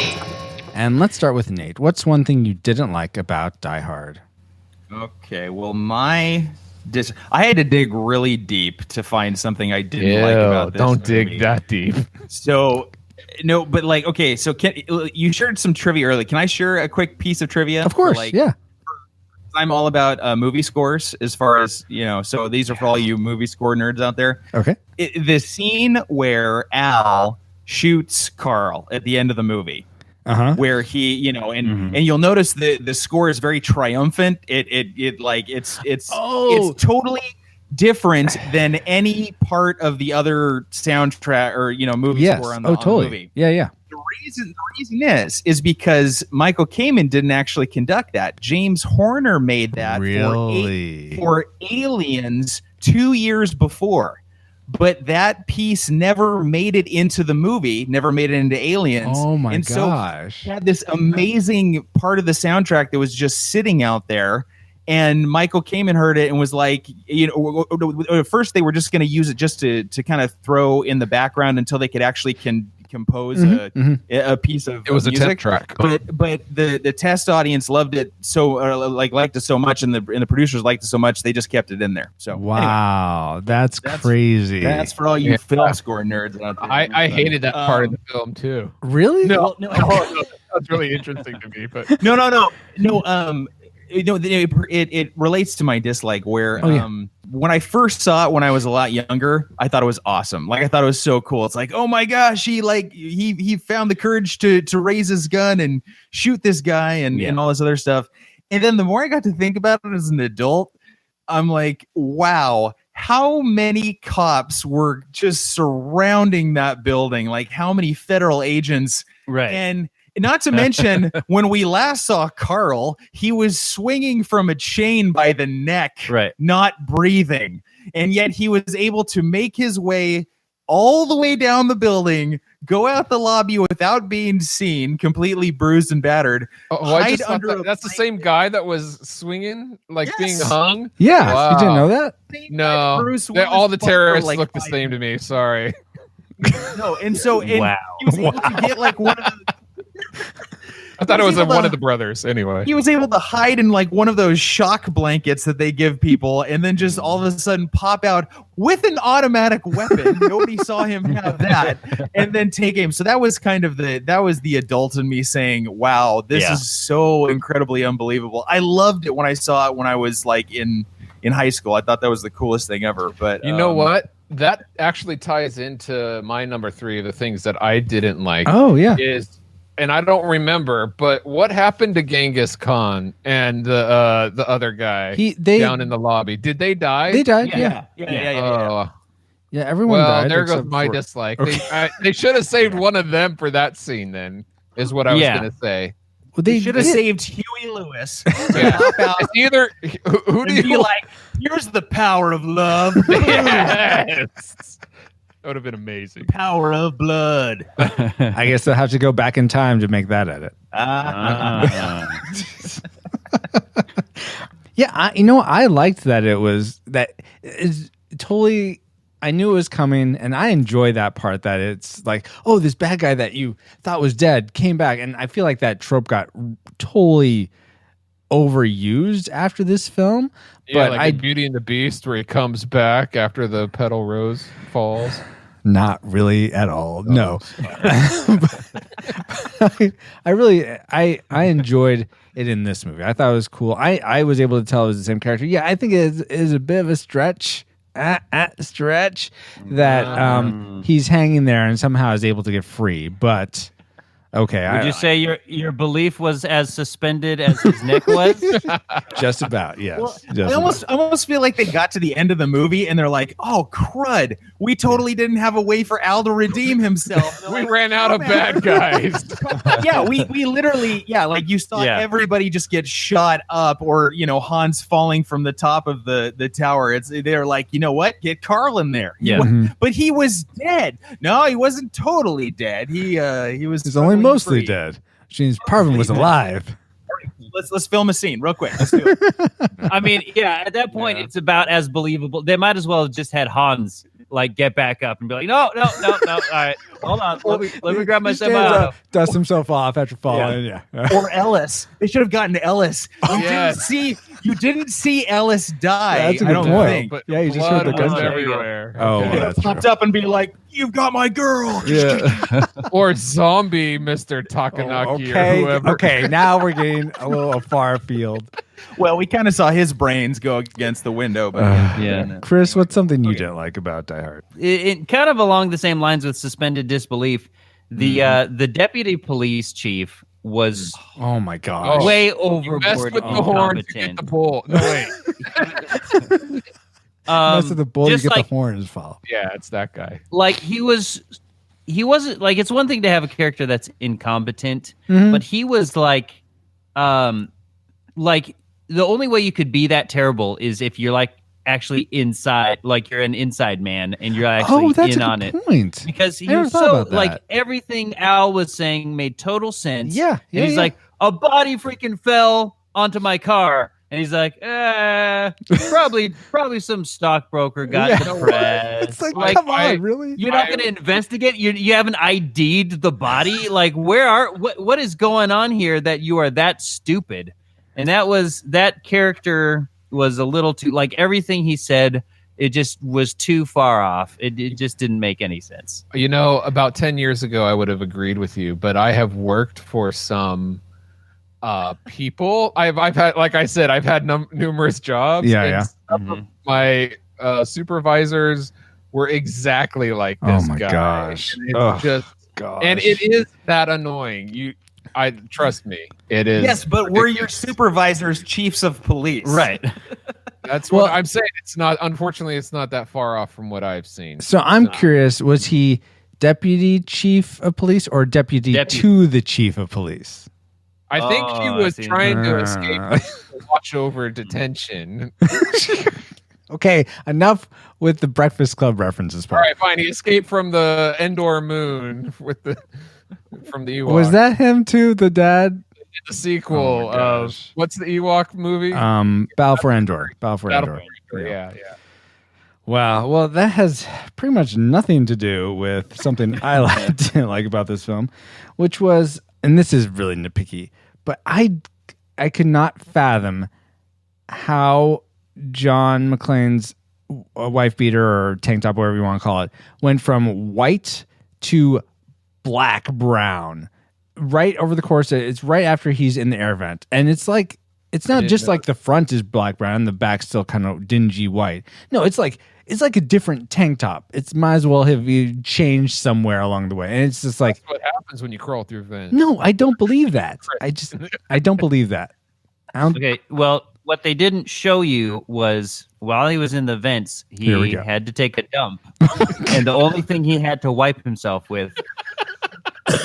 Bet you feel bad now, friends. Was the t-shirt. So thank you for bringing up that painful memory for Bruce Willis. No wonder he took it off eventually. It was just like, I'm tired of smelling poop. It was diarrhea. He went full method actor. I mean, he was in it. He was in it for the long run. John McTiernan was like, "Oh my gosh!" And he's like, "You know my methods." Yep. Wow, this podcast just got crappy. I'm all about the puns tonight. So that's something that I just didn't get. It bothered me. I'm curious, were any of your dislikes something like weird technical issues or anything like that? Sort of. Okay, go for it, Paul. What's another one of yours? Basically, all my dislikes are things that take me out of the movie. Yeah, okay. So, go ahead. So, when you're the head of an organization or a terrorist group or a group of thieves, and you tell them, hey, I've got this big plan, and this is how we're going to do it. We're going to go through here. But there's this seventh wall, and I'm not going to tell you how we're going to get through it, but you got to trust me. When the time comes, we'll be able to get through it. Well, that's how the Rebel Alliance is supposed to get away. Then you'd have the Last Jedi. There's nobody that I know that is going to invest their lives are going to be like, oh, you're not going to tell us the whole plan? Then I'm not going to be that invested. You know what I mean? Mm-hmm. I know it's to make Hans Gruber look smart. Oh, look, at the moment, I think it's great. It's a great surprise to the audience, but that the bad guys don't know what it was like. Oh, no, trust me. You'll wait and see. Mm-hmm. It's like, it's a little far-fetched for me. Yeah, to put your life on the line, even though that's it's a way of maintaining control. Like he needs to make sure he's maintaining control as the head honcho. Maybe that's why I can't be a bad guy, because I just wouldn't trust somebody. Maybe Paul.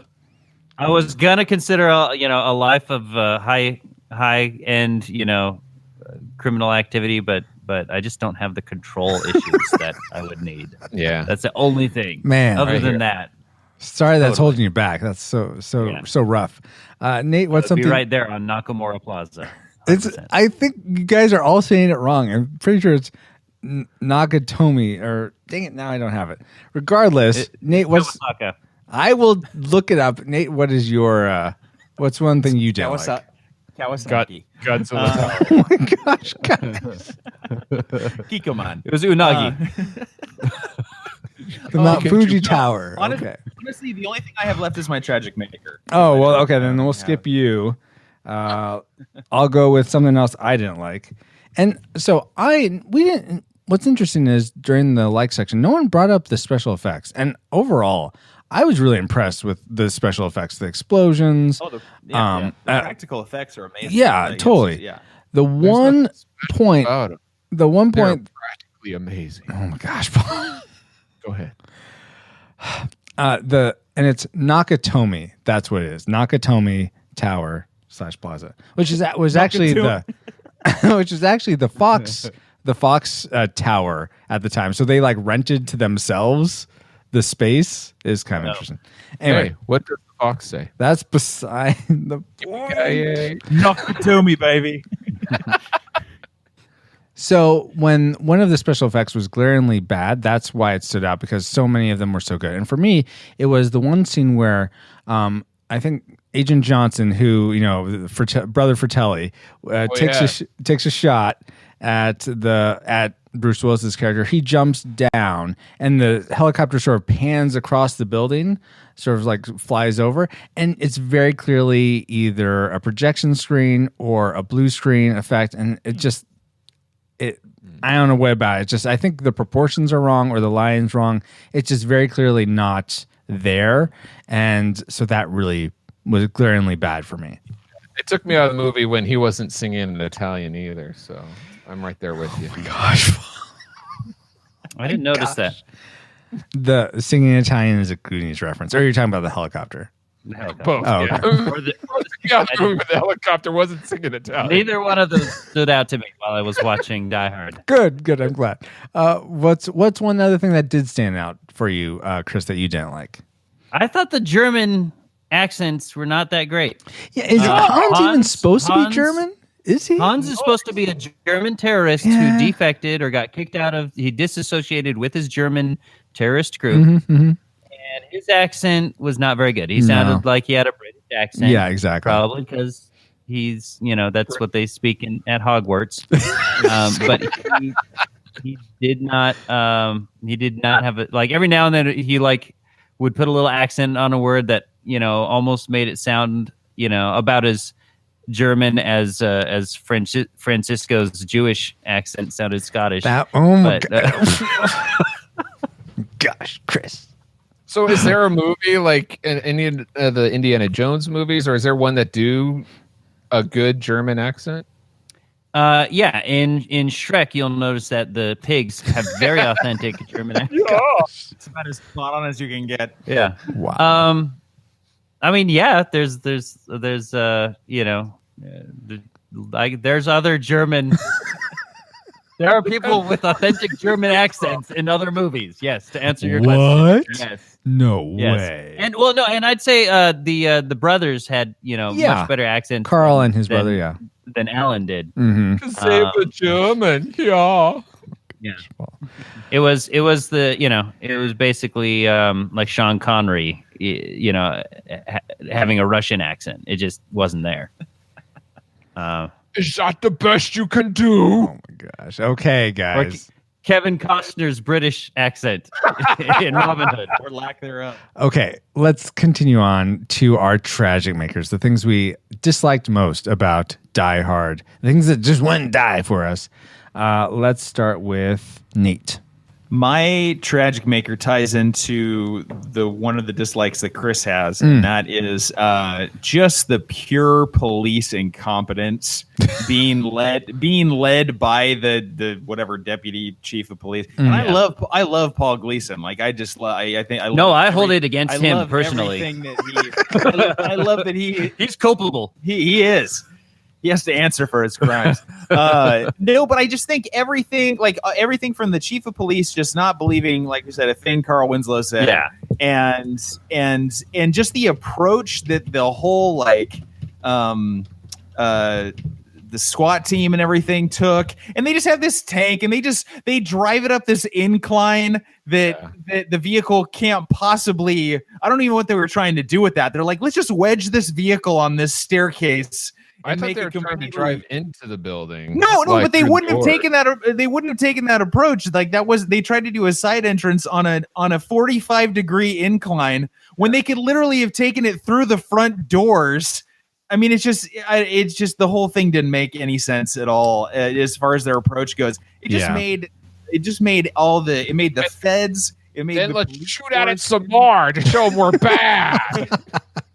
It just made him look so bad, and it got to the point where, again, the whole realism thing, now that I'm older, kind of kicks in, and it was like, oh man, there's like, I would imagine real cops and real SWAT members and everything that watch this are just cringing, like with all these scenes, like especially with the technology they have now. It's like they would never have made those approaches. Well, actually, that was the tactics back used in 1988, and Hans Gruber knew the playbook of the police force as well.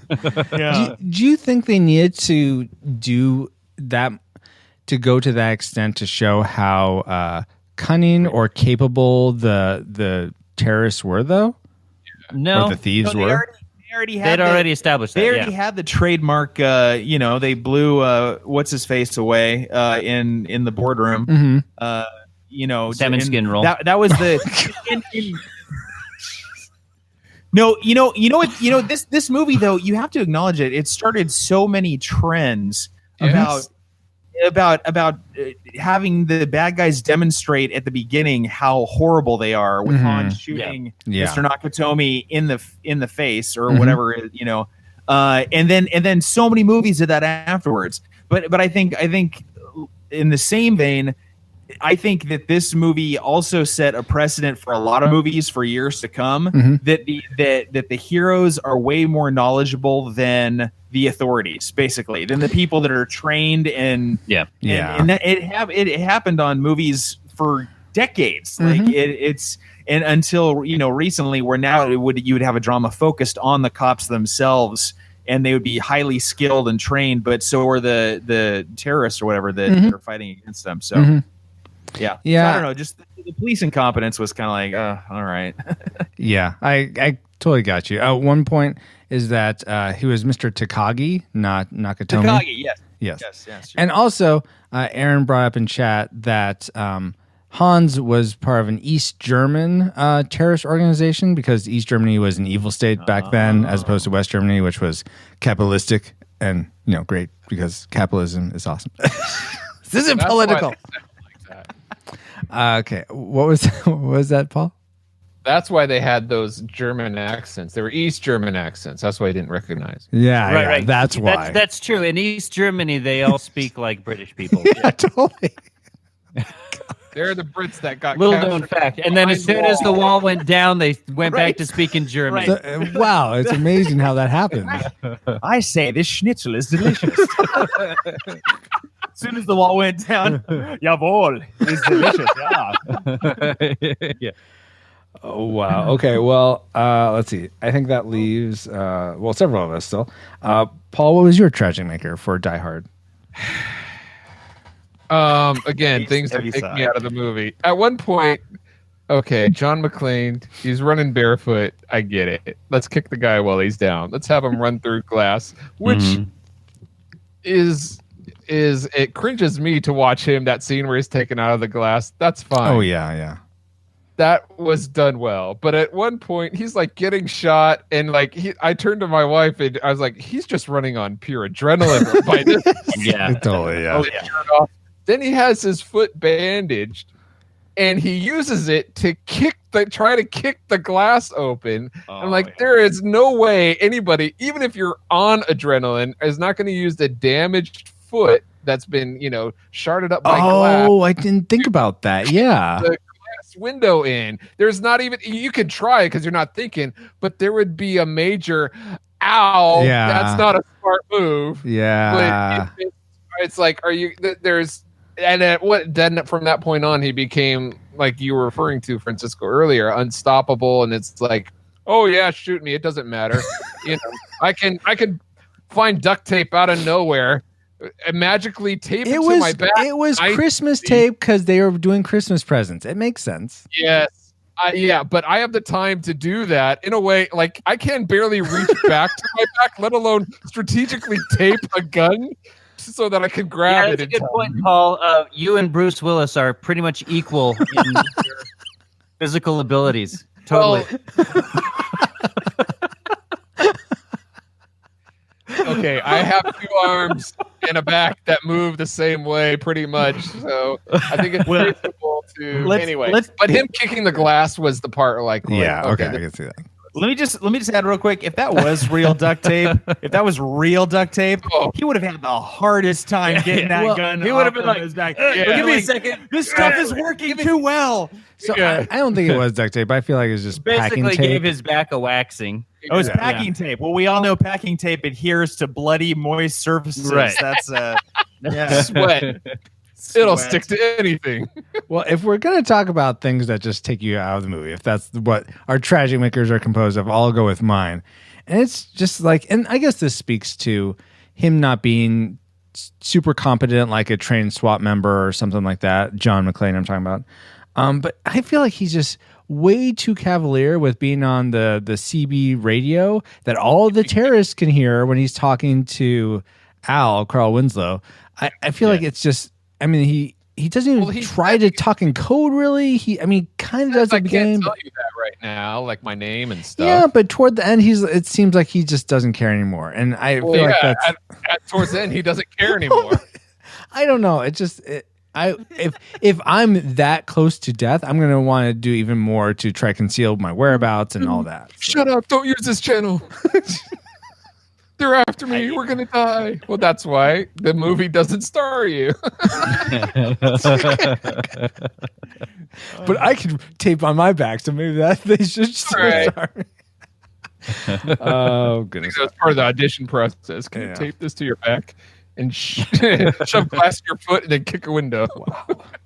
Well, let's end with Chris's tragic maker. All right. So I guess this one kind of brought me out of the movie. I don't know if it brought me out of the movie, but it was just kind of annoying and didn't seem very real. And that was when John was talking to himself throughout the movie. What? And just stuff he was saying like to himself. I wish I had written down some of the lines. Like when he's yelling at the police cars. Yeah, go. Where are you going? And like that, or no? It was more like when he was like trying to think, and he was like, he was like telling himself, "Think, John, think, John." Like I don't know, just like some of the stuff when he kept talking to himself. I just wanted him to shut up because it was just that brought me out and seemed kind of phony and like I get that they needed you to like, and I think it was mainly before Al was in the picture. Yeah, it was. Because then he had Al to kind of illuminate his thoughts too. Mm-hmm. But before he got to Al, he was talking. Yeah, he's talking. Right.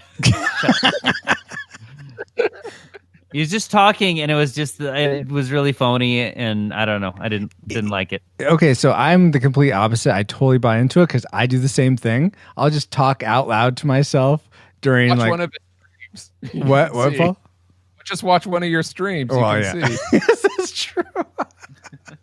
Well, and I understand that, but it was like the things he was saying to himself, and I wish I'd written it down because I don't think I can explain it without Sure. quote. So I'll have to look that up. No worries. But it was Go just watch like the the movie. way he was saying it just was not good. Okay. I don't know. That's fair.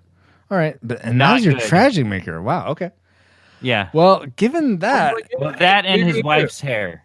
Yeah. Oh, hair Permalicious? Yeah. Come on. What does Poor that Holly. mean? What?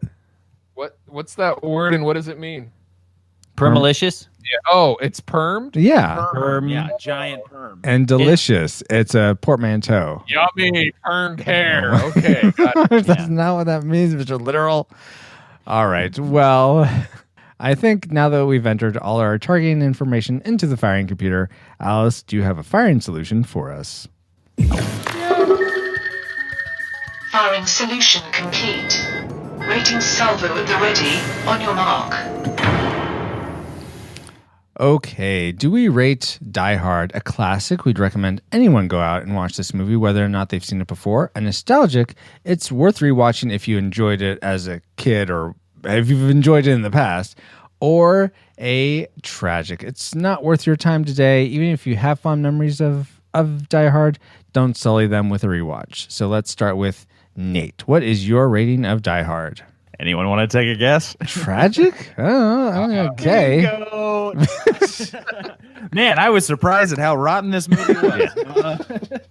No, man, I watched this. I watched this movie. I've seen it many times, and it's totally a classic. For me. Sometimes I notice things that I didn't even see the last time I watched it, and it's great. Awesome. And Chris?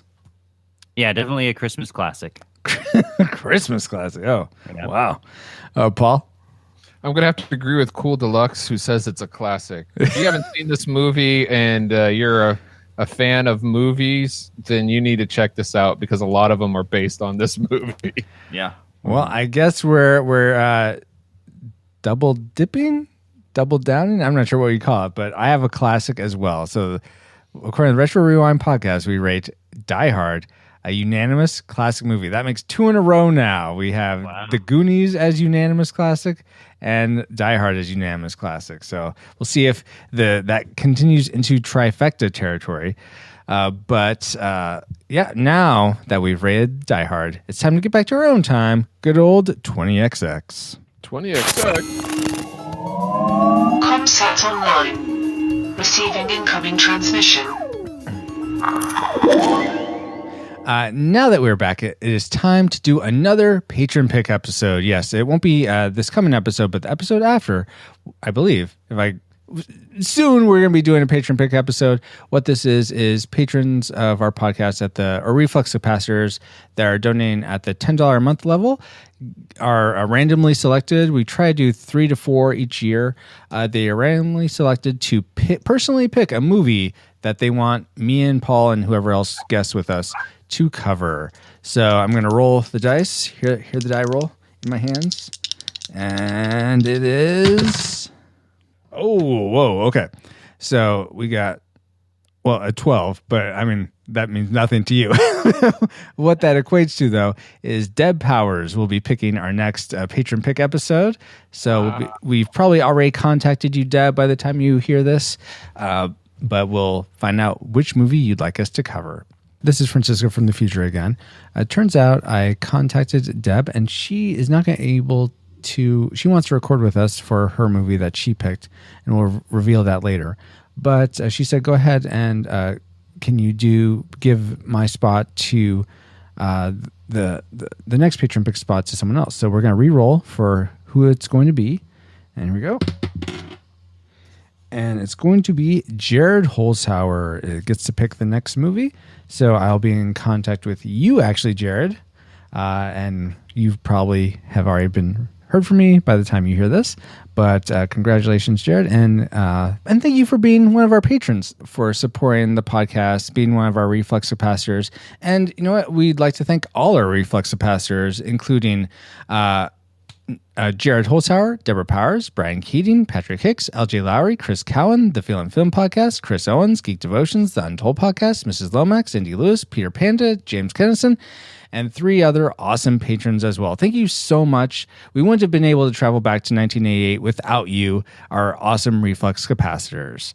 And if you want to help keep us flying for as low as $1 a month and get bonus content for your generosity, head over to retrorewindpodcast.com/support to see how. And while we're thanking our supporters, we also want to give a big hug to our subscribers on Twitch, which is another way to send us a couple bucks a month. If you have Amazon Prime, you can subscribe for free. Find out how at retrorewindpodcast.com/Twitch Prime. But hey, let's keep this gratitude train going now, because we love hearing from you, be it your iTunes reviews, comments on our website, or through our contact form. And thank you so much to those of you who leave us feedback. retrorewindpodcast.com/171 is the place to find timestamps for this episode, links to contact us, and links for voting on the movies you want us to review. But that's not the only place you can reach us. Paul, where else can people find the show, and also yourself? You can talk to us on social media. We are Retro Rewind Pod on Facebook, Twitter, and Instagram, and join our Discord server by going to retrorewindpodcast.com/Discord. Well, as it was mentioned before, you can watch us live as we record this podcast and play retro video games and create pixel art by following us at twitch.tv/retrorewindpod. But if you want to find me, Paul J. Powers, you can go to pauljpowers.com, where I have all my social media links. Stop by and say hi. Thank you, Paul, for being on the show, being an awesome co-host, awesome friend. Love getting to review movies like Die Hard or other movies that aren't as good, like Beverly Hills Ninja, with you. So appreciate doing this show with you. Let me say with you more. Oh, thank you. With you. And I'm also grateful to our guests for taking time to discuss Die Hard with us. So, Nate, can you please tell us how people can find you, and is there anything you want to promote? They can't find me. Okay, Chris, I love it that way. No. Okay. No, you can find me on Twitter and Instagram at Nate Voices, and I do recordings on the side for Fiverr, so you can find me on Fiverr. Awesome. And Chris, how can people find you online? Is there anything you'd like to promote? I actually haven't been up to that much, other than, I post stuff on social media, so you can find me on Facebook. I'm Chris Cowan. You can find me on Instagram. I'm Mad Cowan there. I also have another Instagram where I share very useful, practical tips about how not to get AIDS. Well, that too. That's one of them. But just general, helpful, pro tips and stuff. And you can find that at How to Do the Things on Instagram. And then, I guess I created a page on Facebook where you can hear some ukulele songs that I wrote. Awesome. And the page is called Some Songs I Wrote. Awesome. Very cool. So thank you so much, Nate and Chris, for being on the show. It was a lot of fun having you. Hopefully you'll be able to come back again sometime, and be awesome having you back again. Well, Paul? Search for more money. Oh my God. It's always a pleasure being on here with you guys. Always. Awesome. So glad to have you here. You're both incredibly attractive, sexy people. Thank you. I love staring at your faces. Yeah, no problem. He wasn't serious. What? Oh my gosh, my dreams are shattering around me. Yeah, so thank you guys so much for being on the show. But that's not all. Mostly, I appreciate you. Yeah, you right now listening. You're listening to us right now because you actually made it this far into the episode. Thank you so much, whether this is your first time listening to the show or you're a part of our Rad Rewinder community. Thanks for spending time with us, and we pray you are more joyful now than when you first hit play. I have been and continue to be Francisco Ruiz. Find me on Twitter and Instagram at FXRUIZX. And you can hire me to do pixel art illustrations for you via Fiverr at retrorewindpodcast.com/Fiverr. And finally, we are proud to be part of the Tamanuki Tower, where we listen to podcasts and Nakatomi. Oh, that too. We're also proud to be part of the Retro Junkies Network at theretrojunkies.com and the Christian Geek Central Network at christiangeekcentral.com. You can catch us at either of those, but like a Pokemon, we gotta catch you all on the next episode of the Retro Rewind Podcast. Retro Rewind mission complete. Proceed to nav point Omega and return to base.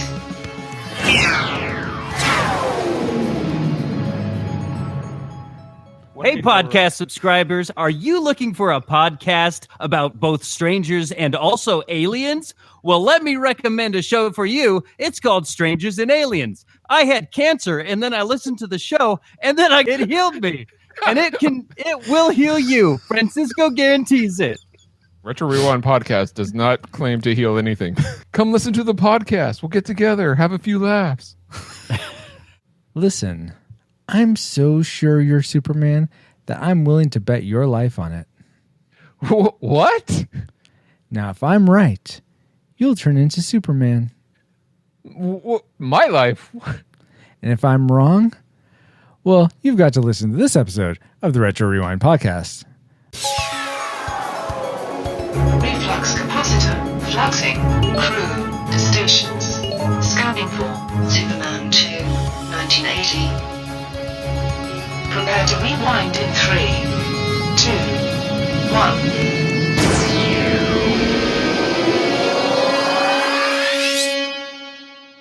Welcome, Rewinders and new listeners, to the Retro Rewind Podcast, where we take a fresh look at movies and games from 15 or more years ago. I am your captain of the pod, Francisco Ruiz, and I'm joined by your XO and mine, Paul, the Master Interrupter Powers. Hey, Planet Houston, we have a problem. Also, for this discussion of the film Superman 2, we welcome back aboard my lovely wife, Security Officer Christy Ruiz. What up? It says security office, like she's the whole security office. I am the security We officer. also are joined by creator of Geek Devotions, Chief Clergy Dallas Mora. What's going on, guys?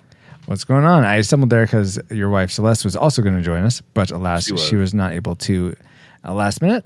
But we hope you get better, Celeste. Now that you have a quick flyby of who we are, Paul, can you give us a quick overview of the production specs for Superman 2? Not the Richard Donner cut, if anyone was wondering. This is the theatrical Superman 2. I got controversial too. Yes. All right. Superman 2, The Search for More Money was not the subtitle. That's a good It was- title, though. Released on December 4th in 1980 in Australia. And it was also released in the UK later in 1981 in April and in the US in June. It runs 2 hours and 7 minutes and and it's rated PG. It was directed by Richard Lester and not credited Richard Donner. Anyway, with leading stars being Gene Hackman, Christopher Reeve, Margot Kidder, and a few people you may or may not recognize, like General Zod, who was, Terrence Stamp. Yeah, the which music. Go ahead. That was nuts to me. I looked up pictures of what he looks like today, and like, oh yeah, I know who I've seen him, but I didn't recognize him as Zod. Oh really? I guess he was just so young. Yeah. The music was composed by John Williams, and then it was edited severely by Ken Thorne after him. Superman 2, the movie, was made for about $54 million and earned over 190 at the box office. 190 million at that time. 190 simoleons. Yeah. All right. So, given this and the fact that it's in the superhero genre, how high do you think it ranks among the other 132 movies made since 1978 in the superhero genre? 129. 129 from Christy. Dallas? 4. Dale, who's live in the chat, guesses 10. I'm going to just be very middle of the road and say Of course you are. 100, not 100. Let's see. That's gonna be middle of the 65. Wow. The answer's 68. Oh, wow. So close, but you didn't nail it. Thank you for those factoids, Paul. You're welcome. And let's see if any of them factor into our memory mind mode or our subsequent roundtable discussion, which we will get to once Alice has located our target film. Alice? Alert, alert. Approaching target. Spoilers incoming. Establishing analysis vector. The first Superman made the world believe a man could fly. But there are 3 other survivors, outlaws from the planet Krypton, each with powers equal to Superman. Superman, where are you? To stop them will take a miracle. Superman. General? If you've only seen the first part, you haven't seen the best part. Superman 2, rated PG. Opens Friday, June 19th. Check newspapers for local listing. That line. The best part. Well, that commercial definitely brings back some memories about Superman 2, but to give you some context for the things we collectively remembered. Not me, though. Most That's fine. before our rewatch. Okay, good. Here is our memory mind meld synopsis of Superman 2. Superman has returned to normal life after saving the world through nonsensical time travel and somehow causes an earthquake to not swallow Lois up in into the earth. Lex tricks Superman into sending a nuke at the Phantom Zone mirror thing that is somehow at Earth now. Zod and company take over the U.S. while Kal-El gives up his powers so he can be with Lois and get beat up by the tractor guy from Gremlins. Supes gets his powers back and uses non-canonical powers. Fooled you trick to defeat Zod's villains 3. Chancellor Valorum. Oh, yeah, he is Chancellor Valorum. is voted to have no confidence as his powers are stripped away by the power of the Fortress of Solitude. After escaping the crystal / glass cage that the villains put Superman in, he tricks them and sends them back to the Phantom Zone. Yeah, I mean, a little bit of that was dead on. Most of it was incepted. But based on those memories, as flawed as they were, what rating did they lead you to predict for this movie before rewatching it? Classic, nostalgic, or tragic? Let's start with Dallas. I rated it preemptively a nostalgic. Nostalgic, okay. How about you, Paul? I predicted classic. Predicted classic. Christy? I forgot because I'd never seen it before. Okay, but what would you have guessed based on our first episode of Superman 3? Well, I feel like the rating that I'm going to give you now is, I can't tell you what I thought of unknown. the movie before I watched it. I've already watched it. Good answer. And for me, I predicted tragic because I seem to remember this not being one of my favorite Superman films. We're across the board there. Indeed. We even have an unknown in there. Oh, yeah. I mean, we're really spanning the whole reaches. I mean, from New York to France. It's all over the place here. Even maybe Australia. But it'll be interesting to see if those predictions come true. But first, let's get into our discussion of the things we liked most about Superman 2. Let's spin up our... Best 3. All right, let's go around and say the things we liked about Superman 2. Dallas, let's start with you. What's one thing you liked about Superman 2? So one thing that I liked, not all the time, but I actually enjoyed some of the humor that was in this film. Yes, thank you. Moments of it were just a little over the top, but then there were moments I was like, that was legitimately funny. Like I legitimately laughed out loud at portions of this. So, I had one moment like that. Yeah, was it when it ended? No. I those laughed credits. I laughed out loud when Lois was saying she was in France and she was saying mercy instead of merci. Yeah. Mercy. Things like that. Really? I laughed Did you laugh? I don't know if I laughed, but I'm going to laugh now because when I think about it, it was funny. I don't know if I laughed then. But when the chick in the Fortress of Solitude was like, it doesn't have everything. And Luther's like, now, why didn't you go before you left? She's like, it's been like 3 days or something like that. That was pretty humorous, yes. Yeah. It was kind of weird how like humorous it was. Like I wasn't expecting it after coming off of the last movie. Yeah. Had a little more humor than the first. Oh, Yes. for sure. Though Miss Tessmacher was always fun. I mean, that was always fun, guys. Let's see. He didn't shout at this, did he? I don't know. Yeah, he shouted at her. Briefly. Yeah, but did he say like, Miss shut the name. Tessmacher? Yes. Okay. North, Miss Tessmacher, north. I remember that. Yeah. That's what he South, kept. I was like, is she a sled dog? Like, why is he shouting at her? Let's not get into can you control a balloon in that fashion, but let's move on to. Wait, they never closed the loop on the dude they left in prison. No, he's still in prison. He's still in prison. Yeah. Oh well, why? Because don't they? He delivers Lex back to prison, right? What's the point of that guy? Or did I totally incept that? I think you incepted that, unless it was in the Donner version. Okay. Yeah. Anyway, regardless, you're watching one again. Oh yeah, because it's in one. That's right. Paul, what's something you liked about the film? I really enjoyed Lois and Clark / Superman's relationship in this film, especially in the honeymoon suite where he reveals he is Superman, and she says, "I'm in love with you," and then it's like, "Oh, we really need to talk." That whole just the expressions they had, I thought was really well done, and the dynamics between the two, I could really feel them. You know, I'd say their performances. I thought yes, they did their performance as well. I will give you that. That's what I'm focusing. Okay, good. I'm glad that is what you're focusing on, Paul. Good. I'm glad Great. you agree. Focus. Chrissy, what's something you liked about Superman 2? I was going to say what did you focus on? I was going to say that part too. Oh, really? Their performances? No. Oh, just that part of the movie. I don't know what you're talking about, performances versus that part of the movie. Because okay. I'll just say it's the honeymoon suite. Because this is actually one of my dislikes. I knocked off. No, because I knocked it off, but it's right.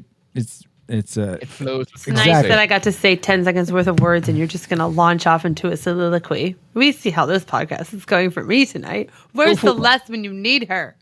Monologue by the captain. Go.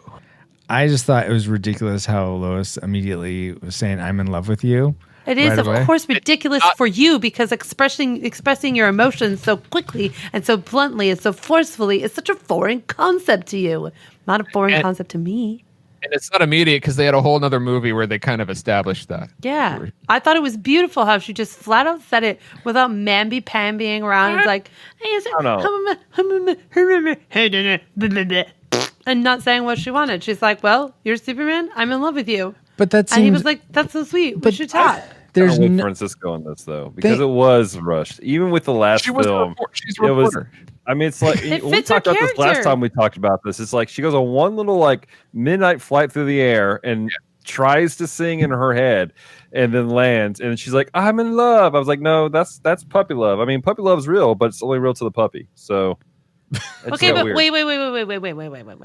I'm sorry. Are we arguing about the fact, we're arguing about the meaning of love to Lois Lane, or are we talking about a section of the movie that was sweet because she said how she felt, and if it's something that she said and it's something that she feels, then it's true to her, and we have no use in arguing something because A, it's an emotion, and B, it doesn't matter because it's true to her in that moment. I guess the question is, does she love him or does she love the idea of him? Because she didn't really love. We'll get to that part later. And my question to you guys is, do you really love anybody, or are you just in love with your perception of that person? Because how well do you really know these two people? Well, he doesn't want to be caught on camera answering that question. Nobody does. I would. I'll have that debate with you. To answer your question, Christy, I think... I still have yet to expand on how I feel, but okay. I thought you were asking the question. No, go. I'm refuting people's silly arguments. Well, I think it's weird that she had... It doesn't... I'm confused why she's not more torn that, oh, wait, you're Superman, but you're also Clark, and I've known you as Clark for so long, and it seems like it's doesn't matter. Lane. She jumped off into a freaking raging river. Well, that's a good point. Nothing makes sense. She just jumps before she thinks. She climbed up with a bunch of terrorists. She got onto the bottom of an elevator. She doesn't... Which is classic Lois Lane. All of it is classic Lois Lane. She just jumps off the cliff with a nuclear bomb strapped to her chest, and she's like, "Wee, this kind of tickles." She's not going to sit there and think. She's just gonna And when you flat have out say it. Superman standing right in front of you, can like be mad at him like when he's out of the room, but when he's standing in front of you, you just kind of I think they addressed it by we have a lot to talk about. Like there was a moment where her face was like aghast. I guess you know what I think I'm coming around to what you guys are saying. I think that makes sense. I just thought it was a sweet moment. I appreciated the ballsiness and I appreciated the softness with which he responded. It's not typical in movies now.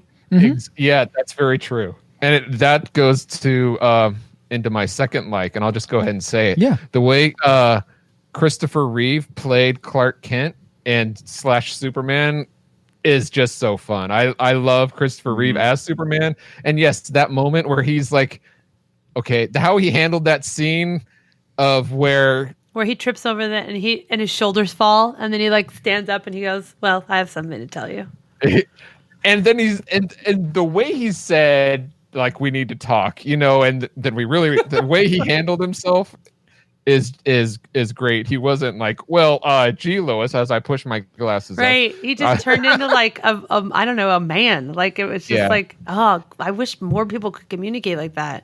Instead of being And he played the duality of the two roles, or the one role, depending on how you define it. But I believe he played it masterfully. And that was really fun to watch. And you know what? That goes into one of my likes is just Christopher Reeve. But I enjoyed him as the bumbling Clark Kent, and I think it's more interesting because that's him having to disguise. I mean, he's fully capable and fully like just totally self-reliant, I guess you could say, or just totally in his strength. But he has to break that down so that he can. Disguise himself so he isn't found out that he's actually Superman. So I just thought how he does that and the way Christopher Reeve portrays that is fun, like you guys were saying. Right. Let's go back to Dallas. What's something else you liked? Something else I liked was some of the small details within like the fight scenes that took place. Like whenever he turned the heat ray back on Zod. It was funny, but at the same time, it was really cool how everything else was charred except for his silhouette on that billboard. Oh, yeah. And you saw like small things like that. But of course, even then within the fight scene, it was humorous. Like the guy was in the phone booth and he's like laying down. He's trying to finish his phone call because you could tell it was a collect call and he was trying to finish it or something like that. I mean, I guess that was kind of funny. So, but I like the small details that they put in there just throughout the whole film where like, okay, they just got blasted. What would happen? You know, this would be here, this would be there, and they kind of kept up with that throughout the whole movie. Just little small things that were left. I appreciate when a film does that. I'm one of my biggest annoyances is when a director forgets that he does something, and then down the road it's like, oh, we're just like this never happened. You know, I don't know. Did you guys watch Transformers? I think it was like the third one. Where Homegirl's shoes change every scene from flats to like heels and like big heels. I haven't. Like, I've seen that, but I don't every remember other that. scene. It jumps back and forth. I hate it when that happens. It happens in Lord of the Rings with Legolas, Orlando Bloom.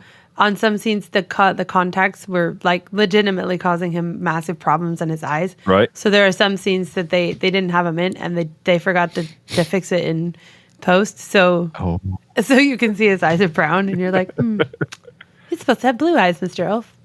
But that's the only time. I thought it was funny that the Zod people flew like beetles. they do look like, I think because they're black bodies and silhouettes. Yeah, very much and the way that the people fly through the air. Yeah. So rigid and weird. I was like, look, it's 3 beetles. Oh wait, those are the Zod people. Legitimately, when they were first flying the screen, Celeste goes, "Are those like alien beetles?" And yeah, that's what I said. And Jill said, "Oh, it's aliens." Celeste, yay, we are twins. That's exactly what I said. I was like, look, beetles. Oh, Francisco was like, what? I was like, they look like beetles. Giant beetles. Not the singing ones. Can't buy me love. Why are you singing? But I can rule the world's inhabitants. Because it's the Beatles. I was making a joke. It's not funny. Don't you like do the Beatles? that. What? What? What? Hey, we're the monkeys. Here's what. Yay! I wanted to make that joke, Dallas, but I refrained. Let's get to our classic makers, the things we love most about Superman 2. Let's start with Christy. What's the thing you love most about this film? I guarantee that no one will have my classic maker. The first 30 seconds. Oh gosh, of the yes. So explain what happened. Okay. I've never seen this movie, and I'm not like Christopher Reeves is cool, but I'm not like a huge Superman fan. He's not my favorite superhero, so whatever. But I can't his straight face. Hang on.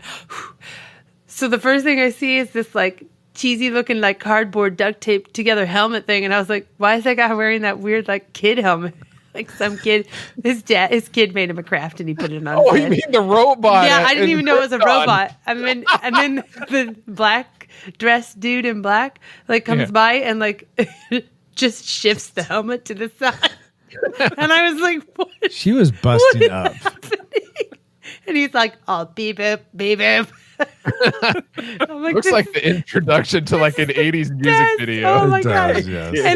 And then the three are standing in that ring together, and they're all wearing black and staring up. And I was like, "Mama!" Ooh.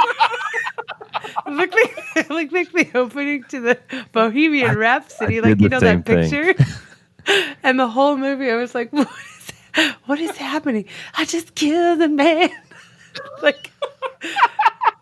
This is the best opening ever. And then, the movie was just not as fun after that. And it got serious. Yeah. Really annoying, and that weird grunty Yeti guy. But he sounded like a weird Yeti thing. But I just thought it was fun. I was full on belly laughing, and my tears streaming down my eyes because you could fake a neck snap. Why did you have to shift the guy's weird cardboard helmet to the side? Excuse me, Joe. I'm sorry. I gotta pretend to break your neck. No, it's okay. I made an extra bang and put some shiny duct tape on it. It's nice and roomy in here. The director paid me $20 to stand here. Beep, boop, boop, beep, boop. Error does not compute. Oh, nice Twinkie. Let's go to Dallas next. All right, so my classic maker? Yes. All right, so my classic maker is, while not executed completely well, the concept of his actual conflict with Zod and his minions. I like the fact that it wasn't like a quick 2-minute fight. Like I really there's so often that you have these great action movies and you have the two people are coming together to fight and they're equally matched, and it's like, all right, fight's over in 5 minutes, and that was it. Yeah. This it was what, a good 45 minutes where he's actually fighting them, he's conflict with them, and there's resolutions going through. So I really appreciated that whole process. I appreciate that he literally got his butt handed to him the front end of that movie. Or not the front end, but the front end of that fight in New York City. Front end of the bus. I hate it when they do that, though. I hate it when that cheesy, constant, never-ending, story trope. Yeah, where the bad guy has to get beat, pound, and grounded until near death, and then they win. Of course, not unless you're Braveheart. Right. Then you get your guts. Then you're gonna hate. You're the going way to it hate ended up Dragon in. Ball Z movies then. Yeah, you will. But what I liked about it was at the end was he realized the only way to actually defeat these guys was to take them down a level and to have them lose their powers, lose their abilities. That was the only way he was going to win this. He actually had to outthink them. Brilliant switch. Yes. But how does he? He's really. We'll get into that later. Okay.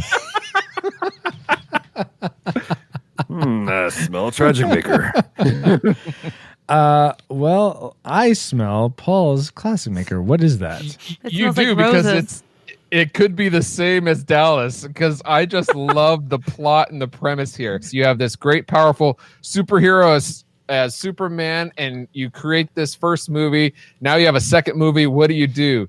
You bring in not just one, but 3 people that are just like him to battle. And it's like, yes, this is amazing.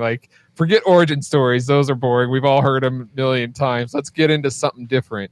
And so we have the Zod and his two minions. Is it Nod? Nom? None? Anyway, that big guy, Ursula, the Sea Witch, or whatever her name was. Anyway, so I just love the idea. Outfit was too uncomfortable. I love the plot of these three, and I don't think they did it 100% well, but I love the idea of Superman.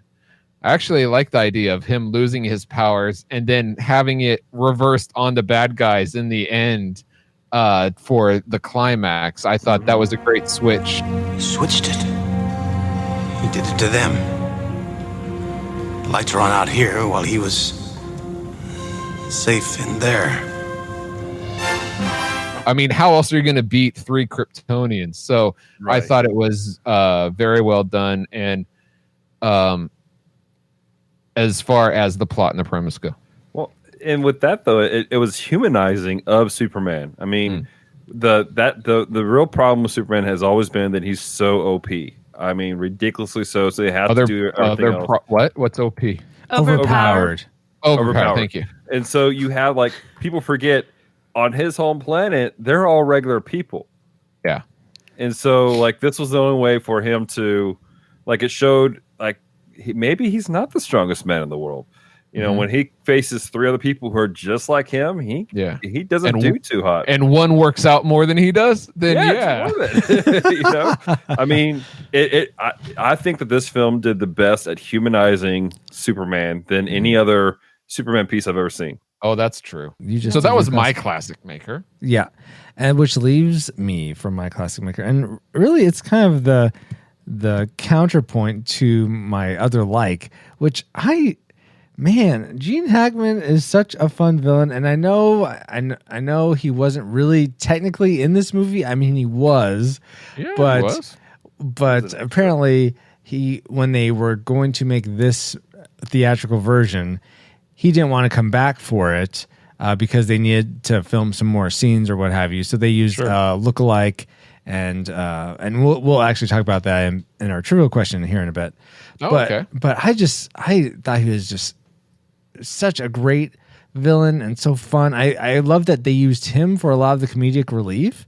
I mean that one part where he says Australia. I mean that was the part that just busted me up. I loved that moment so much. Why is that so funny? I don't know. I think I wasn't expecting it. I was expecting him to say something more about California because that's what he is trying to get in the first movie, and just the idea that Australia has Otisburg all around. That's a callback to Superman 1. Yes, exactly.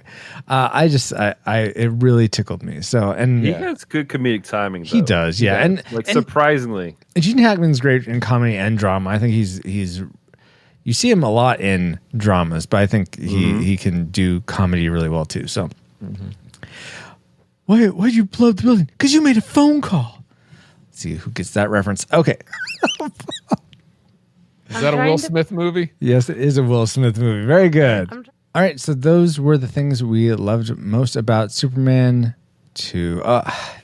Okay, guys, you know what? I did forget to mention something else. POS. He loves Star Trek, but he hates bad Star Trek. Matt McKinney, joined by Offscreen Kim and occasionally Drew Bax, the sociopathic Talaxian, take on Star Trek, Smallville, and whatever other shows might appear in his field of vision.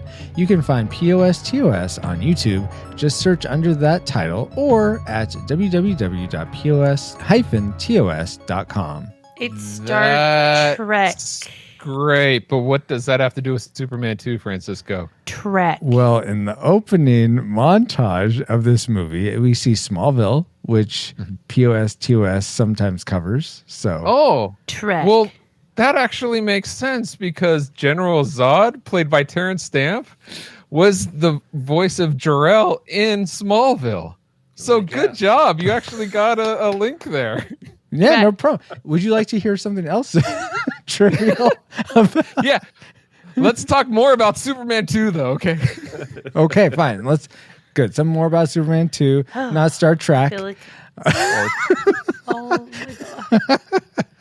That's just for you, It's hon. gonna just crawl off my body and go away.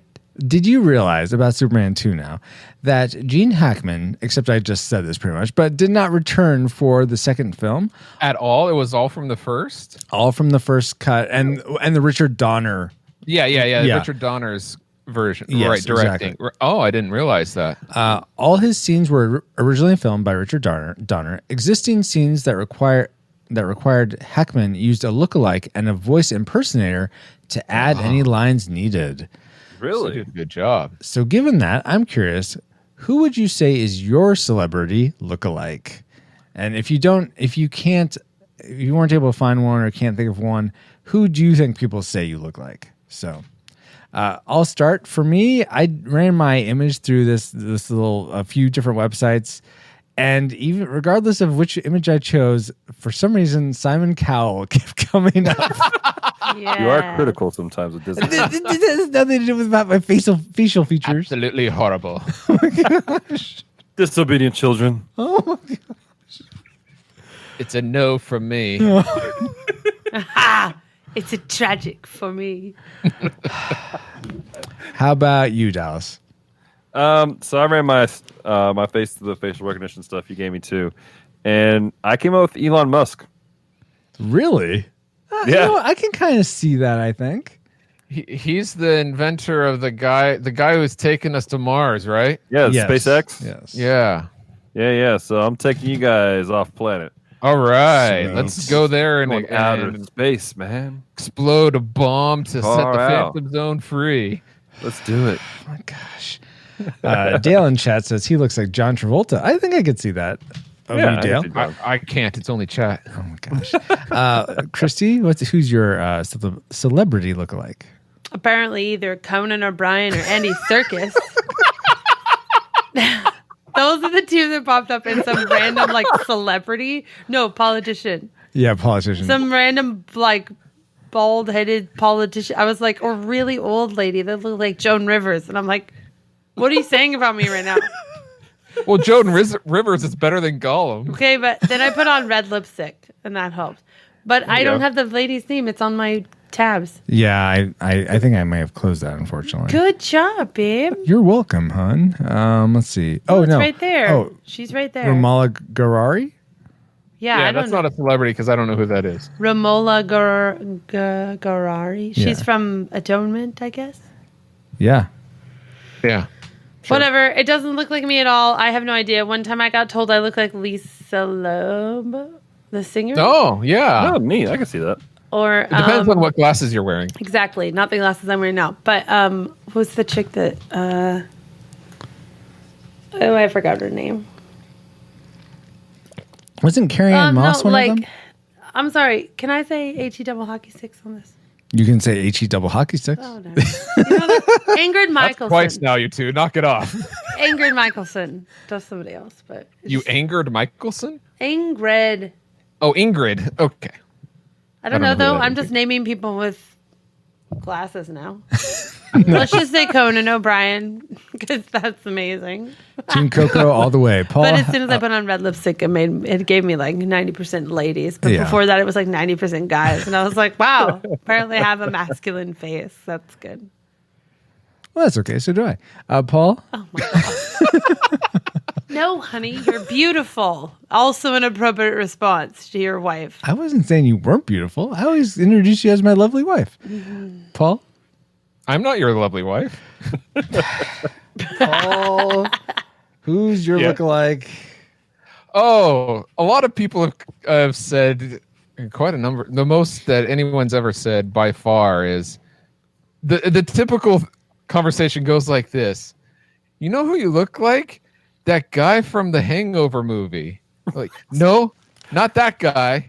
No, the other guy, which is the dentist who gets his teeth knocked out in the Hangover movie, which is played by Ed Helms. And Oh, the he's guy also- from The Office. Yeah, he's also in The Office and the movie Tag and a couple others. Guess I can kind of see that. Ish. Yeah, but that's by far the number one person I've been associated I with. like the Chris Farley one though. Yeah, Chris Farley. I tried to do that. I tried to make myself look funny, and then it All just gave me right. an old guy again. I was like, oh gosh, I'm an old politician. That's all. If enough people request it on the Facebook group, I'll post that picture. Nice. Request it. Request it. Okay. Well, now that you found out some trivial info about us, let's find out what memories you or our awesome listeners had about Superman 2. Wardale White says, the best Richard Lester film Richard Donner ever directed. I liked it better than the original. Best use of product placement ever, in my opinion. Anybody seen it? Oh, in my opinion. Anybody seen the Richard Donner cut? I have not. Paul, have you? Yes, I have. Christy, I assume you have not, since this was your first time seeing this cut. Yep. That was a great answer. I don't know how you did that, but that was amazing. So wait, you have seen it or you haven't seen it? I haven't. Okay. I don't know what just happened. And Dallas? I've seen portions of it.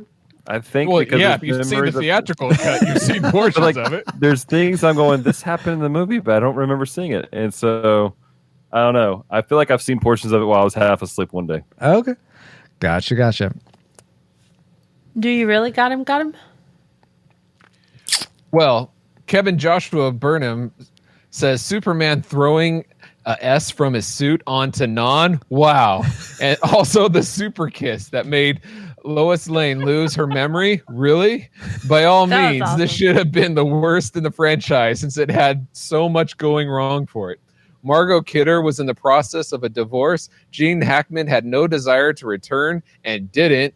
The scenes used was those cut from the first film. Richard Donner was fired. John Williams was under obligation to score Return of the Jedi, and Christopher Reeve had to do reshoots because of his physique changing from workout routines. Plus, a few didn't like him on set. It could have been a bloody mess, but it turned out fine. At least the Donner cut, that is. Ryan R. Jackson says, as a kid, I remember the fight between Superman. The fight between Superman and the villains. It was my favorite part. B. It does say in the villains. I know. That's what I changed it. I'm not sure if he means part B as in like part 2 or B was just a typo, but I think that was a typo. That was my favorite part. So thank you, Ryan, Kevin, and Wardale for those memories. And none of them really lead us into the things we didn't like about Superman 2. Well, I mean, I guess some of Kevin's did because it could have been a mess. And let's talk about the things that we thought were a mess. Let's bring up our Worst 3. And let's start with Paul this time.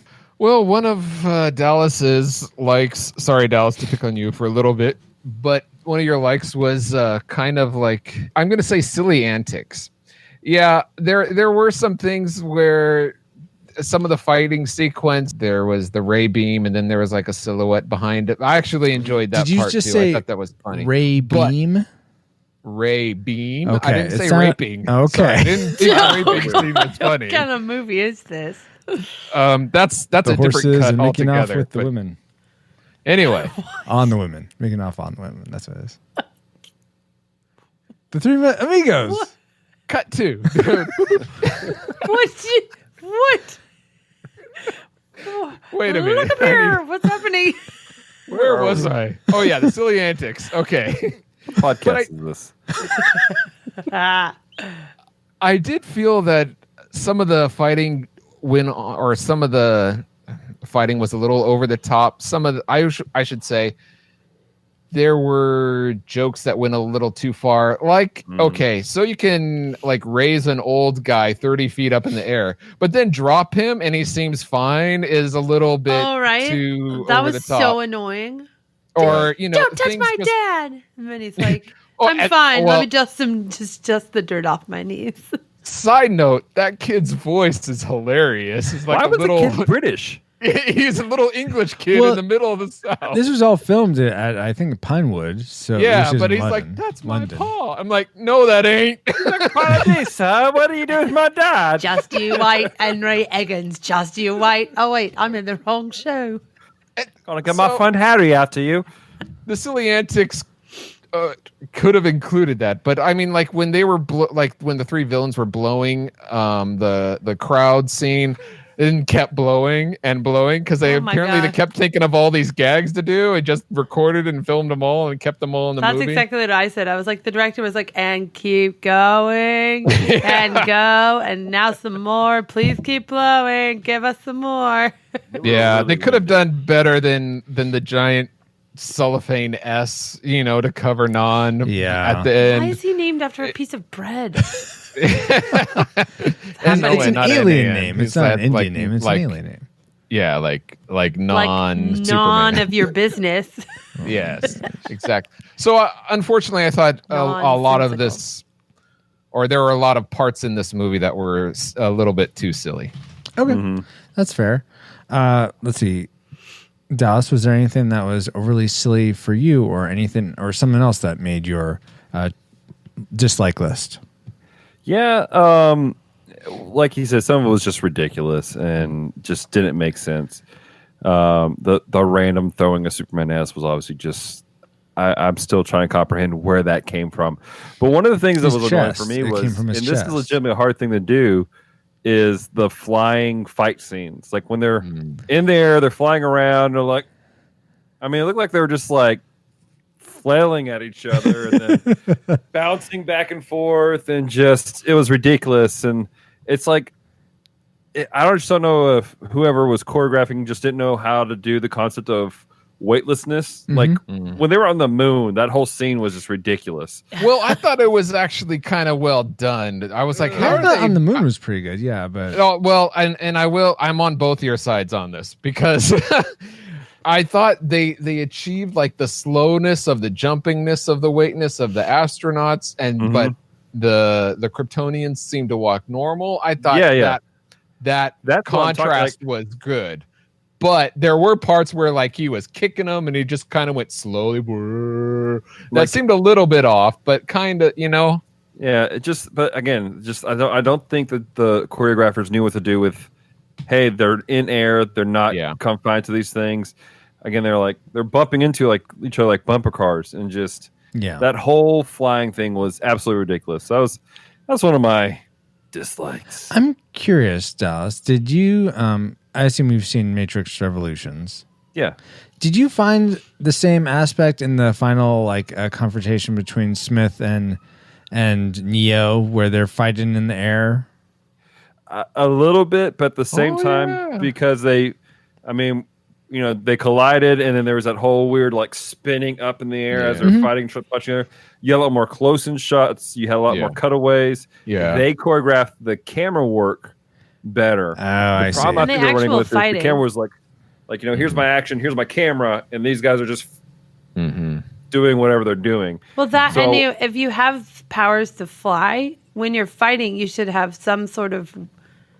I don't want to say gravity, but it should look like a power that is hitting another powerful thing, rather than like a little floaty thing is hitting a little floaty thing. Yeah. But it's not, if you're humans in space and you bump into something, it looks different. If you're Kryptonians, you have the power to fly. You're harnessing a superpower. When you hit something, you should be able to see the impact like you would if you were dealing with gravity. And I wonder if we're quote unquote spoiled from movies like Man of Steel, where they're like zooming at each other and boom, they have that hard hitting, because there is a bit of science at play where I think they would be in fact floating things that kind of float near each other and kind of like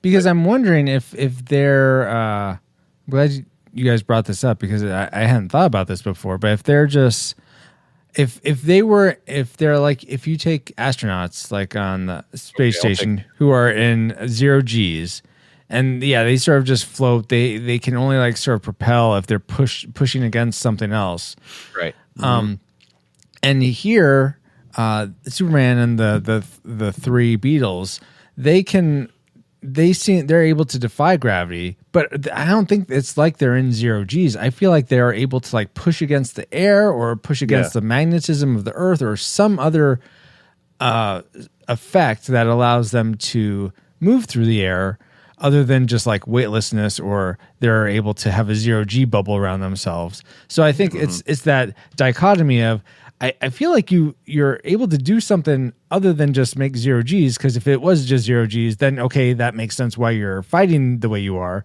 But I don't. But I think this is why the movie didn't go into it, because when you get all sciencey, it just gets boring.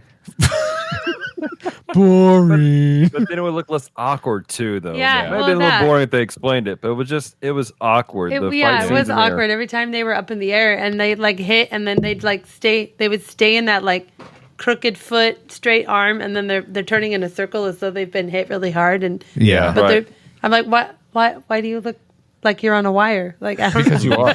Because you are. Like I think that the flight scenes in the first Superman movie were better than in this one. Even though there wasn't conflict with him in the sky, they were better shot than they were in this film. Yeah, definitely agreed. I don't remember that one. Well, I will say, since Dallas, we had you and Celeste on covering the first one. I'm so glad that you could join us for covering the second one, and I'm so glad that we can have Christy, who was on for when we covered Superman 3. So this is the conglomerate of all three together. So that's cool. Totally. Were you going to go somewhere with that? No, he just wanted to say that. Oh, okay. Think Fair. segue. Chrissy, what's the one dislike you had? All the dislikes. trash The weird bad guys. They were so annoying. Every time I saw them, I wanted to just start singing Queen. Mama. Because they're dressed in black and they're from... I don't mind the Zod head dude. Like, he was all right. But why'd you have to make the mute dude mute? And the mute Cebu?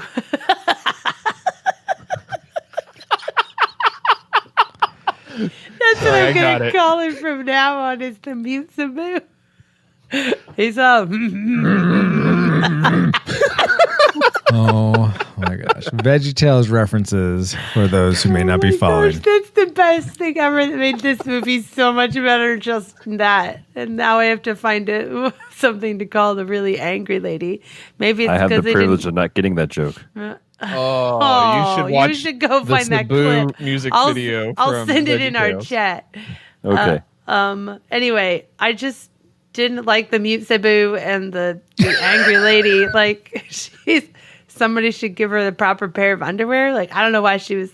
They're just so annoying. They're like pointing their weird fingers everywhere, like blowing wind everywhere, and flying like beetles everywhere. And I'm just like, there's so many better villains. And then the Zod dude is like, kneel before stuff. Like, what? And then he's all like, I'm bored. I conquer the world. This earth is stupid. Well, if it's stupid, go find another place. Why are you still here? I win! I always win. Is there no one on this planet to even challenge me? Is that the best you can Dream do? of challenging you. Pity, why not? Come to Zod. Neil. Or what was his weird hand thing when he was like, go get him? And he like only just like slightly waves his hand just so letting a sweet old lady pass him in the supermarket. Like, I don't understand. I don't really understand either. Also, now I want some naan. He's Go ask none of the your Moot business. Cebu for some. I'm my one of the Wait, things. did you say Moot Cebu? One of the things I disliked.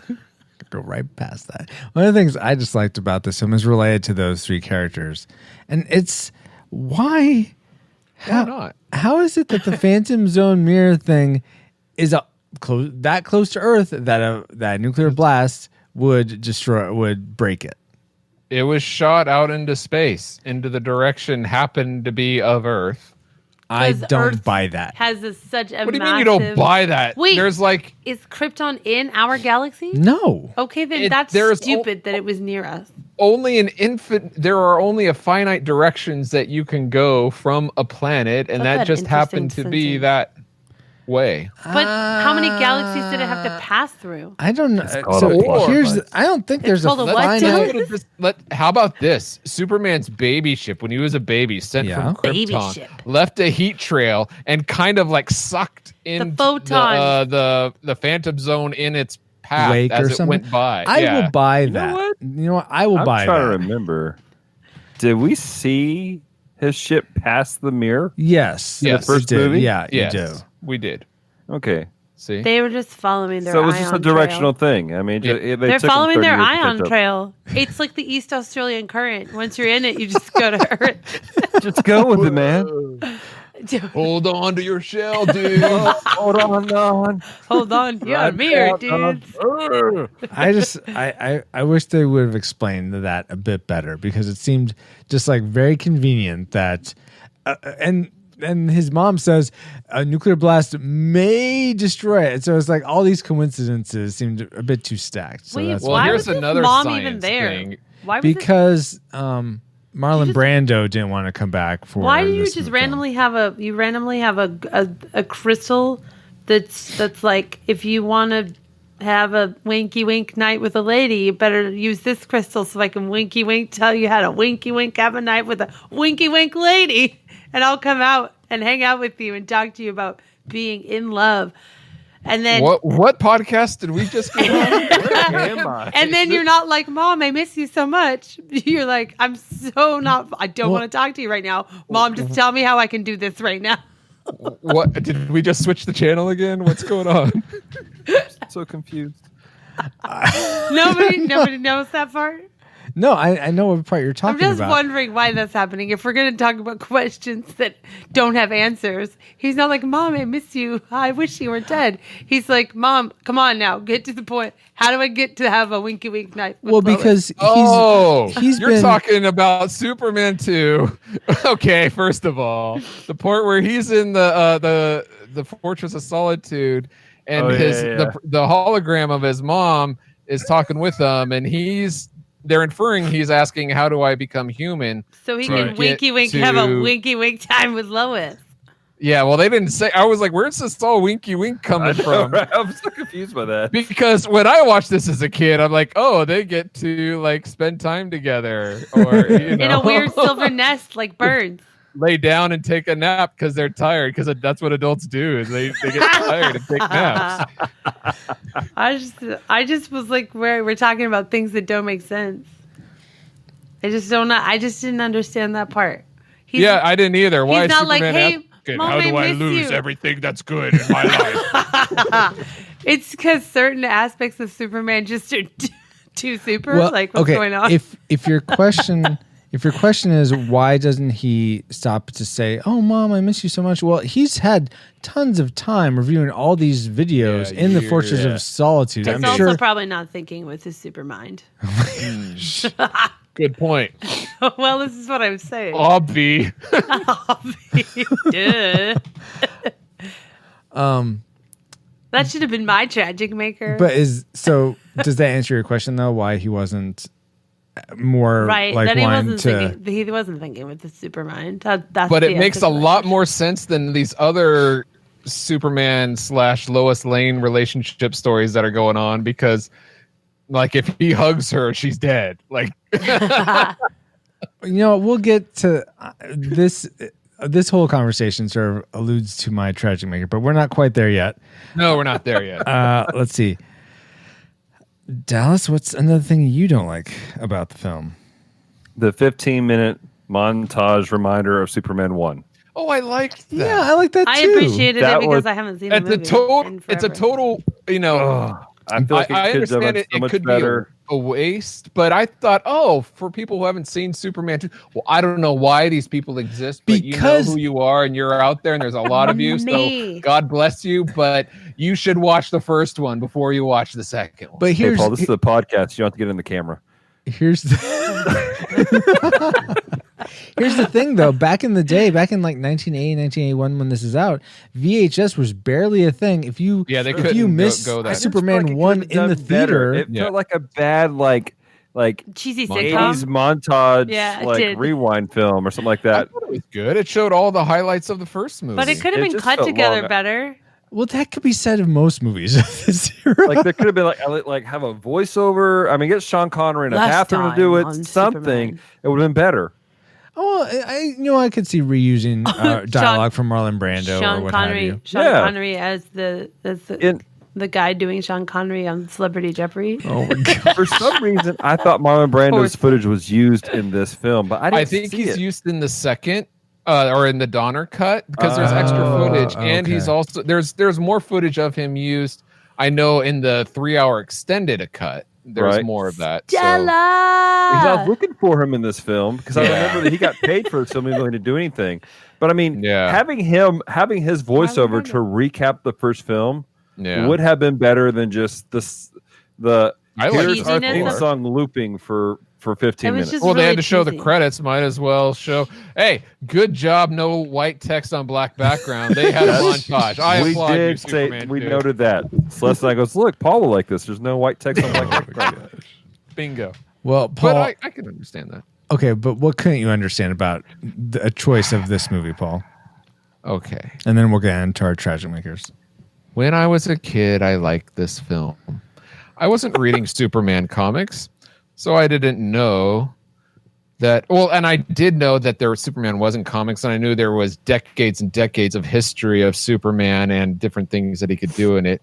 But I think having the villains and Superman have all these powers, not just strength, flight, and heat and coolness. Oh, yeah. But you add levitivity. I can't even say it. It's so ridiculous. There's that too.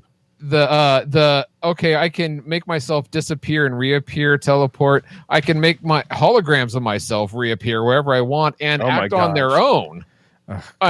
So all these things that I think were unnecessary. I think if they were smart enough, they could have done without it.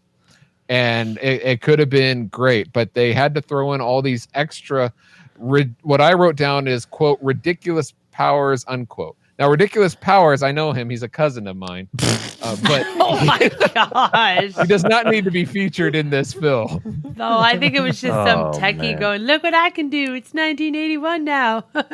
Yeah. It was that really, may be it, but I think the movie suffers for it. Yeah. It does. That was actually, I'm going to have to change my Tragic Maker now, but that was so annoying as someone who, I remember being a kid before reading comics going, wait, what's what? up with this random throwing an S out of his chest somewhere? Yeah. And just, I can give Superman a pass with the holographic clone things because he's in the Fortress of Solitude. Theoretically, we could have him have some sort of thing. I mean, he reversed the polarity of the machine. I can get it. Yeah, the fortress is projecting it, not him. Yeah. But then he said, I had trouble doing this as a kid or something like that. I figured that. Yeah, that kind of throws it off, I guess. Yeah. But the rest of it, I mean, like, I'm going to point at you and shoot lasers and levitate people and just, it was so weird. And I don't understand any of it. I will say this, though. It's not as horrible as going back in time and creating alternate realities. It's a true story. Where an earthquake appears but never does. Or does it? This isn't Superman 1, guys. There is no earthquake. Oh, my gosh. Okay, what are the things we hated most about this film? Our Tragic Makers. Let's start with Christy. Okay. When you're flying with Superman, but you don't have Superman's powers, and he's helping you fly, you're not going to look like him. You're going to be a floppy ragdoll because gravity is pulling you down to Earth. So when Lois is flying with him, and she's all like beautiful with her toes pointed flat, and she's got her arm wrapped around him, and she's snuggling next to him, she'd look like a sack of potatoes being dragged through gravity. Also, why did she get to fly so nicely with him, but she has to ride on the back of the mute Cebu? Like, what is this? Like, that makes a little more sense. And then she's like, I'm going to fall off. So it's like she understands gravity when she's with the mute Cebu. Yes. But she doesn't understand gravity when she's next to her. No, because she's in love. And love conquers all. Love makes you float. Is that it? Yes. I was like, wait, that's not at all how that would work. You would not. No, but since when does reality have anything to do with Superman 2? It's true. But this was before all the weird extra powers. That's true. I didn't know all that was coming. I was like, it's so cute. And then they fly off together. And I was like, dude, Superman, you should be like cradling her or piggybacking her or like shoulder ride, like something like, look, you're so tall, Lois. You can see over Mount Everest. Like, I don't know. Like, come on, man. just doesn't. I want to see Lois Lane on the back of Superman, just like a magic carpet. Yeah, Teen Wolf. Do flips.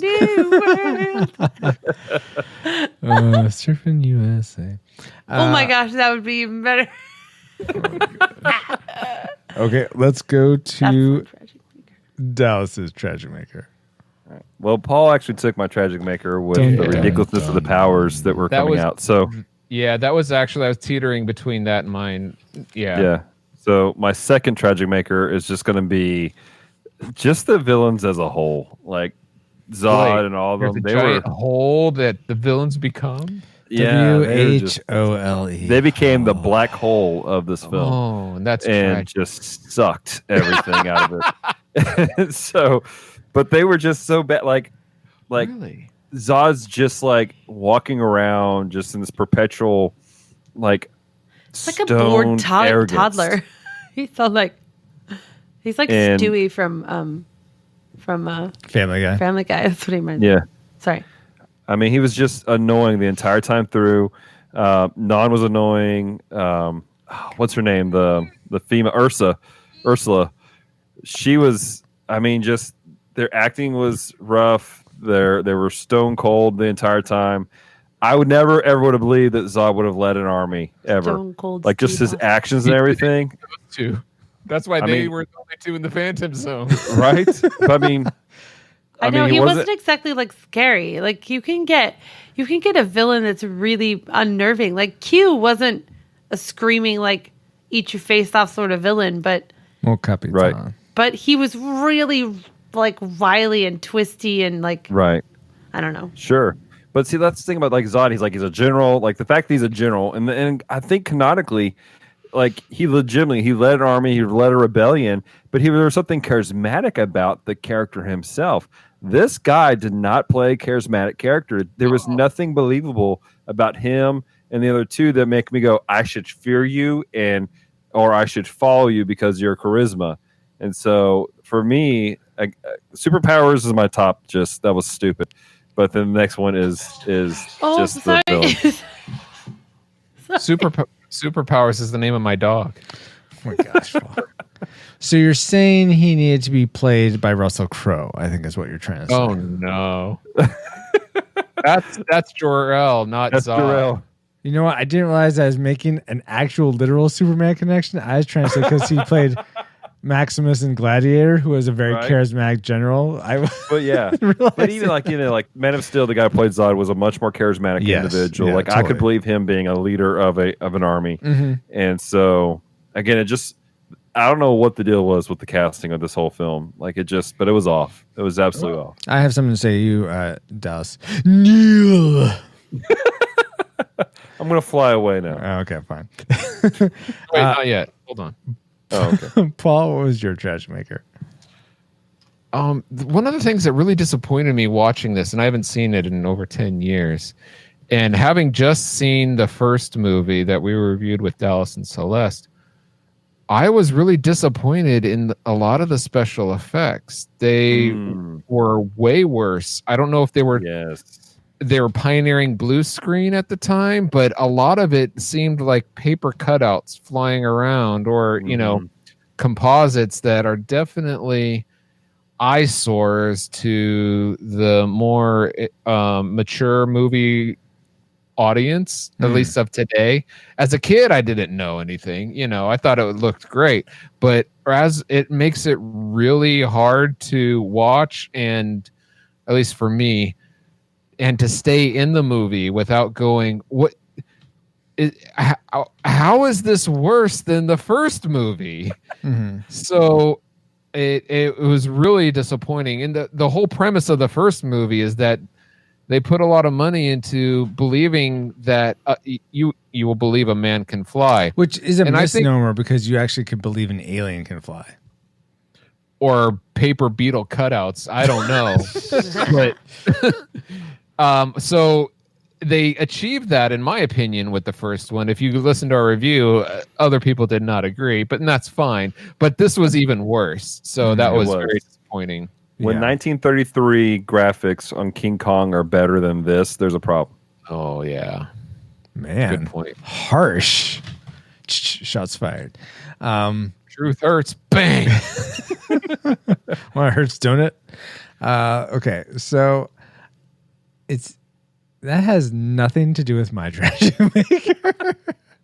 Nice And segue. I actually wonder if Christy, you might bring some illumination to my tragic maker here, because it has to do with emotions. I thought it. Oh, let me guess. The disobedient kid falling off Niagara. That's nice there with the parents. Oh, jeez. I'm not sure who'd be more angry at the parents or the kid. I mean, if I had carte blanche to do as many dislikes as possible, that would definitely make the cut. But alas, I do not. Real quick, who did you find more annoying, the kid or the parents? This is a freebie. Man, I don't know. I'm mad at the parents, I think. Yeah, it's marginal, but I'm gonna say the parents, just that they're just totally oblivious. Yeah. But that kid, I mean, what are you thinking? Just on that side, do it on the other side. Ugh. Anyway, okay, enough of that. Tragic Maker. Stop me if I'm wrong at any point here. In the first movie, we would have stopped at episode 1. Oh my gosh, Christy. Anyone who's familiar with Superman 1, Lois Lane sort of falls in love with Superman, with Jor-El, with the man with the powers. Kal-El. Kal-El. With essentially this Superman, the superhero. She does not fall in love with Clark Kent, right? She doesn't know that they're the same person. Okay, but she falls in love with this guy that can do all saves her from a helicopter falling, saves her from an earthquake. What? You got me. Who's got you? Yeah, exactly. Okay, so then we get into this movie. She's still in love. He saves her from in France. She's still in love with Superman. Then they get to that point where she discovers he's Superman, and she says, "I'm in love with you." Okay, and what you guys said before, I buy that. Okay. Then they get to Fortress of Solitude, and he, because of what his mom says, winky winky stuff, he gives up his powers. Why is she still in love with him? I don't understand this, because he's a different person. He's now essentially Clark Kent. He's not Kal-El. I don't. Well, now we're gonna No, get he into isn't this. Clark Kent, because his personality is different when he's Superman, and he took off the disguise. But he's not the same person. He doesn't have all the powers that she fell in love with. He doesn't have. I think it's the persona, the presence of Superman. The charismatic, strong man. That's basically it. Whereas Clark Kent, however, Fine, there are right. elements about Clark that are part of him in that scene. Where he's like, he is a Boy Scout. He is a chilled individual. And so I don't know. He's still a farm boy. And I took it as, okay, he's this great guy, even without his super strength. So if he's not going to be Superman, there is no Superman, then he's still the next best thing out there. So, Chrissy, you're saying, what were I'm you? not saying anything. You want to be right, so you're going to be right. No, I want there you to go. understand. I want to understand. There is no way for you to understand you're a Vulcan. Francisco, Yeah. I agree. As a guy, I agree with you. I'm like, look, you just want him for his body, his super body, because you don't know him as well as you think you do. Mhm. So I was kind of shocked too. So I figured, given the benefit of the doubt, that she's like, okay, well, if he decides he's not going to be Superman anymore, do I still want to be with him? Yeah, because there's, no one else better. Who am I going to go with? Jimmy Olsen? No. I guess there's this also component that he's willing to give up so much for her. Yeah, he doesn't have to be an idiot. Sorry. I should... Wow. But I think, maybe that's a component that, that deep sacrifice probably is very meaningful. So maybe that goes to, yeah, he sacrificed, as Dale said in the chat. But I think that leaves us with all our tragic makers done. Now that we've entered all our targeting information into the firing computer, Alice, do you have a firing solution for us? Okay. Firing solution complete. Rating salvo at the ready. On your mark. Do we rate Superman 2 a classic? We'd recommend anyone go out and see this movie, whether they've seen it before or not. A nostalgic, it's worth your time revisiting if you remember liking it as a kid or a young adult or last time you saw it. Or a tragic, we'd recommend no one see this. If you've never seen it, keep it that way. If you have seen it before, keep any good memories you have of it intact. Don't rewatch it. So let's start with Christy. What do you rate Superman 2? A tragic. Tragic. Okay. Just boom. And for sort of context, do you recall what you read Superman 3 in I episode think it 1? was a tragic too. You actually read that classic and Why? Because you love the relationship between Clark and Lana. No, I think it was actually. That was me. Sorry. I think it's because back then you didn't want to make a movie feel bad, and it was only between classic or second class, so you chose classic. Oh, okay. Listen to the episode. I don't want to because I don't like that movie. But you can re-listen to the episode. You don't have to rewatch the movie. All right. Okay, tragic. Fair enough. Dallas. Okay, so to be perfectly honest, the first half of this movie, I was like, this is a tragic film. Ooh. The first half of the movie, I'm like, I'm done. This is tragic. I'm going to shoot it in the back of the head. Right. Let it go. So tragic. Paul, what is your rating? But wait. The second half of the film redeemed it. Oh. I'm going to give it a strong nostalgic because of the last half of the film. Oh, really? Okay. Fair enough. Paul, how about you? Okay, you guys don't understand.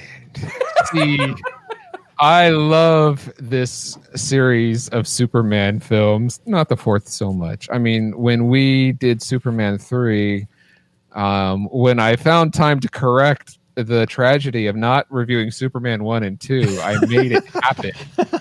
Because yes, this is Paul's birthday pick. Real quick, happy birthday, Paul. Oh, thank you. Happy birthday. So I love the Superman Christopher Reeve films, not for as much as I said, but growing up, this second one was my favorite of them all. Oh, so really? The nostalgia on this is just firing on all cylinders. So to me, there are bad things about it, or I should say, it doesn't hold up as well as it should. But that being said, I recommend anybody and everybody going out there and at least giving it a shot. So it's definitely a classic from me. Classic from Paul. Okay. So let's be the tiebreaker, Francisco. Yes, because I'm the tiebreaker. Yes, no, I thought you were saying we would need a tiebreaker after me. I was no, you're the tiebreaker. Yes. Man, so I think I'm the antithesis of you, Paul. This is probably my least favorite. I think growing up, I enjoyed the third one most because of the robot. I thought that robot was so scary and also so compelling as a bad guy at the end of Superman 3. And I thought computers and technology was cool, so I think that helped. And also the duality of Superman facing himself was really interesting. That is an awesome scene of all in cinematic history. The fight between bad Superman and good, like Clark Kent, that is a great scene. Yeah. So I think growing up, that was probably my favorite of the four. And this one, I don't know. It just doesn't. I don't. Maybe I just don't like him fighting people that are equally matched, and it seems like really challenge.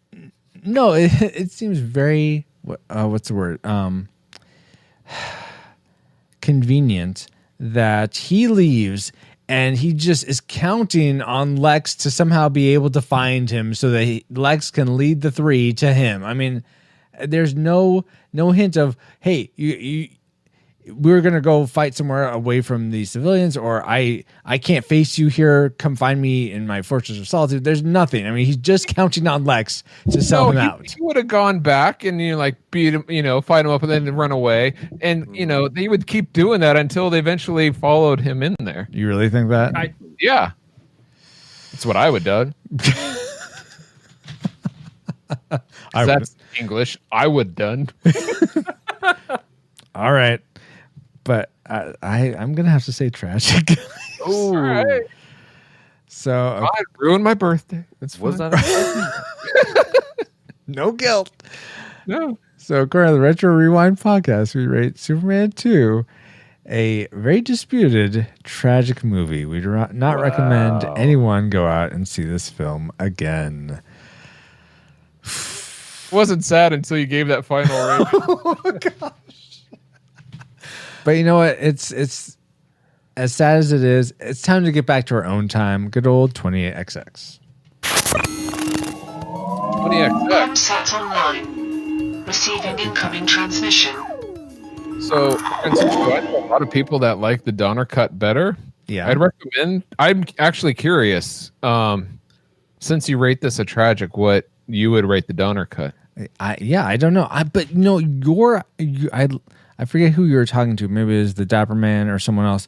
But having a smash cut or just one long movie that actually corrects everything, uses everything as it was supposed to be from 1 and 2.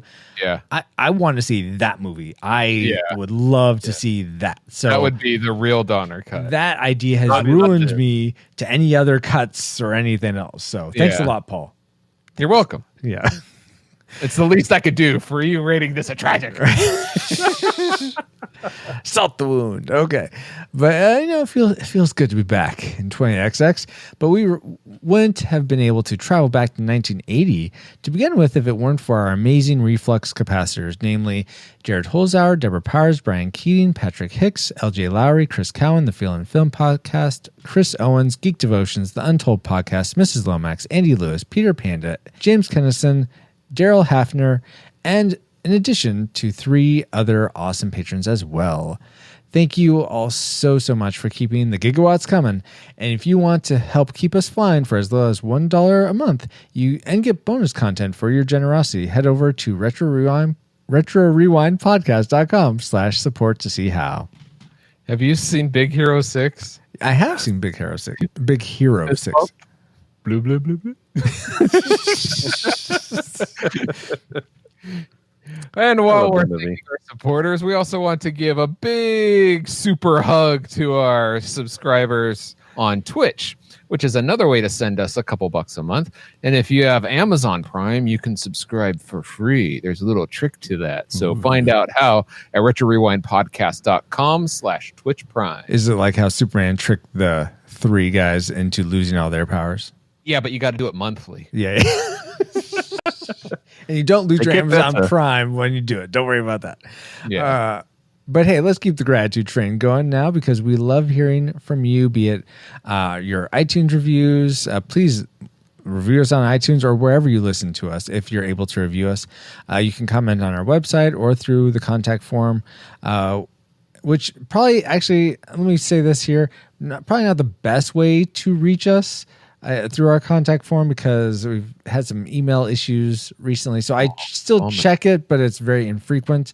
So if you've contacted, best places are like, well, you know what? Why don't you tell us some of the best places here? You'll tell us some of the best places here in a bit when you share our social media, Paul. Okay. But I can't wait. Well, wait a little longer. RetroRewindPodcast.com/172 is the place to find timestamps for this episode. Timestamps, not Terrence stamps. Oh. Links to contact us and links for voting on the movies you want us to review. But that's not the only place you can reach us. Paul, where else can people find the show and better places to probably contact us and also yourself specifically? It's about time. So you can talk to us on social media. That's probably the best place to contact us. We are Retro Rewind Pod on Facebook, Twitter, Instagram, and maybe a few more. Check them out.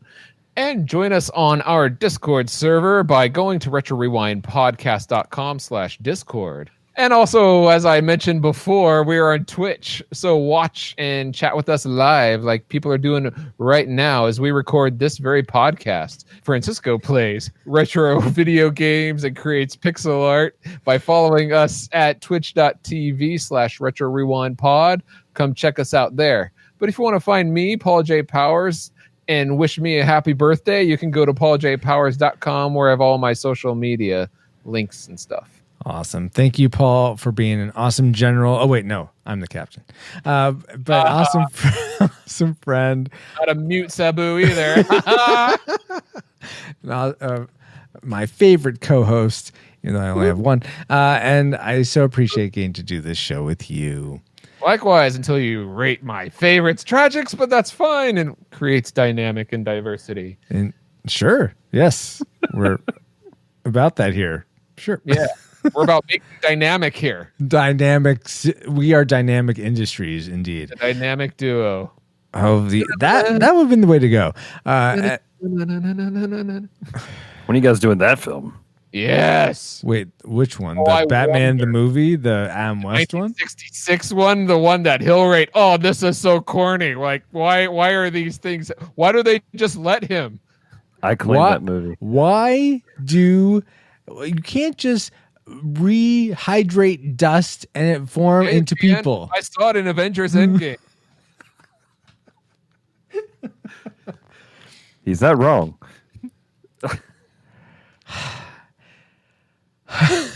I am also grateful to our guests for taking time to discuss Superman 2 with us. Let's start with Chrissy. Where can people find you online? And is there anything you'd like to promote? Find me on Facebook, or if you want to find me, ask my husband. He knows where I'm at most of the time. And I don't really have anything to promote except for go to bed on time, or else you'll fall asleep on the Retro Rewind podcast. Or probably listening to the Retro Rewind podcast. I fall asleep listening to podcasts, so y'all's voices just put me to sleep. Sorry. Oh, you're welcome. You are very welcome. No, don't talk like that. It's creepy. Like it's my bedtime yet? I'm not going to do it. This is just my natural voice. When it's bedtime. Let's see. Wow. Let's see. Where? Dallas. Where can people find you online? And is there anything you'd like to promote? Yeah, you can find Celeste and I at Geek Devotions on Facebook, Instagram, and Twitter. We also have a website, geekdevotions.com, where we do weird hand motions and look at people awkwardly. I'm just saying that it's because what we do here at Retro Rewind Podcast. But no, that's where we're at. Celeste and I, we have a YouTube channel, Geek Devotions. We do geek pop culture devotionals every Friday at 4 p.m. Central Standard Time. They're designed to encourage those in the geek community and let them know that they are loved. Boo. Awesome. Thank you so much, Dallas and Christy. Thank you so much for being here. It is awesome having you on the podcast. But you know what? I want to thank someone else, even more so than our guests, and that's you. Yes, you listening right this very second, and then this second into the next minute. If you're still here now listening to us, appreciate you so much. Whether you're a first-time listener or a part of our Rad Rewinder community, thanks for spending time with us, and we pray you are more joyful now than when you first hit play. I have been and continue to be Francisco Ruiz. Find me on Twitter and Instagram at FXRUIZX, and you can hire me to do pixel art illustrations for you via Fiverr at retrorewindpodcast.com/Fiverr. We are also proud to be part of the Retro Junkies Network at theretrojunkies.com and the Christian Geek Central Network at christiangeekcentral.com. You can catch us at either of those, but like a Pokemon, we got to catch you all on the next episode of the Retro Rewind Podcast. Retro Rewind mission complete. Proceed to nav point Omega and return to base.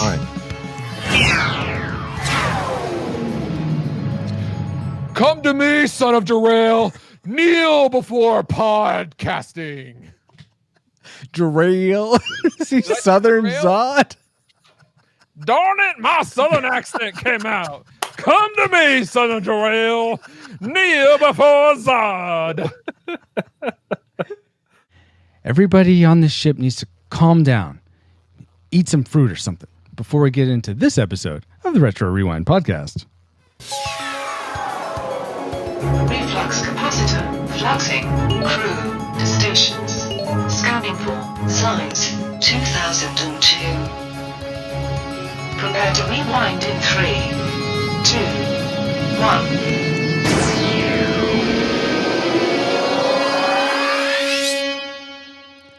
Welcome, Rewinders and new listeners, to the Retro Rewind podcast, where we take a fresh look at movies and games from 15 or more years ago. I'm your captain of the pod, Francisco Ruiz, and I'm joined by your XO and mine, Paul, the Master Interrupter Powers. There's a monster outside my podcast. Can I have a glass of water? No. Also, for this discussion of the film Signs, we welcome aboard for the first time creator of That Story Show podcast and the Nobody's Listening podcast community, the storyteller extraordinaire, James Kennison. Hey, James. Hi, everybody. I'm so glad to be here. Oh, my gosh. We're so glad to have you here, James. I'm excited. Let me see. I was wanting to say something cute. Macaulay Culkin finally got to kill somebody. It was his brother. But I think I was about to say it's a dog, but he tried in that one movie. I think you might be incepting that a little bit. But now that you have a quick flyby of who we are, Paul, can you give us a quick overview of the production specs for Signs? Okay, sure. I saw the Signs and opened up my eyes. Oh my gosh. Signs was released on August 2nd of the year 2002. It runs an hour and 46 minutes and is rated PG-13. It's directed by M. Night Shyamalama Ding Dong. Ooh ee ooh ah ah ting. Anyway, it with lead stars Mel Gibson, Joaquin Phoenix, Rory Culkin, not Macaulay Culkin, not Macaulay, and or the other one, and also really Little Miss Sunshine. The music was composed by James Newton Howard, and Signs, the movie, was made for about $72 million. Wow. And it earned over $400 million at the box office. Wow. Good job, Signs. I don't know where that $72 million went, but anyway, that's a lot of corn. But given this and the fact that it's a sci-fi horror genre, how high do you think it ranks among the other 71 movies made since 1979 in the sci-fi horror genre? James, why don't you go first? What's your guess? How many numbers are there to choose from? 1 to 71. Oh, I would say a solid 60. 60. I feel like it's a lot higher than that, but I'm going to go with 30. Nice, but you're wrong. It's 3. 3? What? Oh my gosh. What? In sci-fi horror, it's 3? Sci-fi horror, yeah. 3? Alien is number 7. Aliens is number 6. Number 1 is I Am Legend. And number 2 is War of the Worlds with Tom Cruise. Who made this list? Inflation made this list. That's what happened. Inflation. How much money it made. I thought it was how good it was. Oh, no. I didn't know I was answering that. How much money did it make? 3. It's number 3, obviously. There you go. Well, then, you won then, James. Of course. Yeah, of course I just understood the question. Jeez, Paul, ask the question better. Contaminated water. Wow. Thanks. Oh, my goodness. Well, thank you for those factoids, Paul. And let's see if any of them factor into our memory mind meld or our subsequent roundtable discussion, which we will get to once Alice has located our target film. Alert, alert. Approaching target. Spoilers incoming. Establishing analysis vector. In the last 2 hours. Critics are calling Signs thrilling. 2 thumbs up. The most fun you'll have being scared this summer. M. Night Shyamalan's Signs. Rated PG-13. Starts August 2nd. Yes. The most thrilling time you'll have at the movies. That commercial definitely brings back some memories about Signs, but to give you some context for the things we collectively remembered most before our rewatch, here is our memory mind meld synopsis. Single father raising a girl who loves to ask for water but never finishes it, and her dad puts up with it. Aliens invade, leaving crop circles at first, and dogs start to go missing, then making appearances on local news reports. The priest's dead wife tells the family how to kill the aliens. Aliens don't like water, so family uses girls not in drunken glasses of water to throw at them and fight off an alien invasion. Something like that. That was kind of right. You didn't mention any corn. Yeah, some of these memories were incepted, so we don't mention every single thing from the memories. They're melded together. I was so impressed that I remembered something that was actually in the movie. And corn was definitely a huge part of the movie, and I submitted that. Yeah. Well, maybe that memory was too amazing for us, James. But I'm sorry, sir. You have a title, don't you? Captain. I'm the captain. Okay, I'm sorry, Captain. I didn't realize I forgot for a minute. I forgot my place. I'm sorry, Captain. That's the first time a guest has shown that much respect. That's for true. You. That's pretty Maybe good. we should promote you a little ahead of forgiveness. schedule. You are forgiven, James. You are forgiven. All right. Permission to speak freely from now on, sir. Permission denied. It'll be interesting to see. What rating did they lead you to predict for this movie before rewatching it? Classic, nostalgic, or tragic? Let's start with James. Tragic. Tragic was your prediction. Oh, really? Oh, wow. Yes. I had no hope for this movie whatsoever. No. I was close because I saw it in the theater and I hadn't seen it since. Or if I had, I'd seen it one time. Yeah, and I remember being unimpressed. Yeah. I remember being disappointed with the ending. And I remember all of the times that people have mocked the movie since then. Okay. Yeah, so I was going to say tragic, but I also remember liking it in the movie theater. Mm-hmm. But so I said nostalgic because of that. But that time since no, I haven't seen it. I have no desire to see it. And what is your rank on the ship? I forgot. XO, executive officer. XO. Okay. So, and what is my rank? You're just a guest right now. You have to be on 3 times, then you earn the ranking of shipman. Oh, that sounds like a bad word. I don't want that. Well, if you're on 6 times, you get to be chief. Okay. All right. I'll shoot for chief. Okay. There we go. Okay. And my prediction was classic because I remember liking this movie a lot. I hadn't seen it in a long time though, so you suck it up to this movie, and the movie doesn't even care. What is it, The Bronx Tale? It'll be interesting to see if those predictions come true. But first, let's get into our discussion of the things we liked most about Signs. Let's spin up our Best 3. And let's start with James. What's one thing you liked about this movie? Though you apparently you're not so sure, but was there anything you liked? I have to pick one thing. Okay. One thing for now. We'll go with a couple more. Okay. All right. I already said one thing, and it's this: that Macaulay Culkin finally got to kill something. He's not Macaulay Culkin, and it wasn't himself. To me, with a bunch of bees at the end. To me, it's Macaulay Culkin. Okay. I knew that dude was a Culkin of some kind. Yes, I can't help it if he's got the wrong name and they got Macaulay Jr. or Macaulay Light. But not quite Macaulay. In place of that, I would say that Mel Gibson running around the house trying to act insane. I'm really upset. That was actually pretty good. That and seeing Dexter's Lab on television. I haven't seen Dexter's Lab for a while. Is that what that cartoon was? I knew it was a Cartoon Network one, but yeah. And by the way, his name's Rory Culkin. He has probably the most normal name. Macaulay. It rhymes with Macaulay. He's Macaulay Culkin to me. No. Okay. All right. I'm going to have to disagree with you there, but that's fine. Okay. Good. I'm glad it's fine. Paul, what's one thing you liked? Based off what James was saying is, well, not based, but going along with what he was saying, I enjoyed the acting in this. I thought a lot of the actors did a great job of their delivery, just all around. It was a really good cast.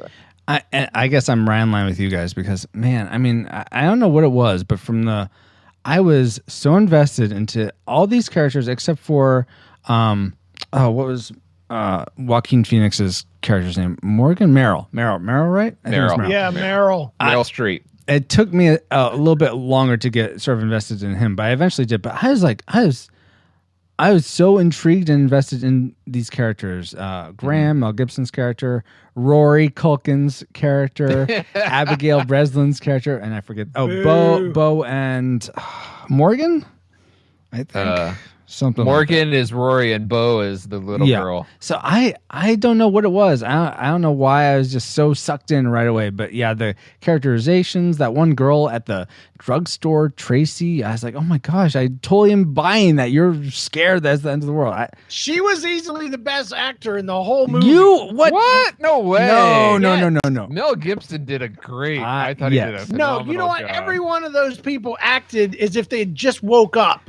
No. Every one No. of them. Actually, at the beginning, didn't Mel Gibson just wake Just up? He did woke just up. so he was acting just right. Everybody's acting like they're on the movie Isle of Dogs or something. They're just monotone, deadpan, no emotion. Mel Gibson Everybody is except for filled Cunningham. with- You don't even know who he is. I do don't you? know who that is actually. Cunningham was the guy trying to get Joaquin Phoenix into the military. That man knew how to act. He was good. The only I one liked that it. had any spirit. What are you talking about? Mel Gibson was had very tons stiff. of spirit, man. Oh my gosh, seeing him work through him wanting to have faith when things were going down, you could just see him But you processing. could just It tell was that so good. every one of those people were told to act slow. No, not me. I Now, have enjoyed the Officer Paskey, or that actress, the woman officer. who Yes. visited Yeah. time to Yeah, time. I liked her. She was good. I liked her. I will agree with you that M. Night Shyamalan felt like very wooden, but I thought this we'll was talk one about of that his later. better acting We'll talk roles. about He we'll should talk about not later. be in this movie. We'll He talk should about it. never, ever be in his own movies ever. Ever. I don't know what it is. Yeah, maybe he wants to be Alfred Hitchcock or something. But Alfred Hitchcock wasn't like speaking Never parts. acted. Yeah. Yeah. Never did it. Make a cameo and appearance, kind of like what's his name, Stan the Lord of the Lee. Rings guy. Yeah, Oh, no, yeah, well, not Peter- Stan Lee, but Peter Jackson. Yeah. Oh, He makes yeah. cameos in his films, Yes. but he doesn't speak. No, yeah. He like grunts sometimes. I don't think he was a bad actor. I just don't think he was great. Okay, well, so we like some of the actors in this or how they acted. Okay, except for James. What's one thing? But we're not in dislikes right now. What's another thing you like, James? Well, another thing I liked. Yes, you have to have Um, at least two more. I have to go to my like list, and it's very short. I liked the little actress girl. She was Yeah. cute as crap. Abigail Breslin, totally. Yeah, Yes. she couldn't act at all, but she was cute. She looked good though. You could just tell they said, okay, when we hit play or record, we want you to say this, and we want you to look sad. And so Okay, everything's this has a hair in it. That one is contaminated. I mean, she had the same voice the whole time. But yeah, I think it added to the creepiness. so I turned it into a bad thing, but that was one of my favorites. Okay. Was her. I'm curious, did you buy her relationship with her brother Morgan Macaulay Culkin? Yeah, I did. I bought it a lot more than the boys' desire to have Joaquin Phoenix as his dad. Yeah, suddenly. I didn't buy that, but that was out of nowhere. Yes, I agree. But I was like, man, you guys feel like your siblings. This is like, and how much he's looking out for her, and she totally takes him after- holding yeah. his hand out as they were going to the Uh-huh, bookstore, exactly. and her running to catch up. I get that. My Yeah. kids are the same, or were the same way. They're Yeah. 14 and 11 now. They they don't like each other at all, but Yeah. back then they were cute. So Yeah. yeah, I'll give you that. Okay, cool. I just curious if your liking of her extended into that territory. But I'm also curious, Paul, what's something else you liked about Signs? I loved how quickly this movie got intense. Oh and my just goodness, stayed. yes.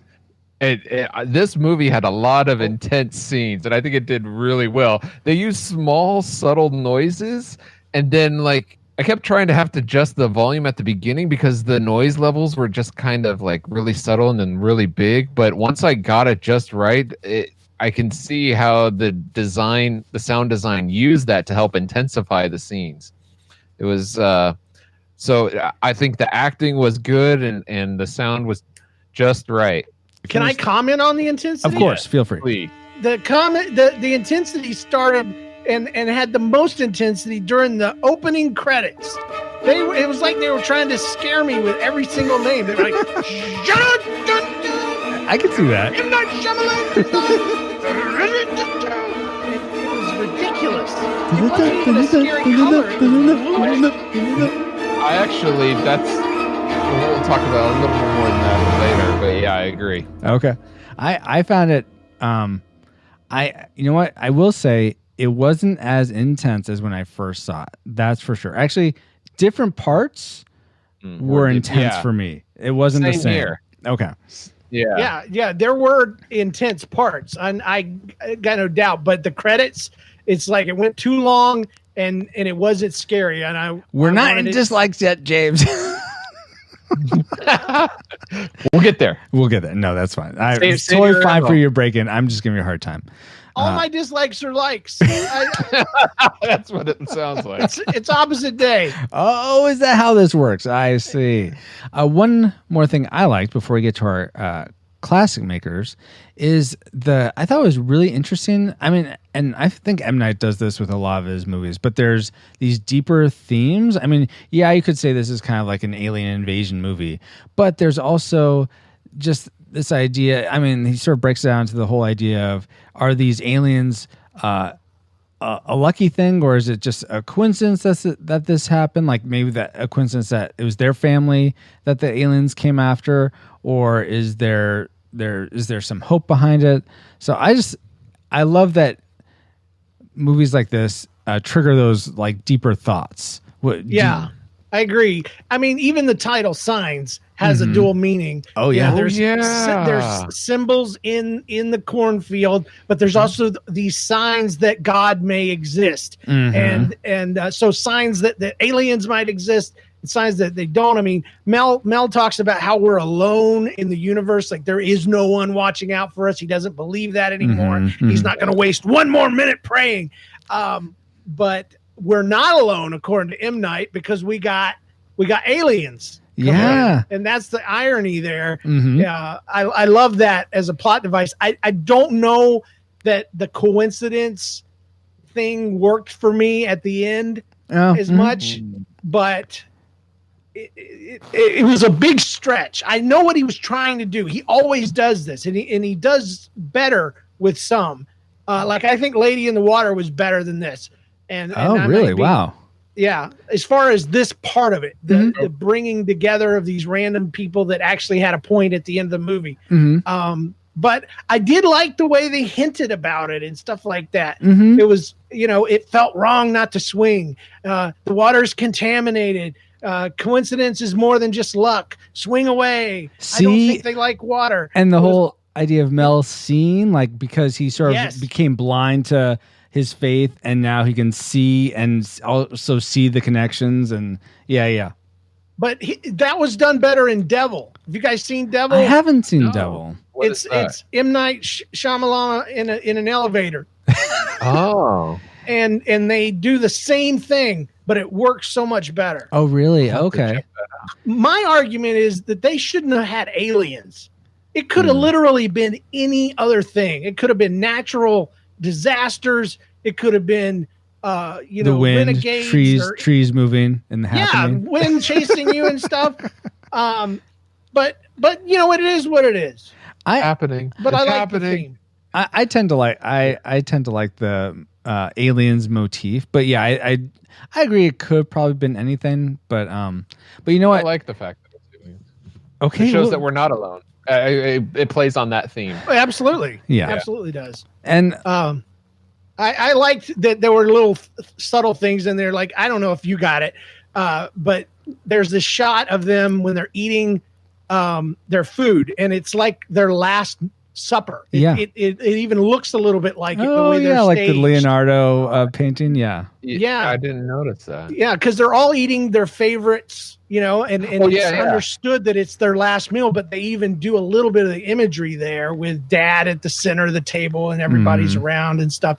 So there was a lot of stuff that was cool. You know about what? That. I mean, that leads right into my classic maker for this, James. So I'll go ahead with it, and it is that scene where you just had this really uplifting, let's each make just our favorite meal, it's gonna be great, and then you have this like just total like semi truck hitting this family of just frustration and anger, and that felt ridiculously real to me that would happen to a family, especially under those circumstances, because that happens to my family just under normal circumstances. I agree with you, but they made such a leap in that moment that the kid suddenly, out of nowhere, it turns out he blames dad for letting mom die. What? Yeah. In the movie, he literally says that you let mom die. Yeah. And I know why he did it, because this is the father and son relationship that mirrors the father and son relationship that the priest is supposed to have with God. He blames God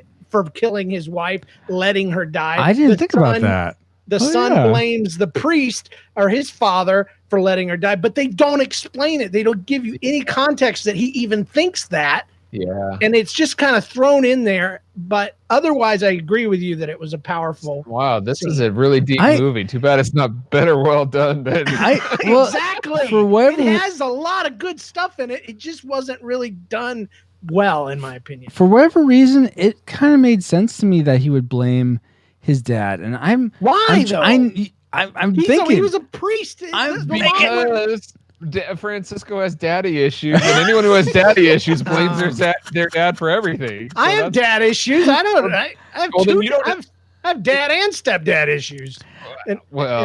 Maybe not as deep as others, or as M. Night Shyamalan. You know what? I'll probably have to think about it more. For whatever reason, I bought into him. I buy him. Well, the part that stuck out with me was him saying, "I hate you." And that just felt very real and very visceral and very cutting. And I just loved how angry Mel Gibson got, or Graham got, because I felt that way as a dad with my kids and my family, and then how they are able to still forgive each other and come back together. I mean, I was literally bawling at this scene. Well, it was really impactful. I can't argue with that, because that's your feelings. But there is this concept in movies called setups and payoffs.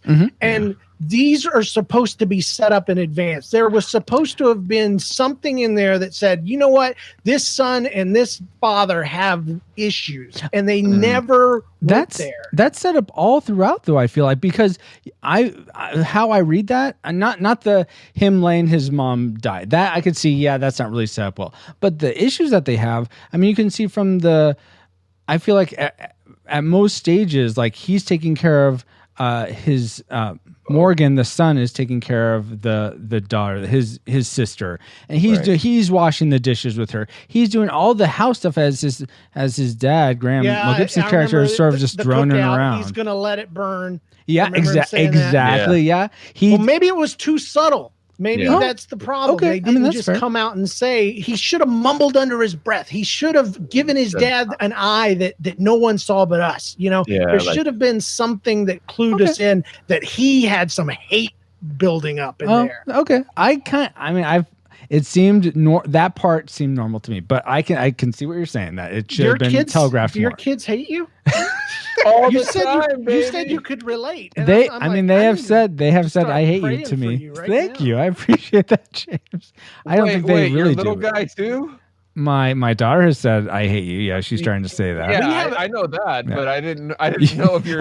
I know your daughter hates you, Francisco. Man, we have a bet. We have a standing wager in my family. The first person that says I hate you to the other one has to give the other one $100. Oh man! And I'm telling them, you guys are the one that's going to be paying me. So with interest, every kid says it. Mm-hmm. I don't think I did. I know I did. But I'm the bad kid. If you ever listen to when we were on the That Story show. That's true, yes. You're the bad one. You just laughed You're the too one much. that laughed too much. Exactly. Yeah. But I didn't hate my parents. But Paul, what's the thing that made you laugh the most with joy about Signs? Well, I don't. That's a weird transition into this, but I'll try. The thing that I loved most about this movie, I think it is a great story of a man who loses his faith and then regains it at the end. And I think there's a lot of dialogue that's really good in there that deal with really deep theological issues that I think people do struggle with when it comes to a lot of things in life. So especially like tragedy. I was not expecting that watching an M. Night Shyamalan movie about alien invasion. I had thought, this is a sci-fi movie. There might be a twist at the end. It might be a little intense. And I totally forgot about this that it's really a story of are we alone, or is there more than just us? Loss of faith in his coming back to it. And that arc I think is just really well done in this movie. Totally. Well, James, I agree. You agree? And what's the thing what was the most agreeable thing for you about this movie? Oh, agreeable thing. Just your thing that you love the most. I was trying to segue. I thought that the use of darkness and off-camera action was excellent. Yeah, there were just a couple of moments where the light bulb gets knocked out. There's scuffling. Oh my god! And there's noise, and your imagination's going crazy. And then there's another one where the camera is like dropped almost. Oh yeah. And you hear stuff you can still see, but you can't see what's going on. They're wrestling with the little boy because he has a thing around his neck, and the alien touched him. And I was reminded of Blair Witch Project. Oh yeah, moments, because that movie nailed that stuff. Oh, totally. All over the place. Yeah. And the off-camera action concept, they used it very sparingly, but it was very well done. And I remembered that the most, as far as my first time ever having watched it. Okay. That part of it really jumped out, and it's like, that was freaky the first time. It's freaky now. The part like that for me was the hand grabbing the kid's neck. Oh, yeah. I forgot exactly how it looked. And I knew that moment was there, but when it happened, I'm like, it was. I totally forgot. Yeah. Yeah. His little fingers over there. Yeah, I know. I will just add one more thing, because I'd be remiss to say, but the cinematography in this movie I thought was just so well done. I love so many of the shots in this. I thought it was a great match to the tension and the overall tone of the film. So I just really appreciated that. I'll agree. Because there were some great shots. There was, Joaquin Phoenix is in the little closet with his little television, and then there's a shot before that of all of them on the couch watching the TV, and the two dad figures have their hands on their knees, and the kids are sitting up closer to the television. It's framed perfectly. Yeah, I already mentioned the Last Supper kind of reference, but one of my favorite ones was the view under the door. Of M. Night Shyamalan's Ding Dong's pantry. Yeah. I don't know how to say his name properly, so I'm just going off what Paul said. But thanks, Paul. Thanks, XO. It works. You actually are in the freaking cupboard with the monster, looking at Mel Gibson. Yeah. And it's like that creeped me out. I was like, I don't want to be in here. Right. I want to be, I want to be out there. And going back to his good acting, you just seeing him leave, he's like, "Oh, I'm just done." And then he stops. He's like, "I just have to know." I just, oh my God, I don't want you to know. I did love the way they played him. He was bad at being bad. Yes, you know what I'm saying? Yes. Like he couldn't swear right. Yeah. He couldn't be angry right. He's like, the police are here. I'm with them. I am a police officer. I just want to talk with you. We know all about the hoax. We already took some of your friends downtown in a paddy wagon. Why did I say paddy wagon? Yeah.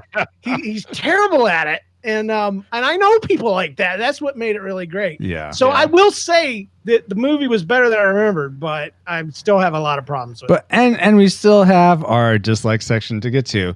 That's right. But you know what? I forgot something, guys. As I tend to do. I don't know why I always forget these things. I wanted to mention Helix Reviews. David Arrington is the host of the Helix Reviews podcast. In every episode, he breaks down what he does and doesn't like about the movies, video games, or comics he's reviewing, and also discusses the themes, messages, and ideas they portray. You can find Helix Reviews on your favorite podcast catcher or at helixreviews.blogspot.com. That's great, Francisco, but what does that have to do with signs? Well, on Helix Reviews, he actually reviewed Unbreakable and Glass earlier this year, which both were directed by M. Night Shyamalan, who directed... Yeah, but not Signs. Did he review Signs? Let's talk more about Signs. Okay, you want to talk more about Signs? How about some trivia about Signs, Paul? All right. All right. So... I liked seeing the alien leg. That was freaky as crap. Oh, yes. I didn't say that. Corn Yeah, he's sticking his leg out of the corn. That was good. Now, okay, so interesting you bring that up, James, because did you guys realize that the aliens were originally going to be just completely invisible, but M. Night Shyamalan couldn't get the effect he wanted when he did that. So that's why that's why I think he went with sort of the chameleon aspect, that they could change colors to match their environment or whatnot. Yeah, because his daughter's face was being reflected in the back at the end. Did you see that crap? Right before he got hit? Yeah, she screams and her face appears not reflected, but recreated in skin hues. It's crazy. I didn't notice that. I'd never seen that before. And I'm like, that was awesome. Wow. Okay, I'll have to look for that next time if I decide this is worthy of watching again. But it makes me wonder, if we lived in a world where hostile aliens existed, would you rather the aliens were invisible, but there were only a few of them, or the hostile aliens were easy to see, but there was a large number of them? I'm voting for a lot. A lot, and you can see them? It's like M&Ms. I would rather have a lot of visible M&Ms than just a few invisible ones. Okay. Yeah. But these are M&Ms that will kill you. No. You want to know where your enemies are. All right, that's fair. Because they could freaking be in the shower with me, and I need to know that. Oh my gosh. They could be watching me poop. I need to know. I'm fine with it if it's for scientific purposes or whatever. They're just curious. So if you can see them watching you poop, then it's okay. At least it's honest, you know. Yeah. Okay. Okay. We can work something out. That's great. I mean, I'm on board with you guys. I feel like if they were invisible, no one would believe me if I knew that they were there, and then I'm just crazy. And so that's a whole nother set of issues. But all right, cool. Well, now that you found out some trivial info about us, let's find out what memories you, our awesome listeners, had about Signs. Becky Williams says, "Swing away, Meryl. Meryl, swing away." Alex Ortiz says, "This movie was my introduction to unconventional horror movies, where there wasn't a bunch of murder, //, but it also wasn't really a thriller because of how slow it was."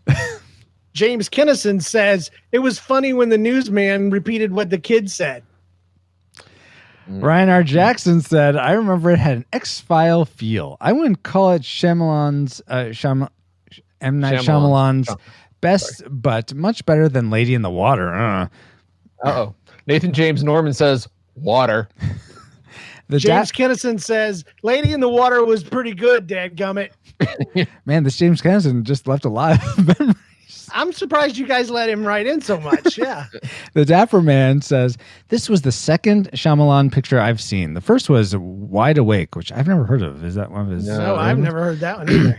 I remember waiting for a long time to rent this at Hollywood Video because the hometown video stores went out of business because of them. Oh, the irony. It was all gone, but at least we had a coupon for guarantee in stock or it's free, but that was over a week to wait. I enjoyed it and then still do today. Although there are 3 things that really bug me: the CGI on the aliens, the wooden acting, and who gets out of bed like that. Yes, we are looking at you, Mel Gibson. What are you, Dracula? The picture is great. The picture is great, Krayak? I don't know what that is. And still a classic in my opinion. Keep up the good job, and we'll be looking forward to hearing your podcast on my next travels. Cheers. Wooden acting. Yeah. Reed Benson says, "I remember being a bit confused about what the twist was, or even if there was one. I remember thinking the characters were kind of flat and stoic, especially that little girl. Yeah. Yeah. She was freaky but beautiful. Cute as crap. I remember two of my friends having a disagreement about whether or not it was a good movie. Well, now you have three more. And I remember really liking Scary Movie 3's parody on the whole thing. Dirty Steve 40 says, swing away. I remember the mother mumbling after the car accident. Mel Gibson before he was crazy. M. Night Shyamalan with the plot twist, of course, and the freaking wire glasses everywhere. So next time we have an alien invasion, I'm getting my super soaker ready. Definitely. And Celeste Moore says, it left me feeling uncomfortable. Well done, but not one you want to watch multiple times. I agree. Oh, seems like several rewinders didn't like elements of Signs, but what things did we not like about Signs? It's time for our... Worst 3. Okay, let's start with Paul this time. What's one thing you didn't like about Signs? I was going to say the alien effects. I liked it when they didn't focus on the alien as much, but when they shot head on, even at that time, I remember thinking the effects on this aren't quite so right. And unfortunately, they don't hold up. They look, I don't know. They could have gone practical with that. Yes. Him in the room. Yeah. You know, I don't know why him they holding didn't. that kid was freaky as crap looking, and they zoom in on his face, and why didn't they go practical? Predator. Or alien. Yes, exactly. Think back to the scene where the kids are in Brazil having a birthday party, and the camera goes over and the alien walks by. Yeah. That was legit awesome. Totally. That worked. Why didn't Yeah. they do that? I don't know. I don't know either. But that wasn't one of my likes, our dislikes. My real dislike was the intro credit that I said that we'd talk about later. And I thought that music was very kind of Tim Burton, Danny Elfman. Thank you.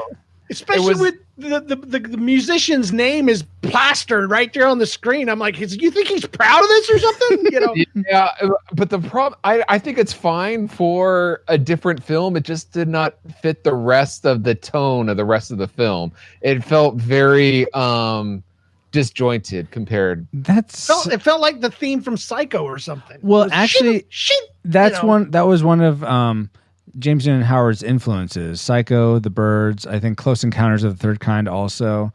All those were influences on the score, but I actually thought it fit really well. The thing I didn't like about those opening credits was they were so, I mean, I know they weren't blue, white text on black background, but they were just so man, I mean, even I just this black text on a blue sort of gradient background. I was like, do like cornfields, do some visuals, do something that's use a font. I mean, a serif font.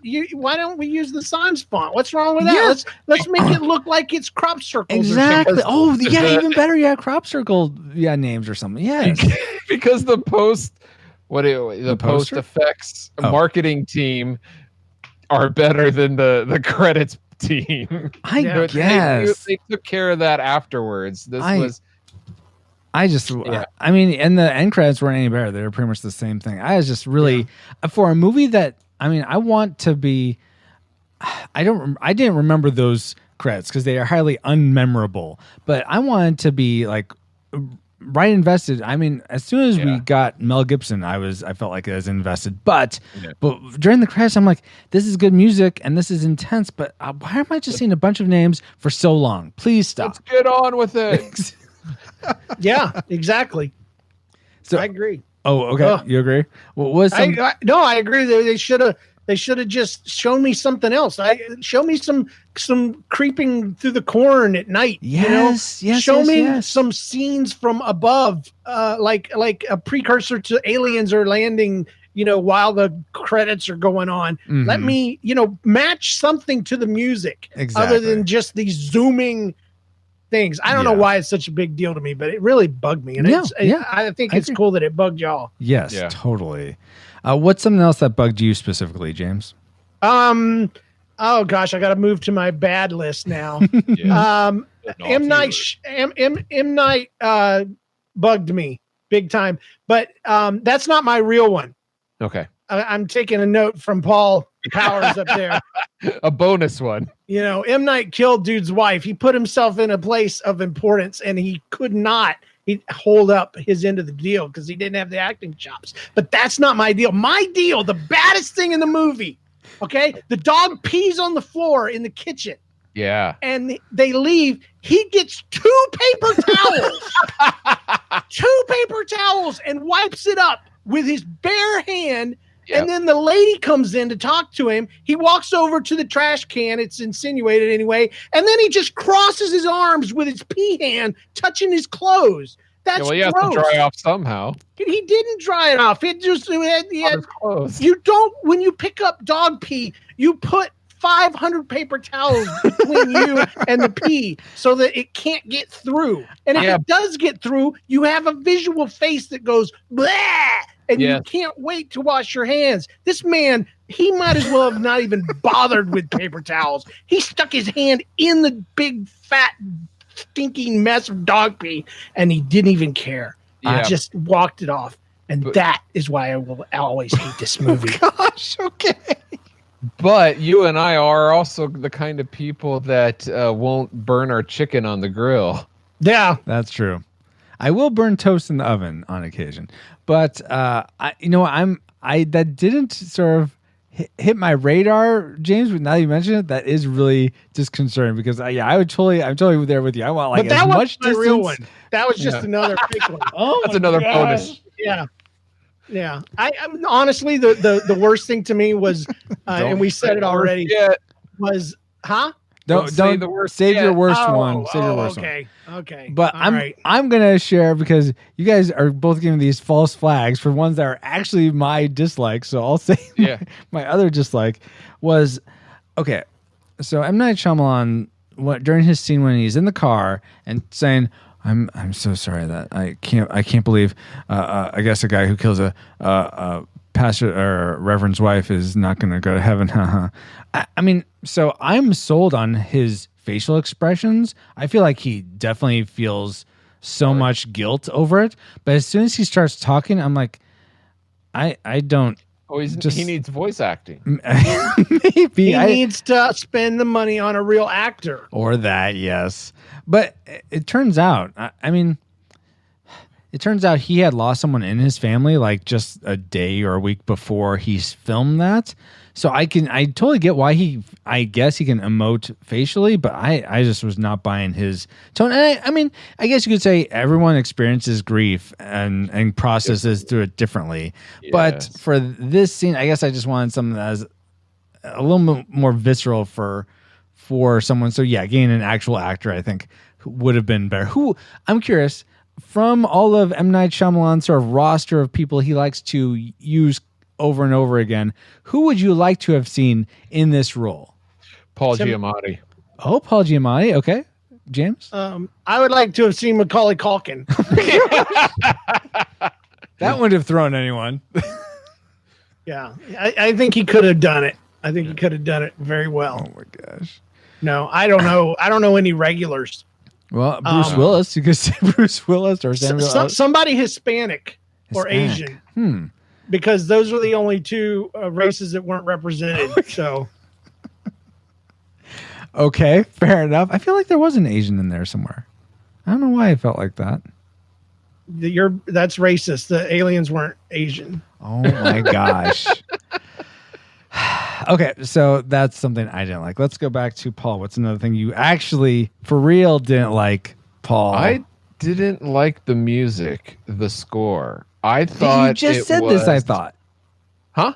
I thought you said this already. That it didn't match in the beginning. You're just talking about in general. No. That's just the intro credits. I'm talking about throughout the movie, the whole score. I felt like it matched. I thought the composer, the quality of the music sounded like someone coming out of high school who hasn't hit like college yet. Like as far as quality, like it sounded below average to me. There's no memorable theme to it. Yeah. No, there is. No, during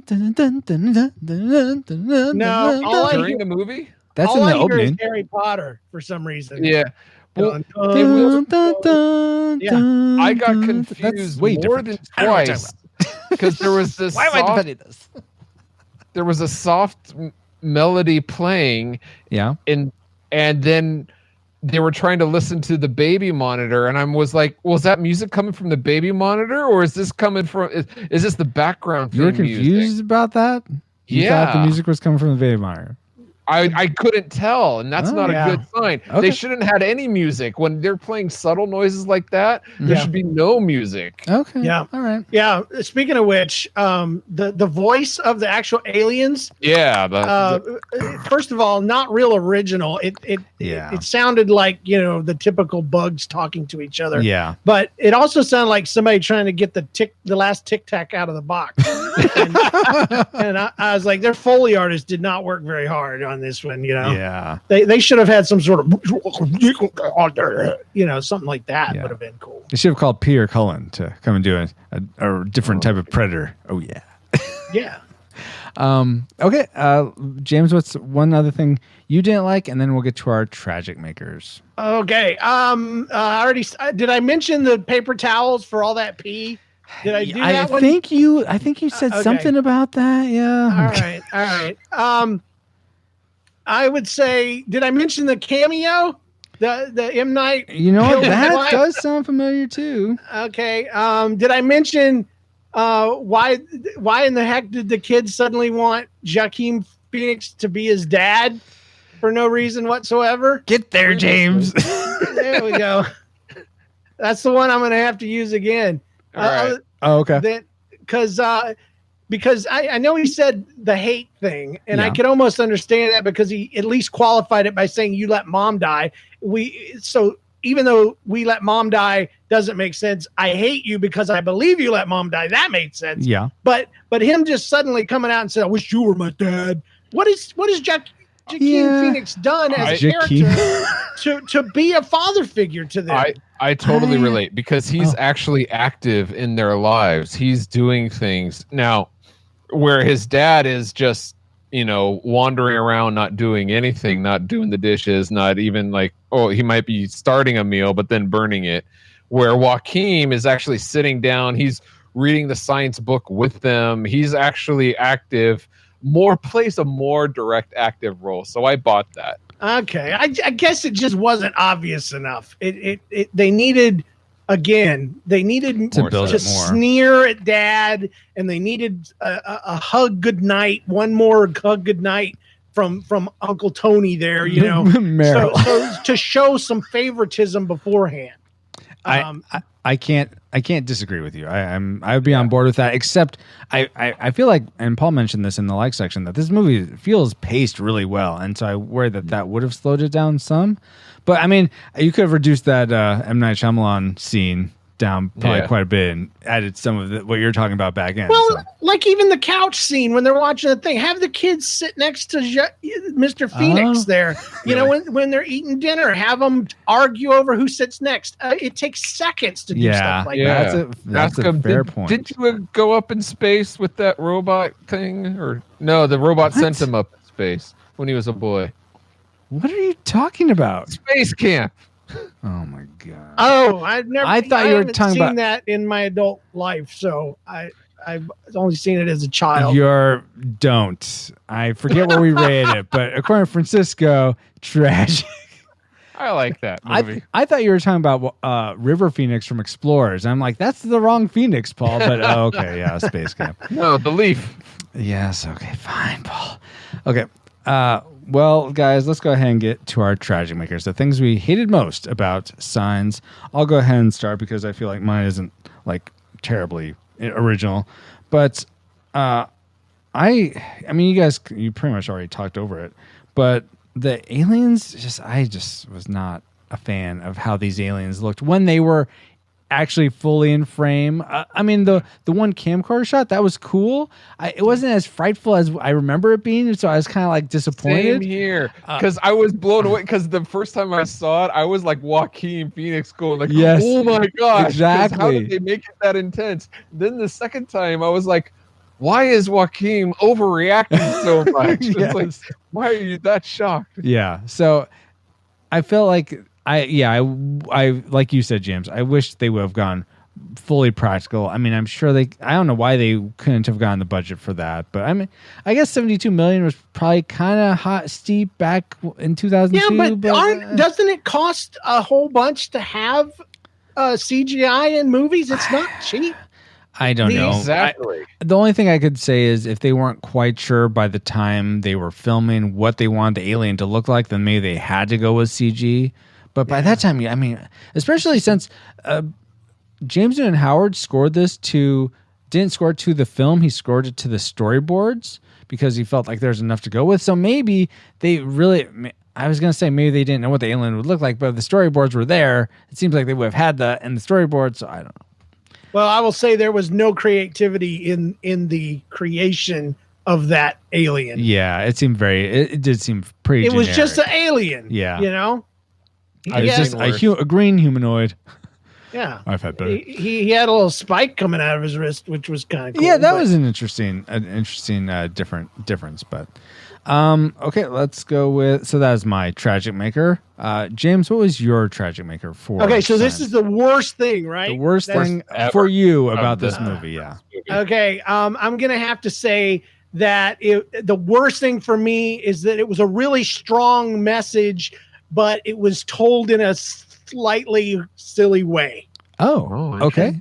That's what got me. Which was what was the strong message for you? And well, the whole thing is his journey, the hero's journey from a lack of faith to believing that God killed his wife, and then they slowly blend into the whole coincidences, or are we alone, and and then at the end he totally knows now all the pieces that fell into place, and it's the water makes sense, swing away makes sense, you must see makes sense, all these different things come into play, but at the end of the day all those things are cheesy.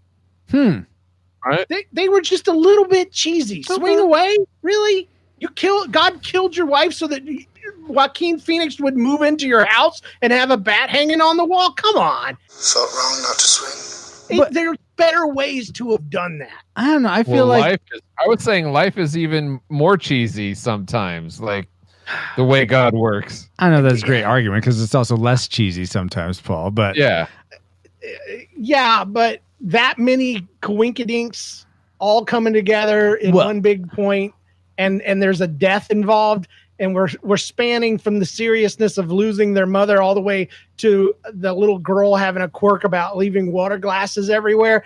I just couldn't bridge the gap between those two extremes. I didn't get the message that the mother had to die so that Joaquin. She said it when her face was on the hood of the car. She said, "I went for a little walk before dinner. It was meant to be." Well, yeah, because for the 15 seconds that she crossed the street. Oh wait, that was him. Yeah. Yeah. So she had to die so that Mr. Phoenix would come into their life so that he would have the baseball bat so that he could swing away. And that's very serious, and that's a very heavy thing to lay on God. But then there's this quirkiness. The best one to me was the fact that the kid had, I want to say Alzheimer's, but that wouldn't be correct. He had autism? No. What is it? He couldn't breathe. Asthma. Asthma. I was close.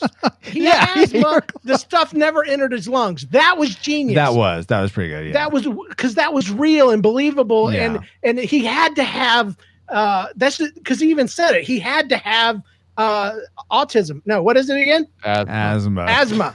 He had to have asthma because of course, so the poison couldn't go in and blah, blah, blah. I bought that. But the little girl with the glasses and water hurting them, and they come to a planet that is like 90% water. And I can see that. I do love, I mean, I feel like he wouldn't have remembered all that if it had happened with something so traumatic as a death. But I agree. I can see how it does seem like those, like it almost sounds like you're saying, but it's a little cheesy. Even though I said the death scene was real heavy, and I had a little tear. I did because you can't be married and watch that and not have a little tear. Totally, yeah. But the fact that she suddenly is a prognosticator just because she got cut in half by a truck. Well, I mean, she says these random things before she dies. That part was cheesy. Just because you get hit by a truck does not mean you know the future. But God does. I mean, I God think can reveal it exactly. I feel like God's using her as a vessel to help her. I Their can't family believe you guys would later bring on. God into this. What does God have to do in this movie? He is strangely absent from the whole thing. I mean, it's about this guy's faith, but it's not about God. It's about coincidences. Are they more or less than just luck? I think that's what makes this like heads and shoulders above a lot of Christian movies, because it's not specifically about, it's not like there is a God, you got to pray, here's what you got to do to get to heaven. I agree, but it's still cheesy. Now, that's a good question. If this was made by a quote unquote Christian company film group, would this be one of the better Christian films? If it was the same movie? Yeah. Oh, I think so, yes. Okay. I'm trying to think of how it would have been made, though. Well, there would have been so much. Oh, really? No, Paul's saying it's the same movie. Hired, just, hired M. Night Shyamalan to write language and everything, huh? Yeah, go for it. Come on. Christians would never do it. Well, Unplanned is rated R. I don't think that's for language, but I've never seen Unplanned. Don't plan to. Gosh. This movie was cheesy, like that joke.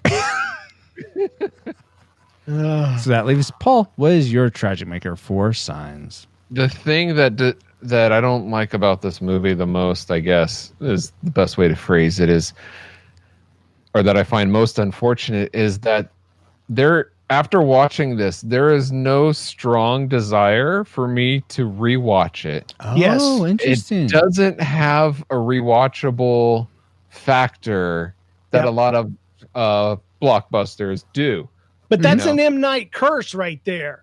Well, most of his movies are like that too. Yeah, and this is one of them that it's just like the only time you want to rewatch any of his is with someone that has never seen it. Or if you're doing a podcast. And then you don't even want to watch the movie. You just want to watch their face as they get to the part that blew your mind the first time. Then the worst thing about this movie is that it suffers from the Shyamalan curse then. Yeah. It's gotta be. All right. Well, now that we've entered all our trajectories into the firing computer, Alice, you have a firing solution for us. Firing solution complete. Rating salvo at the ready. On your mark. That sounds like those aliens. Do we rate Signs a classic? We'd recommend anyone go out and see this movie, whether or not they've seen it before. A nostalgic, we'd only recommend this movie to someone who has seen it before, like it's definitely worth a rewatch, but not a first-time watch for someone who hasn't seen it. Or a tragic, it's not worth watching by anyone for any reason. If you have good memories of this, don't sully it with a rewatch, and definitely don't see it for the first time. So let's start with our guest like we like to. James, how do you rate Signs? No, not with me. All right, not I'll go. First. Yeah, please, because I'm going to ruin it. Okay, but you're going second. Paul, go ahead. Okay. I predicted that it would be nostalgic. I haven't seen it in a long time, but I really enjoyed this film, especially despite all the negative things. I think the positive things outweigh it with the story of a man who has faith, loses it, and then regains it through these signs. So if you've never seen it before, I definitely recommend going out and watching it. And if you have seen it, I would recommend that this is not a movie that you watch every year, but maybe every 10 years. I think is really good. That's probably good. So that you forget a lot of the boo moments or whatever. Good job, M. Night. Good job. You made a once-a-decade movie. Yeah, which is better than some, but for me, it's a classic. Awesome. Okay. All right, I'll go now. Okay, go for it, James. I mentioned this pre-show. You guys have classic, then you have tragic on the other end, and then you have neurotic in the middle. Nostalgic. Nostalgic. You need one that simply says, if you want to watch this, that's fine, but I'm not going to suggest it or say no. You need one of those categories, because that's where I'm at in this whole thing. So there was a lot. Tragic? it's no longer tragic. Okay. But I can't say classic because I don't care if you see it. If you want to go see it, go see it. But I can't put it in a classic category. I can't say nostalgic because it's not old enough for me to have any kind of nostalgia feelings for it. It's okay not if like you don't Back have to the Future or something like that. So I want to put it in the neurotic category with me. that just says if you like weird cheesy movies that kind of flirt with the idea of having a deeper meaning about God, then you're gonna love it. But you'll probably hate the aliens. But honestly, my thing was I think it had a lot of genius moments. I think M. Night Shyamalan is a genius. I really do. I don't think he's had 100% batting average, with his movies. But he is a storyteller. All of the elements were there except for the ones that I mentioned with relationships. I love the way he seeded throughout the whole thing all of the stuff about coincidence and luck and swing away. And even though all of it was cheesy at the end, I still thought he did a great job setting it up for that big finale at the end. Totally. And that's what I would say is ultimately why I would say go ahead and see it if you want to, but if you don't, it's okay. Oh, okay. So neurotic. I was gonna say, it sounds like a solid nostalgia to me. I was gonna say, yeah. So since we do not have a neurotic category, I mean, not yet. Don't get me started on how long it took Paul to convince me just to go from 2 ratings to 3. So we're not going to 4, but we'll say nostalgic for you, James. De facto, you change it however you want to, Captain. All right, Kirk. But all right, classic. I don't like classic. I don't think it fits. That's fair. Well, you know what? I think the whole once a decade thing you hit right on the head. That was classic there. But I think if you do watch it with that consistency, it definitely does make this a classic movie. The things that hit me when I watched this when it came out, 2002, I would have been like 21, something like that. I am now 30, almost 38. Completely different stage of life. So many different things hit me, so many in a completely different way. So I feel like it's a movie. I would be curious if it's a movie that grows with you through as you go through different stages of life, that you'll see different things. So for that, I'm definitely gonna give it a classic. Plus, it made me bawl, and so few movies make me feel that deeply. Oh. So that's definitely a well. I tell you what, I look forward to having a tradition in my home of once every decade we get together and we get the buttered popcorn and we sit down together and watch Signs. And say, I hate you. Yeah. My daughter's 14. And so I'm going to go ahead and put it on Google Calendar for her in the future. When you're 24, sweetheart, I want you to come home. And you, my son of 11, when you are 21, I want all of us to gather around the TV for our once in a decade viewing of Signs. That's what I'm looking forward to. Great, good. I'm glad. I'm curious, James. Did either of your kids watch this with you? No. It's PG-13. Yeah, well, so your daughter could have. But my older one, I think both of them could have handled it because they watched Doctor Who, and this was right on par. Mm-hmm. Everything was aliens. Yeah, that's the answer. But I told my son, I found myself saying, it's just really a slow build. Yeah. The whole movie is slow. And I said, I've seen slower burns than this, but okay. That's fair. Yeah, you have. But for an 11-year-old boy, that is a slow build. Yeah. That's fair. Fair. All right, but according to the Retro Rewind podcast, we rate Signs a disputed classic movie. We'd recommend you go and see this, whether or not you've seen it before, unless you're in James's camp and are neurotic. Don't care. Yeah. Yeah, if you don't care. And probably if you don't like M. Night Shyamalan's other movies, then you probably won't like this one. Sea Devil. Or Sea Okay, thanks, James. But you know what? Now it's time to get back to our own time, good old 20XX. 20XX? Is that where you're from? Sat online. Receiving incoming transmission. Whoa, I can see my house from here. That's not where we're from. That's where we're going. I guess we're going back to it. Yeah, that's where. Never mind. Oh my gosh! I saw my mom as a baby. That's amazing. That's what you get when you're a guest on a time traveling vehicle. But feels good to be back in our own time. But we wouldn't have been able to travel back to 2002 to begin with if it weren't for our amazing reflux capacitors. One of which being the patron who got to pick this movie personally. Thank you so much to Jared Holzhauer who picked this film for us to discuss. I hate you, Jared. I love you, Jared. This was a great movie. I was so upset when they told me this was the movie we were watching. He wanted, okay, so I'll be a bit transparent. He was upset with how not upset. That's too harsh a word. He thought that we didn't like the other two movies he chose, 2001: A Space Odyssey and Blade Runner, which I thought we had a higher opinion of Blade Runner, but maybe I'm forgetting. He is like, oh, I guess you guys don't really like the dark sci-fi stuff. I'm like, well, I like some of it. I don't know about Paul. Wait, this is a patron, right? Yes, this is a patron. Dude, this movie rocked. You're awesome. Thank you so much for picking it. It was a pleasure. The whole freaking thing, honest to God. No dislikes. 4 thumbs up. What? Why are there with 2 fingers missing on one hand? That's amazing. But yeah, so he said, okay, I'll go with Signs, and this was more popcorny for sure. So thank you for picking this film to discuss, Jared. And in addition to Jared, we also want to thank Deborah Powers, Brian Keating, Patrick Hicks, LJ Lowry, Chris Cowan, the Feel and Film Podcast, Chris Owens, Geek Devotions, The Untold Podcast, Mrs. Lomax, Andy Lewis, Peter Panda, James Kennison, Daryl Hafner, and in addition to 3 other awesome patrons as well.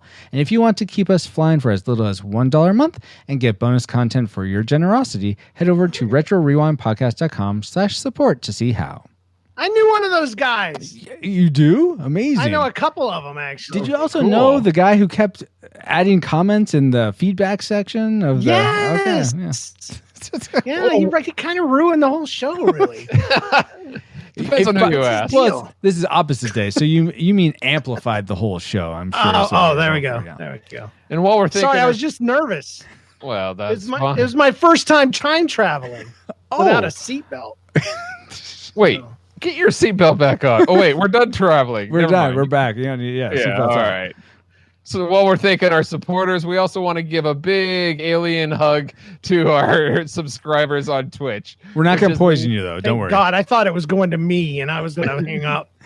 With our sexy alien legs sticking out of the core.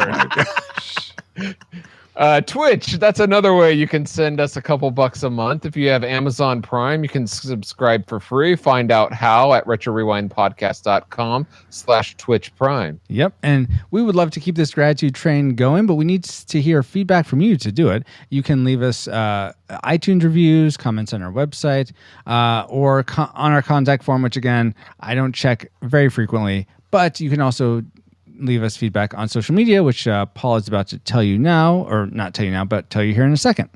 But before that, I want to say retrorewindpodcast.com/173 is the place to find timestamps for this episode, links to contact us, and links for voting on the movies you want us to review. But that's not the only place you can reach us. Paul, where else can people find the show and also yourself?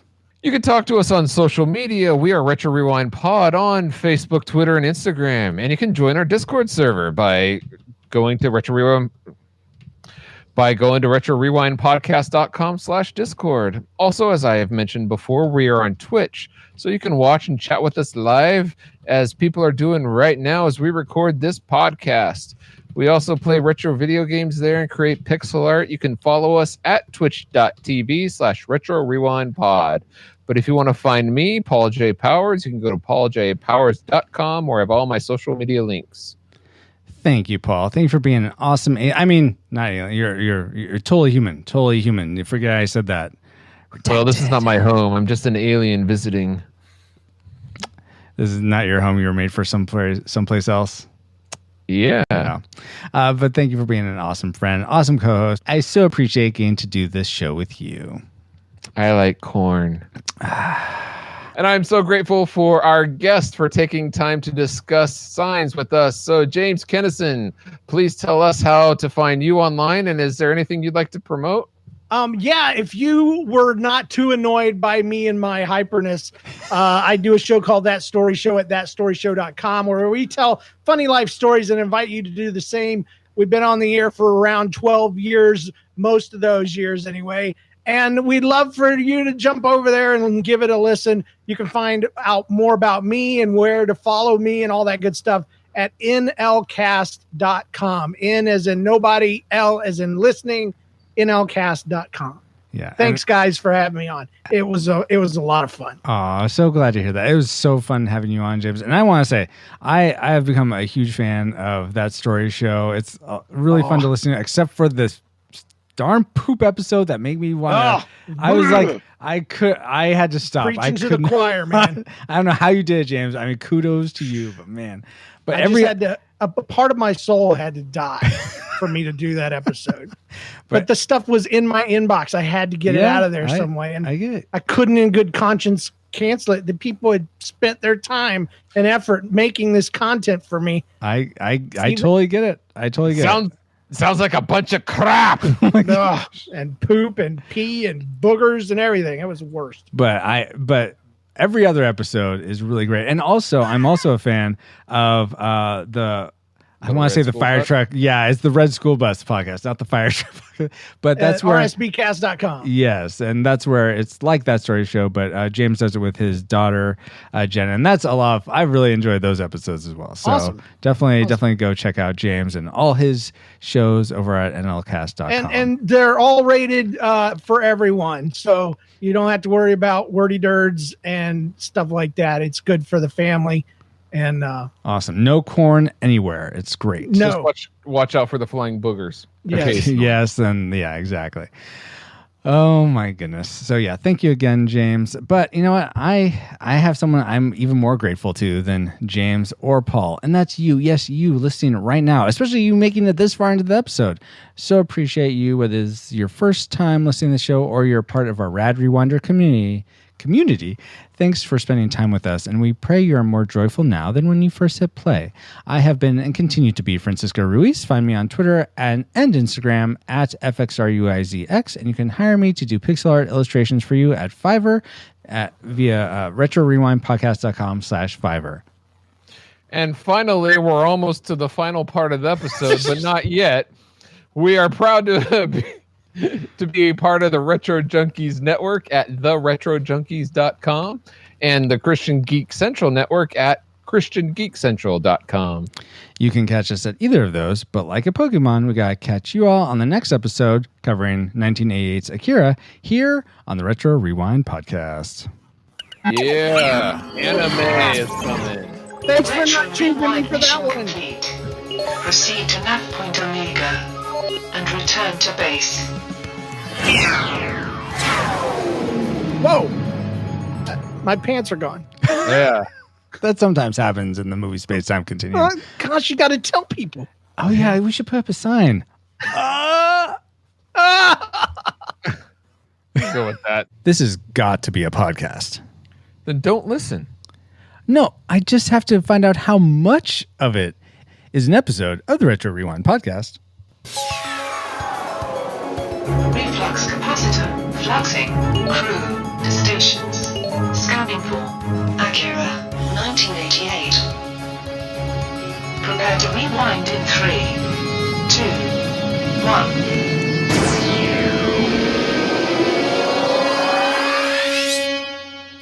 Welcome, Rewinders and new listeners, to the Retro Rewind Podcast, where we take a fresh look at movies and games from 15 or more years ago. I'm your captain of the pod, Francisco Ruiz, and I'm joined by your XO and mine, Paul, the Master Interrupter Powers. Hey, Francisco. Happy to be reviewing a Canadian movie. Oh, my gosh. Also, for this discussion of the film Akira, we welcome aboard, for the first time, President and PR Manager for Geeks Under Grace, our guest host, Joe Morgan. Gadzooks. Gadzooks, Joe. Nice to have you here. Thanks for having me. Of course. Now that you have a quick flyby of who we are, Paul, can you give us a quick overview of the production specs for Akira? All right. Akira. It sounds like a car. Anyway. Akira. Or no, it's Akira. Anyway, you know. You're saying it fine. All right. Akira was released on July 16th in the year 1988 in Japan. It runs 124 minutes, is rated R for some weird reason. Oh, I wonder why. is directed by, and excuse my butchery of the Japanese language and their names, but I'm going to attempt.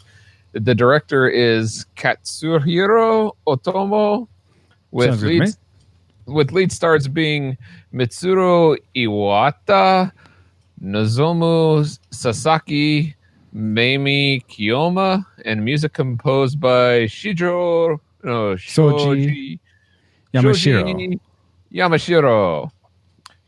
Akira was made for about $9 million, and it earned over $49 million worldwide at the box office. All right. Good job, Akira. Yes. Now, given this and take two. Given this and the fact that it is an anime movie in the animated genre, subgenre, whatever. Yeah, whatever. Of all the anime movies out there, since 1980, there's been 110 of them. Oh, really? Okay. So like full length, feature length, like in the theaters movies, essentially. I was about to say released in the theaters. Okay. Since 1980, there's been 110 of them. So how high do you think it ranks among the 110 movies? What do you think, Joe? Man, 110. I mean, this is considered to be one of the godfathers of anime. So the way that tends to go is if you spawn something, you generally aren't the one making most of the coin from it. Oh, that's a good point. Good call. Oh. I'm guessing it's probably about middle of the road. Which is 55? What number? Yeah.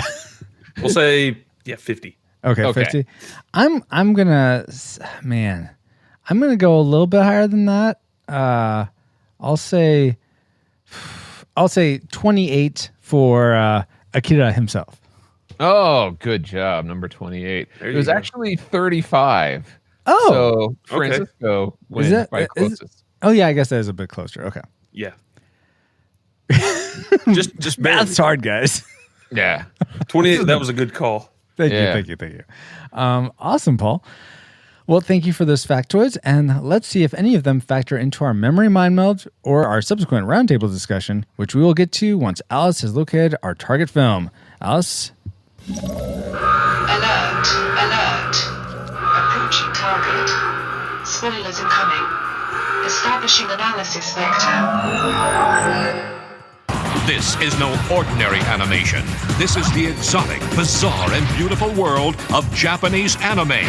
And this is your invitation to enter with the modern classic Akira. Critics say Akira makes Blade Runner look like Disney World. It's action-packed, the future of animation. Siskel and Ebert call it the video pick of the week. Akira is yours for only $4.95 with subscription when you order the Best of Japanese Animation Collection Series. With these state-of-the-art sci-fi classics, you will enter a world beyond imagination, a future out of control, and an experience you will never forget. Experience you will never forget. So, I mean, we must have something in our memories for our memory mind meld synopsis of Akira. A violent teenager is a bioweapon with a red motorcycle. He freezes artillery shells in midair as they explode, and he also causes body parts to overgrow. That wasn't really right at all. So, Inception. I mean, there was a red motorcycle. There was. I was going to say, it sounds pretty accurate to me. Well, no, Kaneda had the red motorcycle. Tetsuo was the one bioweapon, and he didn't cause his parts to overgrow. They sort of did that on. We're getting ahead of ourselves. Based on those memories, as flawed as they were. What rating did they lead you to predict for this movie before rewatching it, or in my case, this is my first time watching it? Classic, nostalgic, or tragic? So not your final rating, but what was your prediction for Akira? Let's start with Joe. I actually don't remember what I predicted. I think that I said it was going to be nostalgic. Nostalgic? Okay. And Paul? Yeah. For me, it was tragic. I had only seen this once before in college, and I did not like it. I thought it was over violent and stuff, and I... What? No, this is like Care Bear movie. Not looking forward to reviewing this, so we'll see how that pans out. Okay, and I gave it a shot since it is sort of a seminal anime classic. It's held in high regard. I predicted nostalgic. So Oh, you don't hold it in that high regard then. Well, but because I never was like, Akira, I don't know if I want to see it. I remember seeing like bits and pieces, maybe in an ad or something, but it is never like, oh, I got to see Akira. It'll be interesting to see if those predictions come true. But first, let's get into our discussion of the things we like most about Akira. Let's spin up our Best 3. And we like to start with our guest host. Joe, what's one thing you liked about this anime? So I love the neon vibe. You know, it takes place in Neo Tokyo and you know, with the tail lights on the motorcycles as they go away.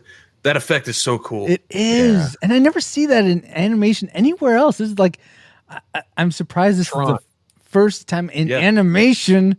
I know that. I was thinking the Tron animated series that takes place in between the two movies. Oh, anyway. I've never seen that. But okay. Well, in traditional animation, Disney, anime, whatever, I've never seen that before. And given that this is 88, you'd think someone would have repeated that. But yes. Oh, yeah. But the overall neon aesthetic is something you liked. Very cool. Yeah. Paul, was that something you enjoyed about the movie?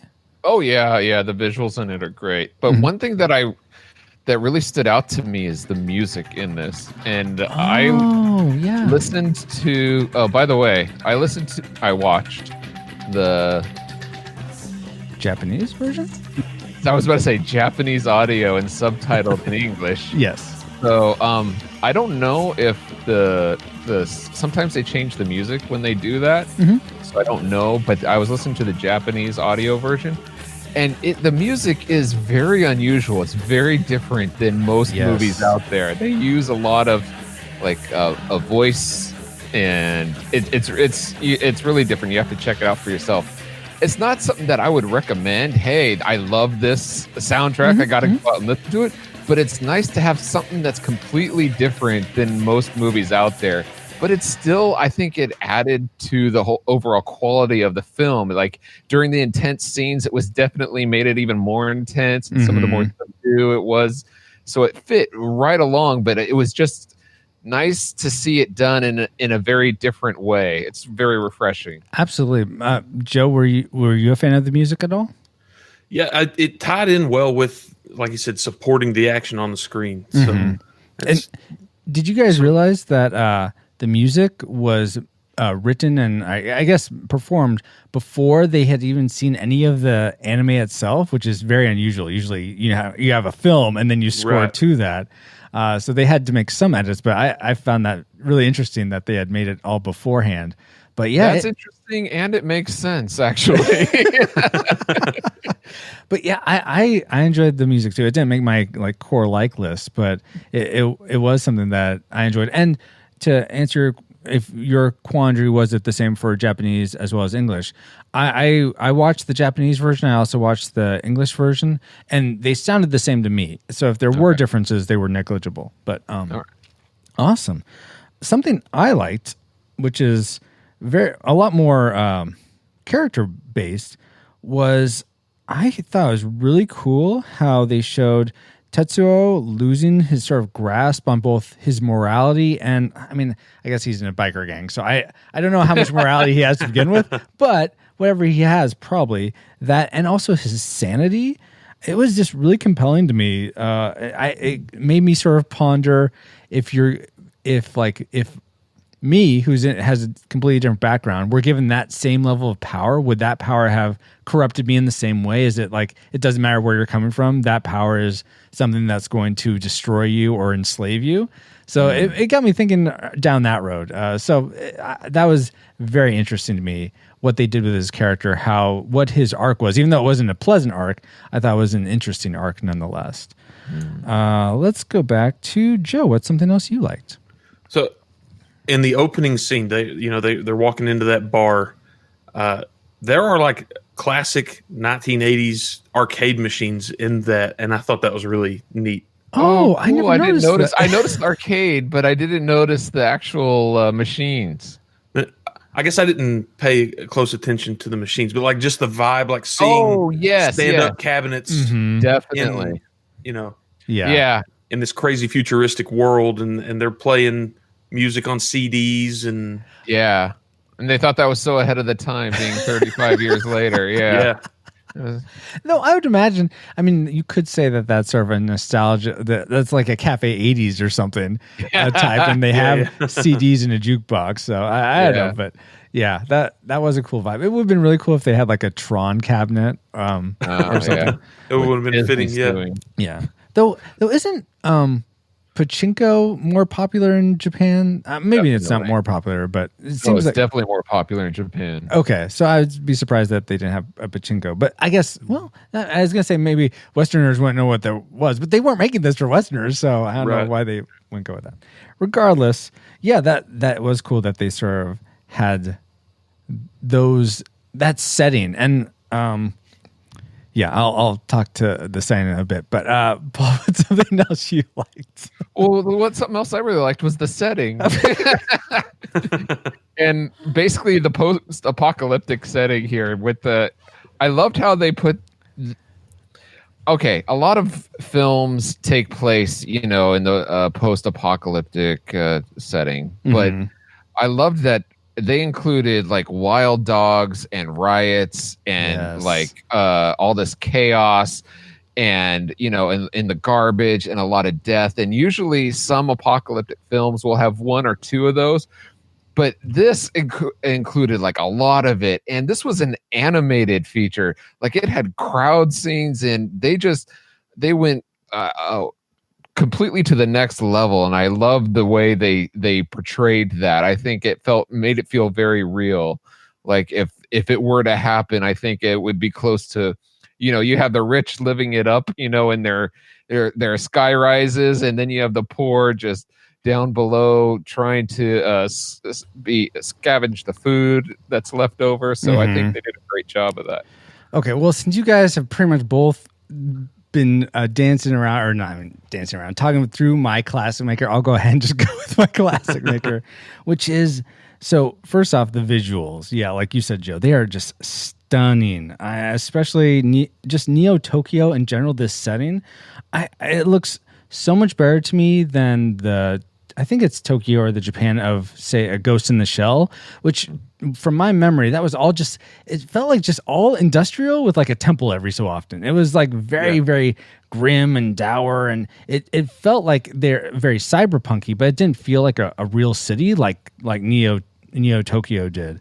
So I felt like the world building of Akira was far and above, well, maybe not far and above Ghost in the Shell, or other animes of this from this time period, but it was definitely, it felt like its own thing, and it felt like I wanted to visit there. It was very cool.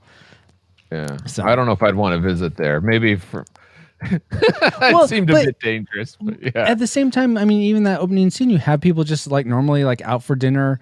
I mean, motorcycles might come through the window, but still, I mean, and people are just living their lives as terrorist attacks are happening. It's weird because like up here in Portland, me and my wife we went away for a weekend, and there was like not riots, but there were. We were walking downtown, and there was a big demonstrations, and police were out in riot gear and stuff. So it was very like weird how this was similar, where people are still living their lives, and that's natural. But even if in the middle of chaos happening right around you, so cheers, Mazel tov. Okay, so that was my classic maker. I'll go ahead and do my other and then we'll get to your gentleman's classic maker, and I'll just keep this quick because it is really quick. My goodness. Canada's motorcycle might as well just be oozing cool. It's just the coolest, one of the coolest vehicles. I mean, DeLorean's still up there in my opinion, but I mean, I feel like there's a reason that this was one of the vehicles used in Ready Player One, because it is just, it's just so cool. Oh, but Canada. Yeah, he knows that bike is super cool. Yeah, he does. Everyone's too much bike for you. Yeah, and it's coveted. That's what makes it wanted by everybody else. If nobody cared about the bike, would you still think it's cool? That's a good question. I don't know if I would. I only want it because everyone else wants it. You know what? They may be social engineering me to love that bike, but man, I think it's really cool. So let's get to your guys' classic makers, though. Mine were the visuals and the setting. Joe, what's the thing you loved most about Akira? There's those classic scenes. The one that comes to mind immediately, I guess it's from all the commercials I saw for the anime growing up and stuff. But like that scene where he freezes the tank shell. Yes. Oh yeah. You know, like that stands out for. I mean, I remember that from when I was in middle school, high school. It just kind of blows your mind, like whoa, and then the visuals around it, like the cracking sidewalk. Oh, yeah. You know, anime was kind of a foreign thing when I was that young. Yes, it wasn't in everyday culture, and to see on screen a level of that, that animation was super impressive. Yeah. And that both of your years kind of flow into mine, and my classic maker is the animation itself. Like what you were saying, the details of the cracks and the explosions. Oh my goodness! But also the smoothness of the car chases and the motorcycle chases, and like zooming down the halls. And this was like all before computer animation. It was so smooth, and it was just beautiful to watch. So the animation in this, the quality of the animation really stood out. And I felt like they only cheaped out on, I think there's one scene where they used the technique of like streaks of like different streaks of light behind a character to simulate that they're moving fast or moving. Oh yeah. There's one scene like that with Tetsuo. But other than that, everything was, they animated everything fully. And oh my gosh, I gotta imagine the animators trying to animate Tetsuo's transformation into that big blob creature. Just like how that's just so much intricacy in all of that, and it looks so good. I can't fathom trying to do that. So a lot of creativity and a lot of craziness. Yes, indeed. Oh my goodness. Okay, those were awesome. That was awesome hearing what we liked about Akira. Oh, okay, one more thing I liked that I forgot to tell you guys. You might even say it's Untold. You see, because it's the Untold Podcast, a speculative fiction podcast utilizing the genres of science fiction, fantasy, and horror, among others, in order to engage the culture's imagination from a Christian worldview. Every month, Nathan James Norman produces and narrates a new story presented in a unique and dynamic way. Some of my favorite episodes are Standoff, a flash fiction about a good cop snake in a robotic suit, which is episode 71, and The True Light, a fairy tale about a heroine who uses her mystical light to find those lost in a deep cave. Is that with Arnold Schwarzenegger? No, it's not, Paul. And True Lies. Sorry. That's episode 13. Also, episode A1, which is called A Light to My Path, is even narrated by someone from our very own podcast. So check out the Untold Podcast.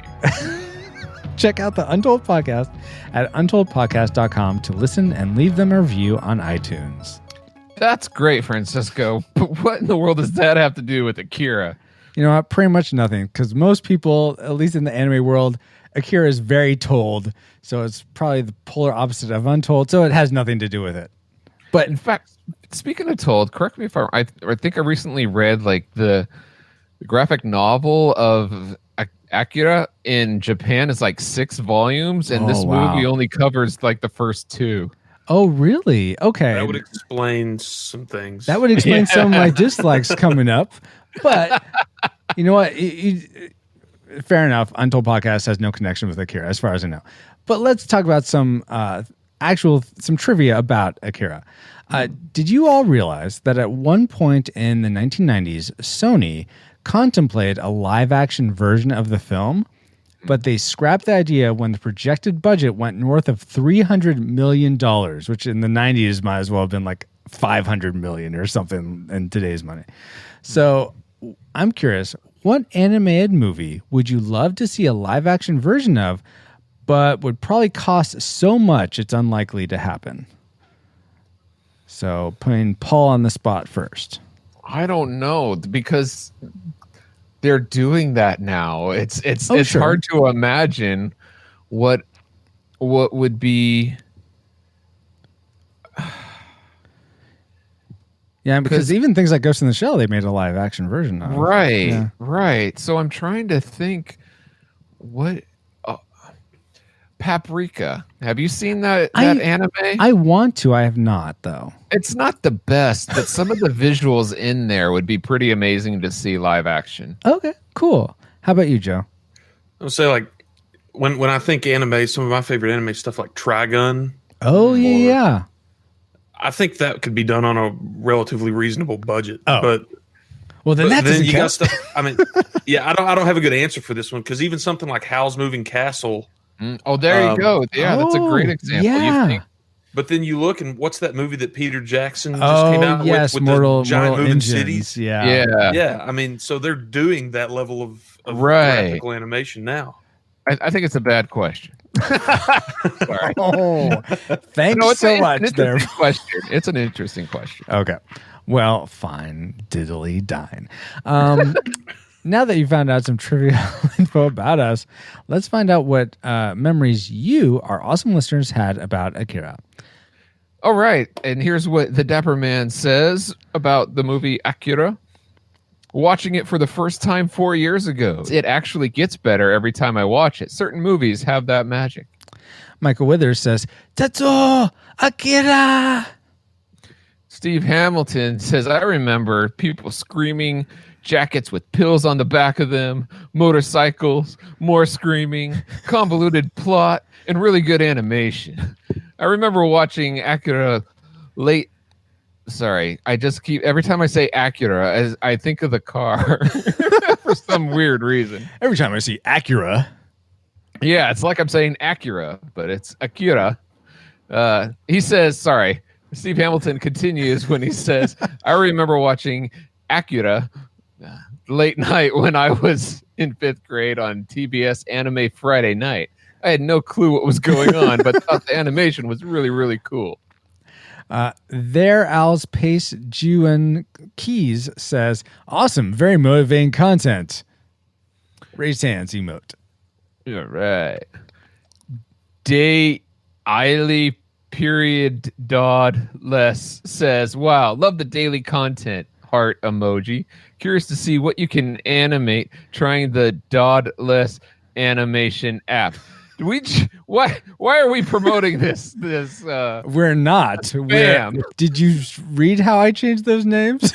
Yeah, but people can Google it. I don't even want them to waste their time. Good luck. Good luck with that.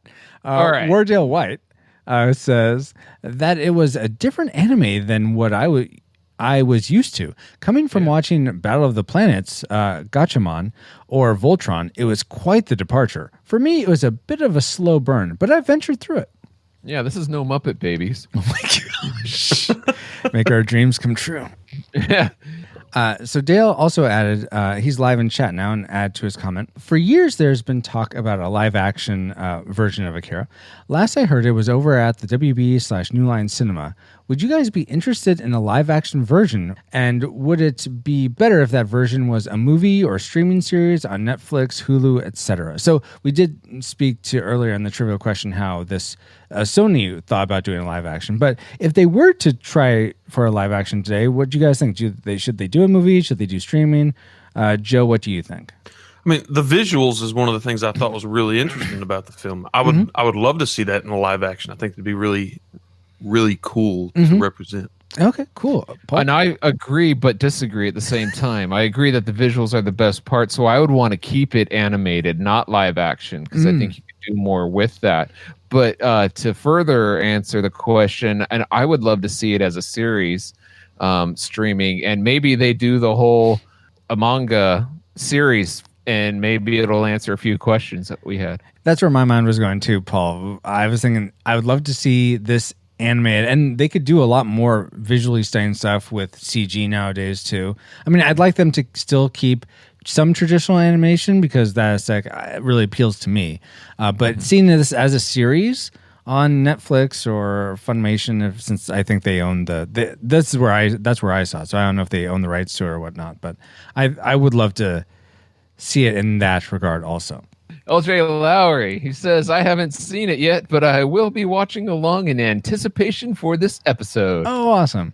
And Reed Benson closes out by saying, I remember that it looked so gross that I couldn't bring myself to watch the whole thing. Yeah. Well, Reed's comment leads us right into the things we didn't like about Akira. So it's time for our Worst 3. Let's go around and start with Paul this time. What's something you didn't like about Akira? Maybe it's because I'm a Westerner, but I felt some of the pacing towards the end was a bit off. I mean, you had this big climactic scene with like fighting against the army, and then he has them fighting against this Canadian dude. Well, his name's Canada for people who haven't seen the movie. I guess so. I'm joking when I say he's Canadian. Yes. And it slows down there. Then it slows down even more after that. I understand like coming off of a high, like, but it just takes forever after that for the movie like to resolve itself or end, at least pacing wise for me. Mm-hmm. I mean, I'll go into one of my dislikes and then I'll refer back to yours here, Paul. Okay. But I'll allow it. Thanks. I felt like the religious fanatics in this movie were so much more interesting to me than the as a subplot than the rebels like Ryu and Ki and what they're trying to overthrow the government or whatever they are doing. And I wonder if that's actually a product of this coming from a manga where the author had way more time to develop both Ki and Ryu, and also probably the religious fanatics, and the filmmakers just decided we're going to go with these guys because we need them to get Kaneda into the baby's room to get Tetsuo. So I understand why they did what they did, and I wonder if that's sort of what the issue you're having too, that it's a product of coming from the manga, and they couldn't address everything that was in the manga. Maybe, but I look at the religious aspect as more of the texture to the whole overall picture. Oh, so it adds to it, in my opinion. But are you saying it distracts you from the pacing? No, not that it distracts me from the pacing. I mean, just that I want to know more about that sect than the rebels. But in terms of it coming from the manga, I feel like maybe in the manga it was paced a lot differently, or it made a lot more sense, the pacing, and they're trying to emulate it onto the big screen, and it didn't quite work the same way.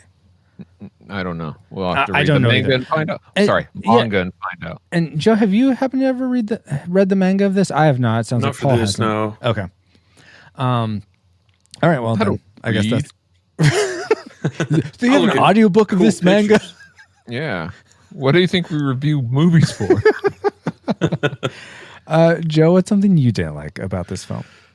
So, I mean, it's earned its heavy R rating. There's a scene in there in particular. I mean, the violence is overwhelming. But yes, there's a scene where Tetsuo and his girlfriend jump on, and they take the bike.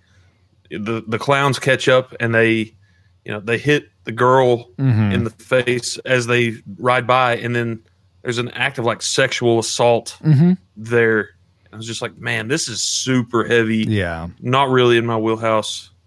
I understand why they did it. I mean, it's these two warring gangs, but man, that's dark stuff to show, especially in a medium that's...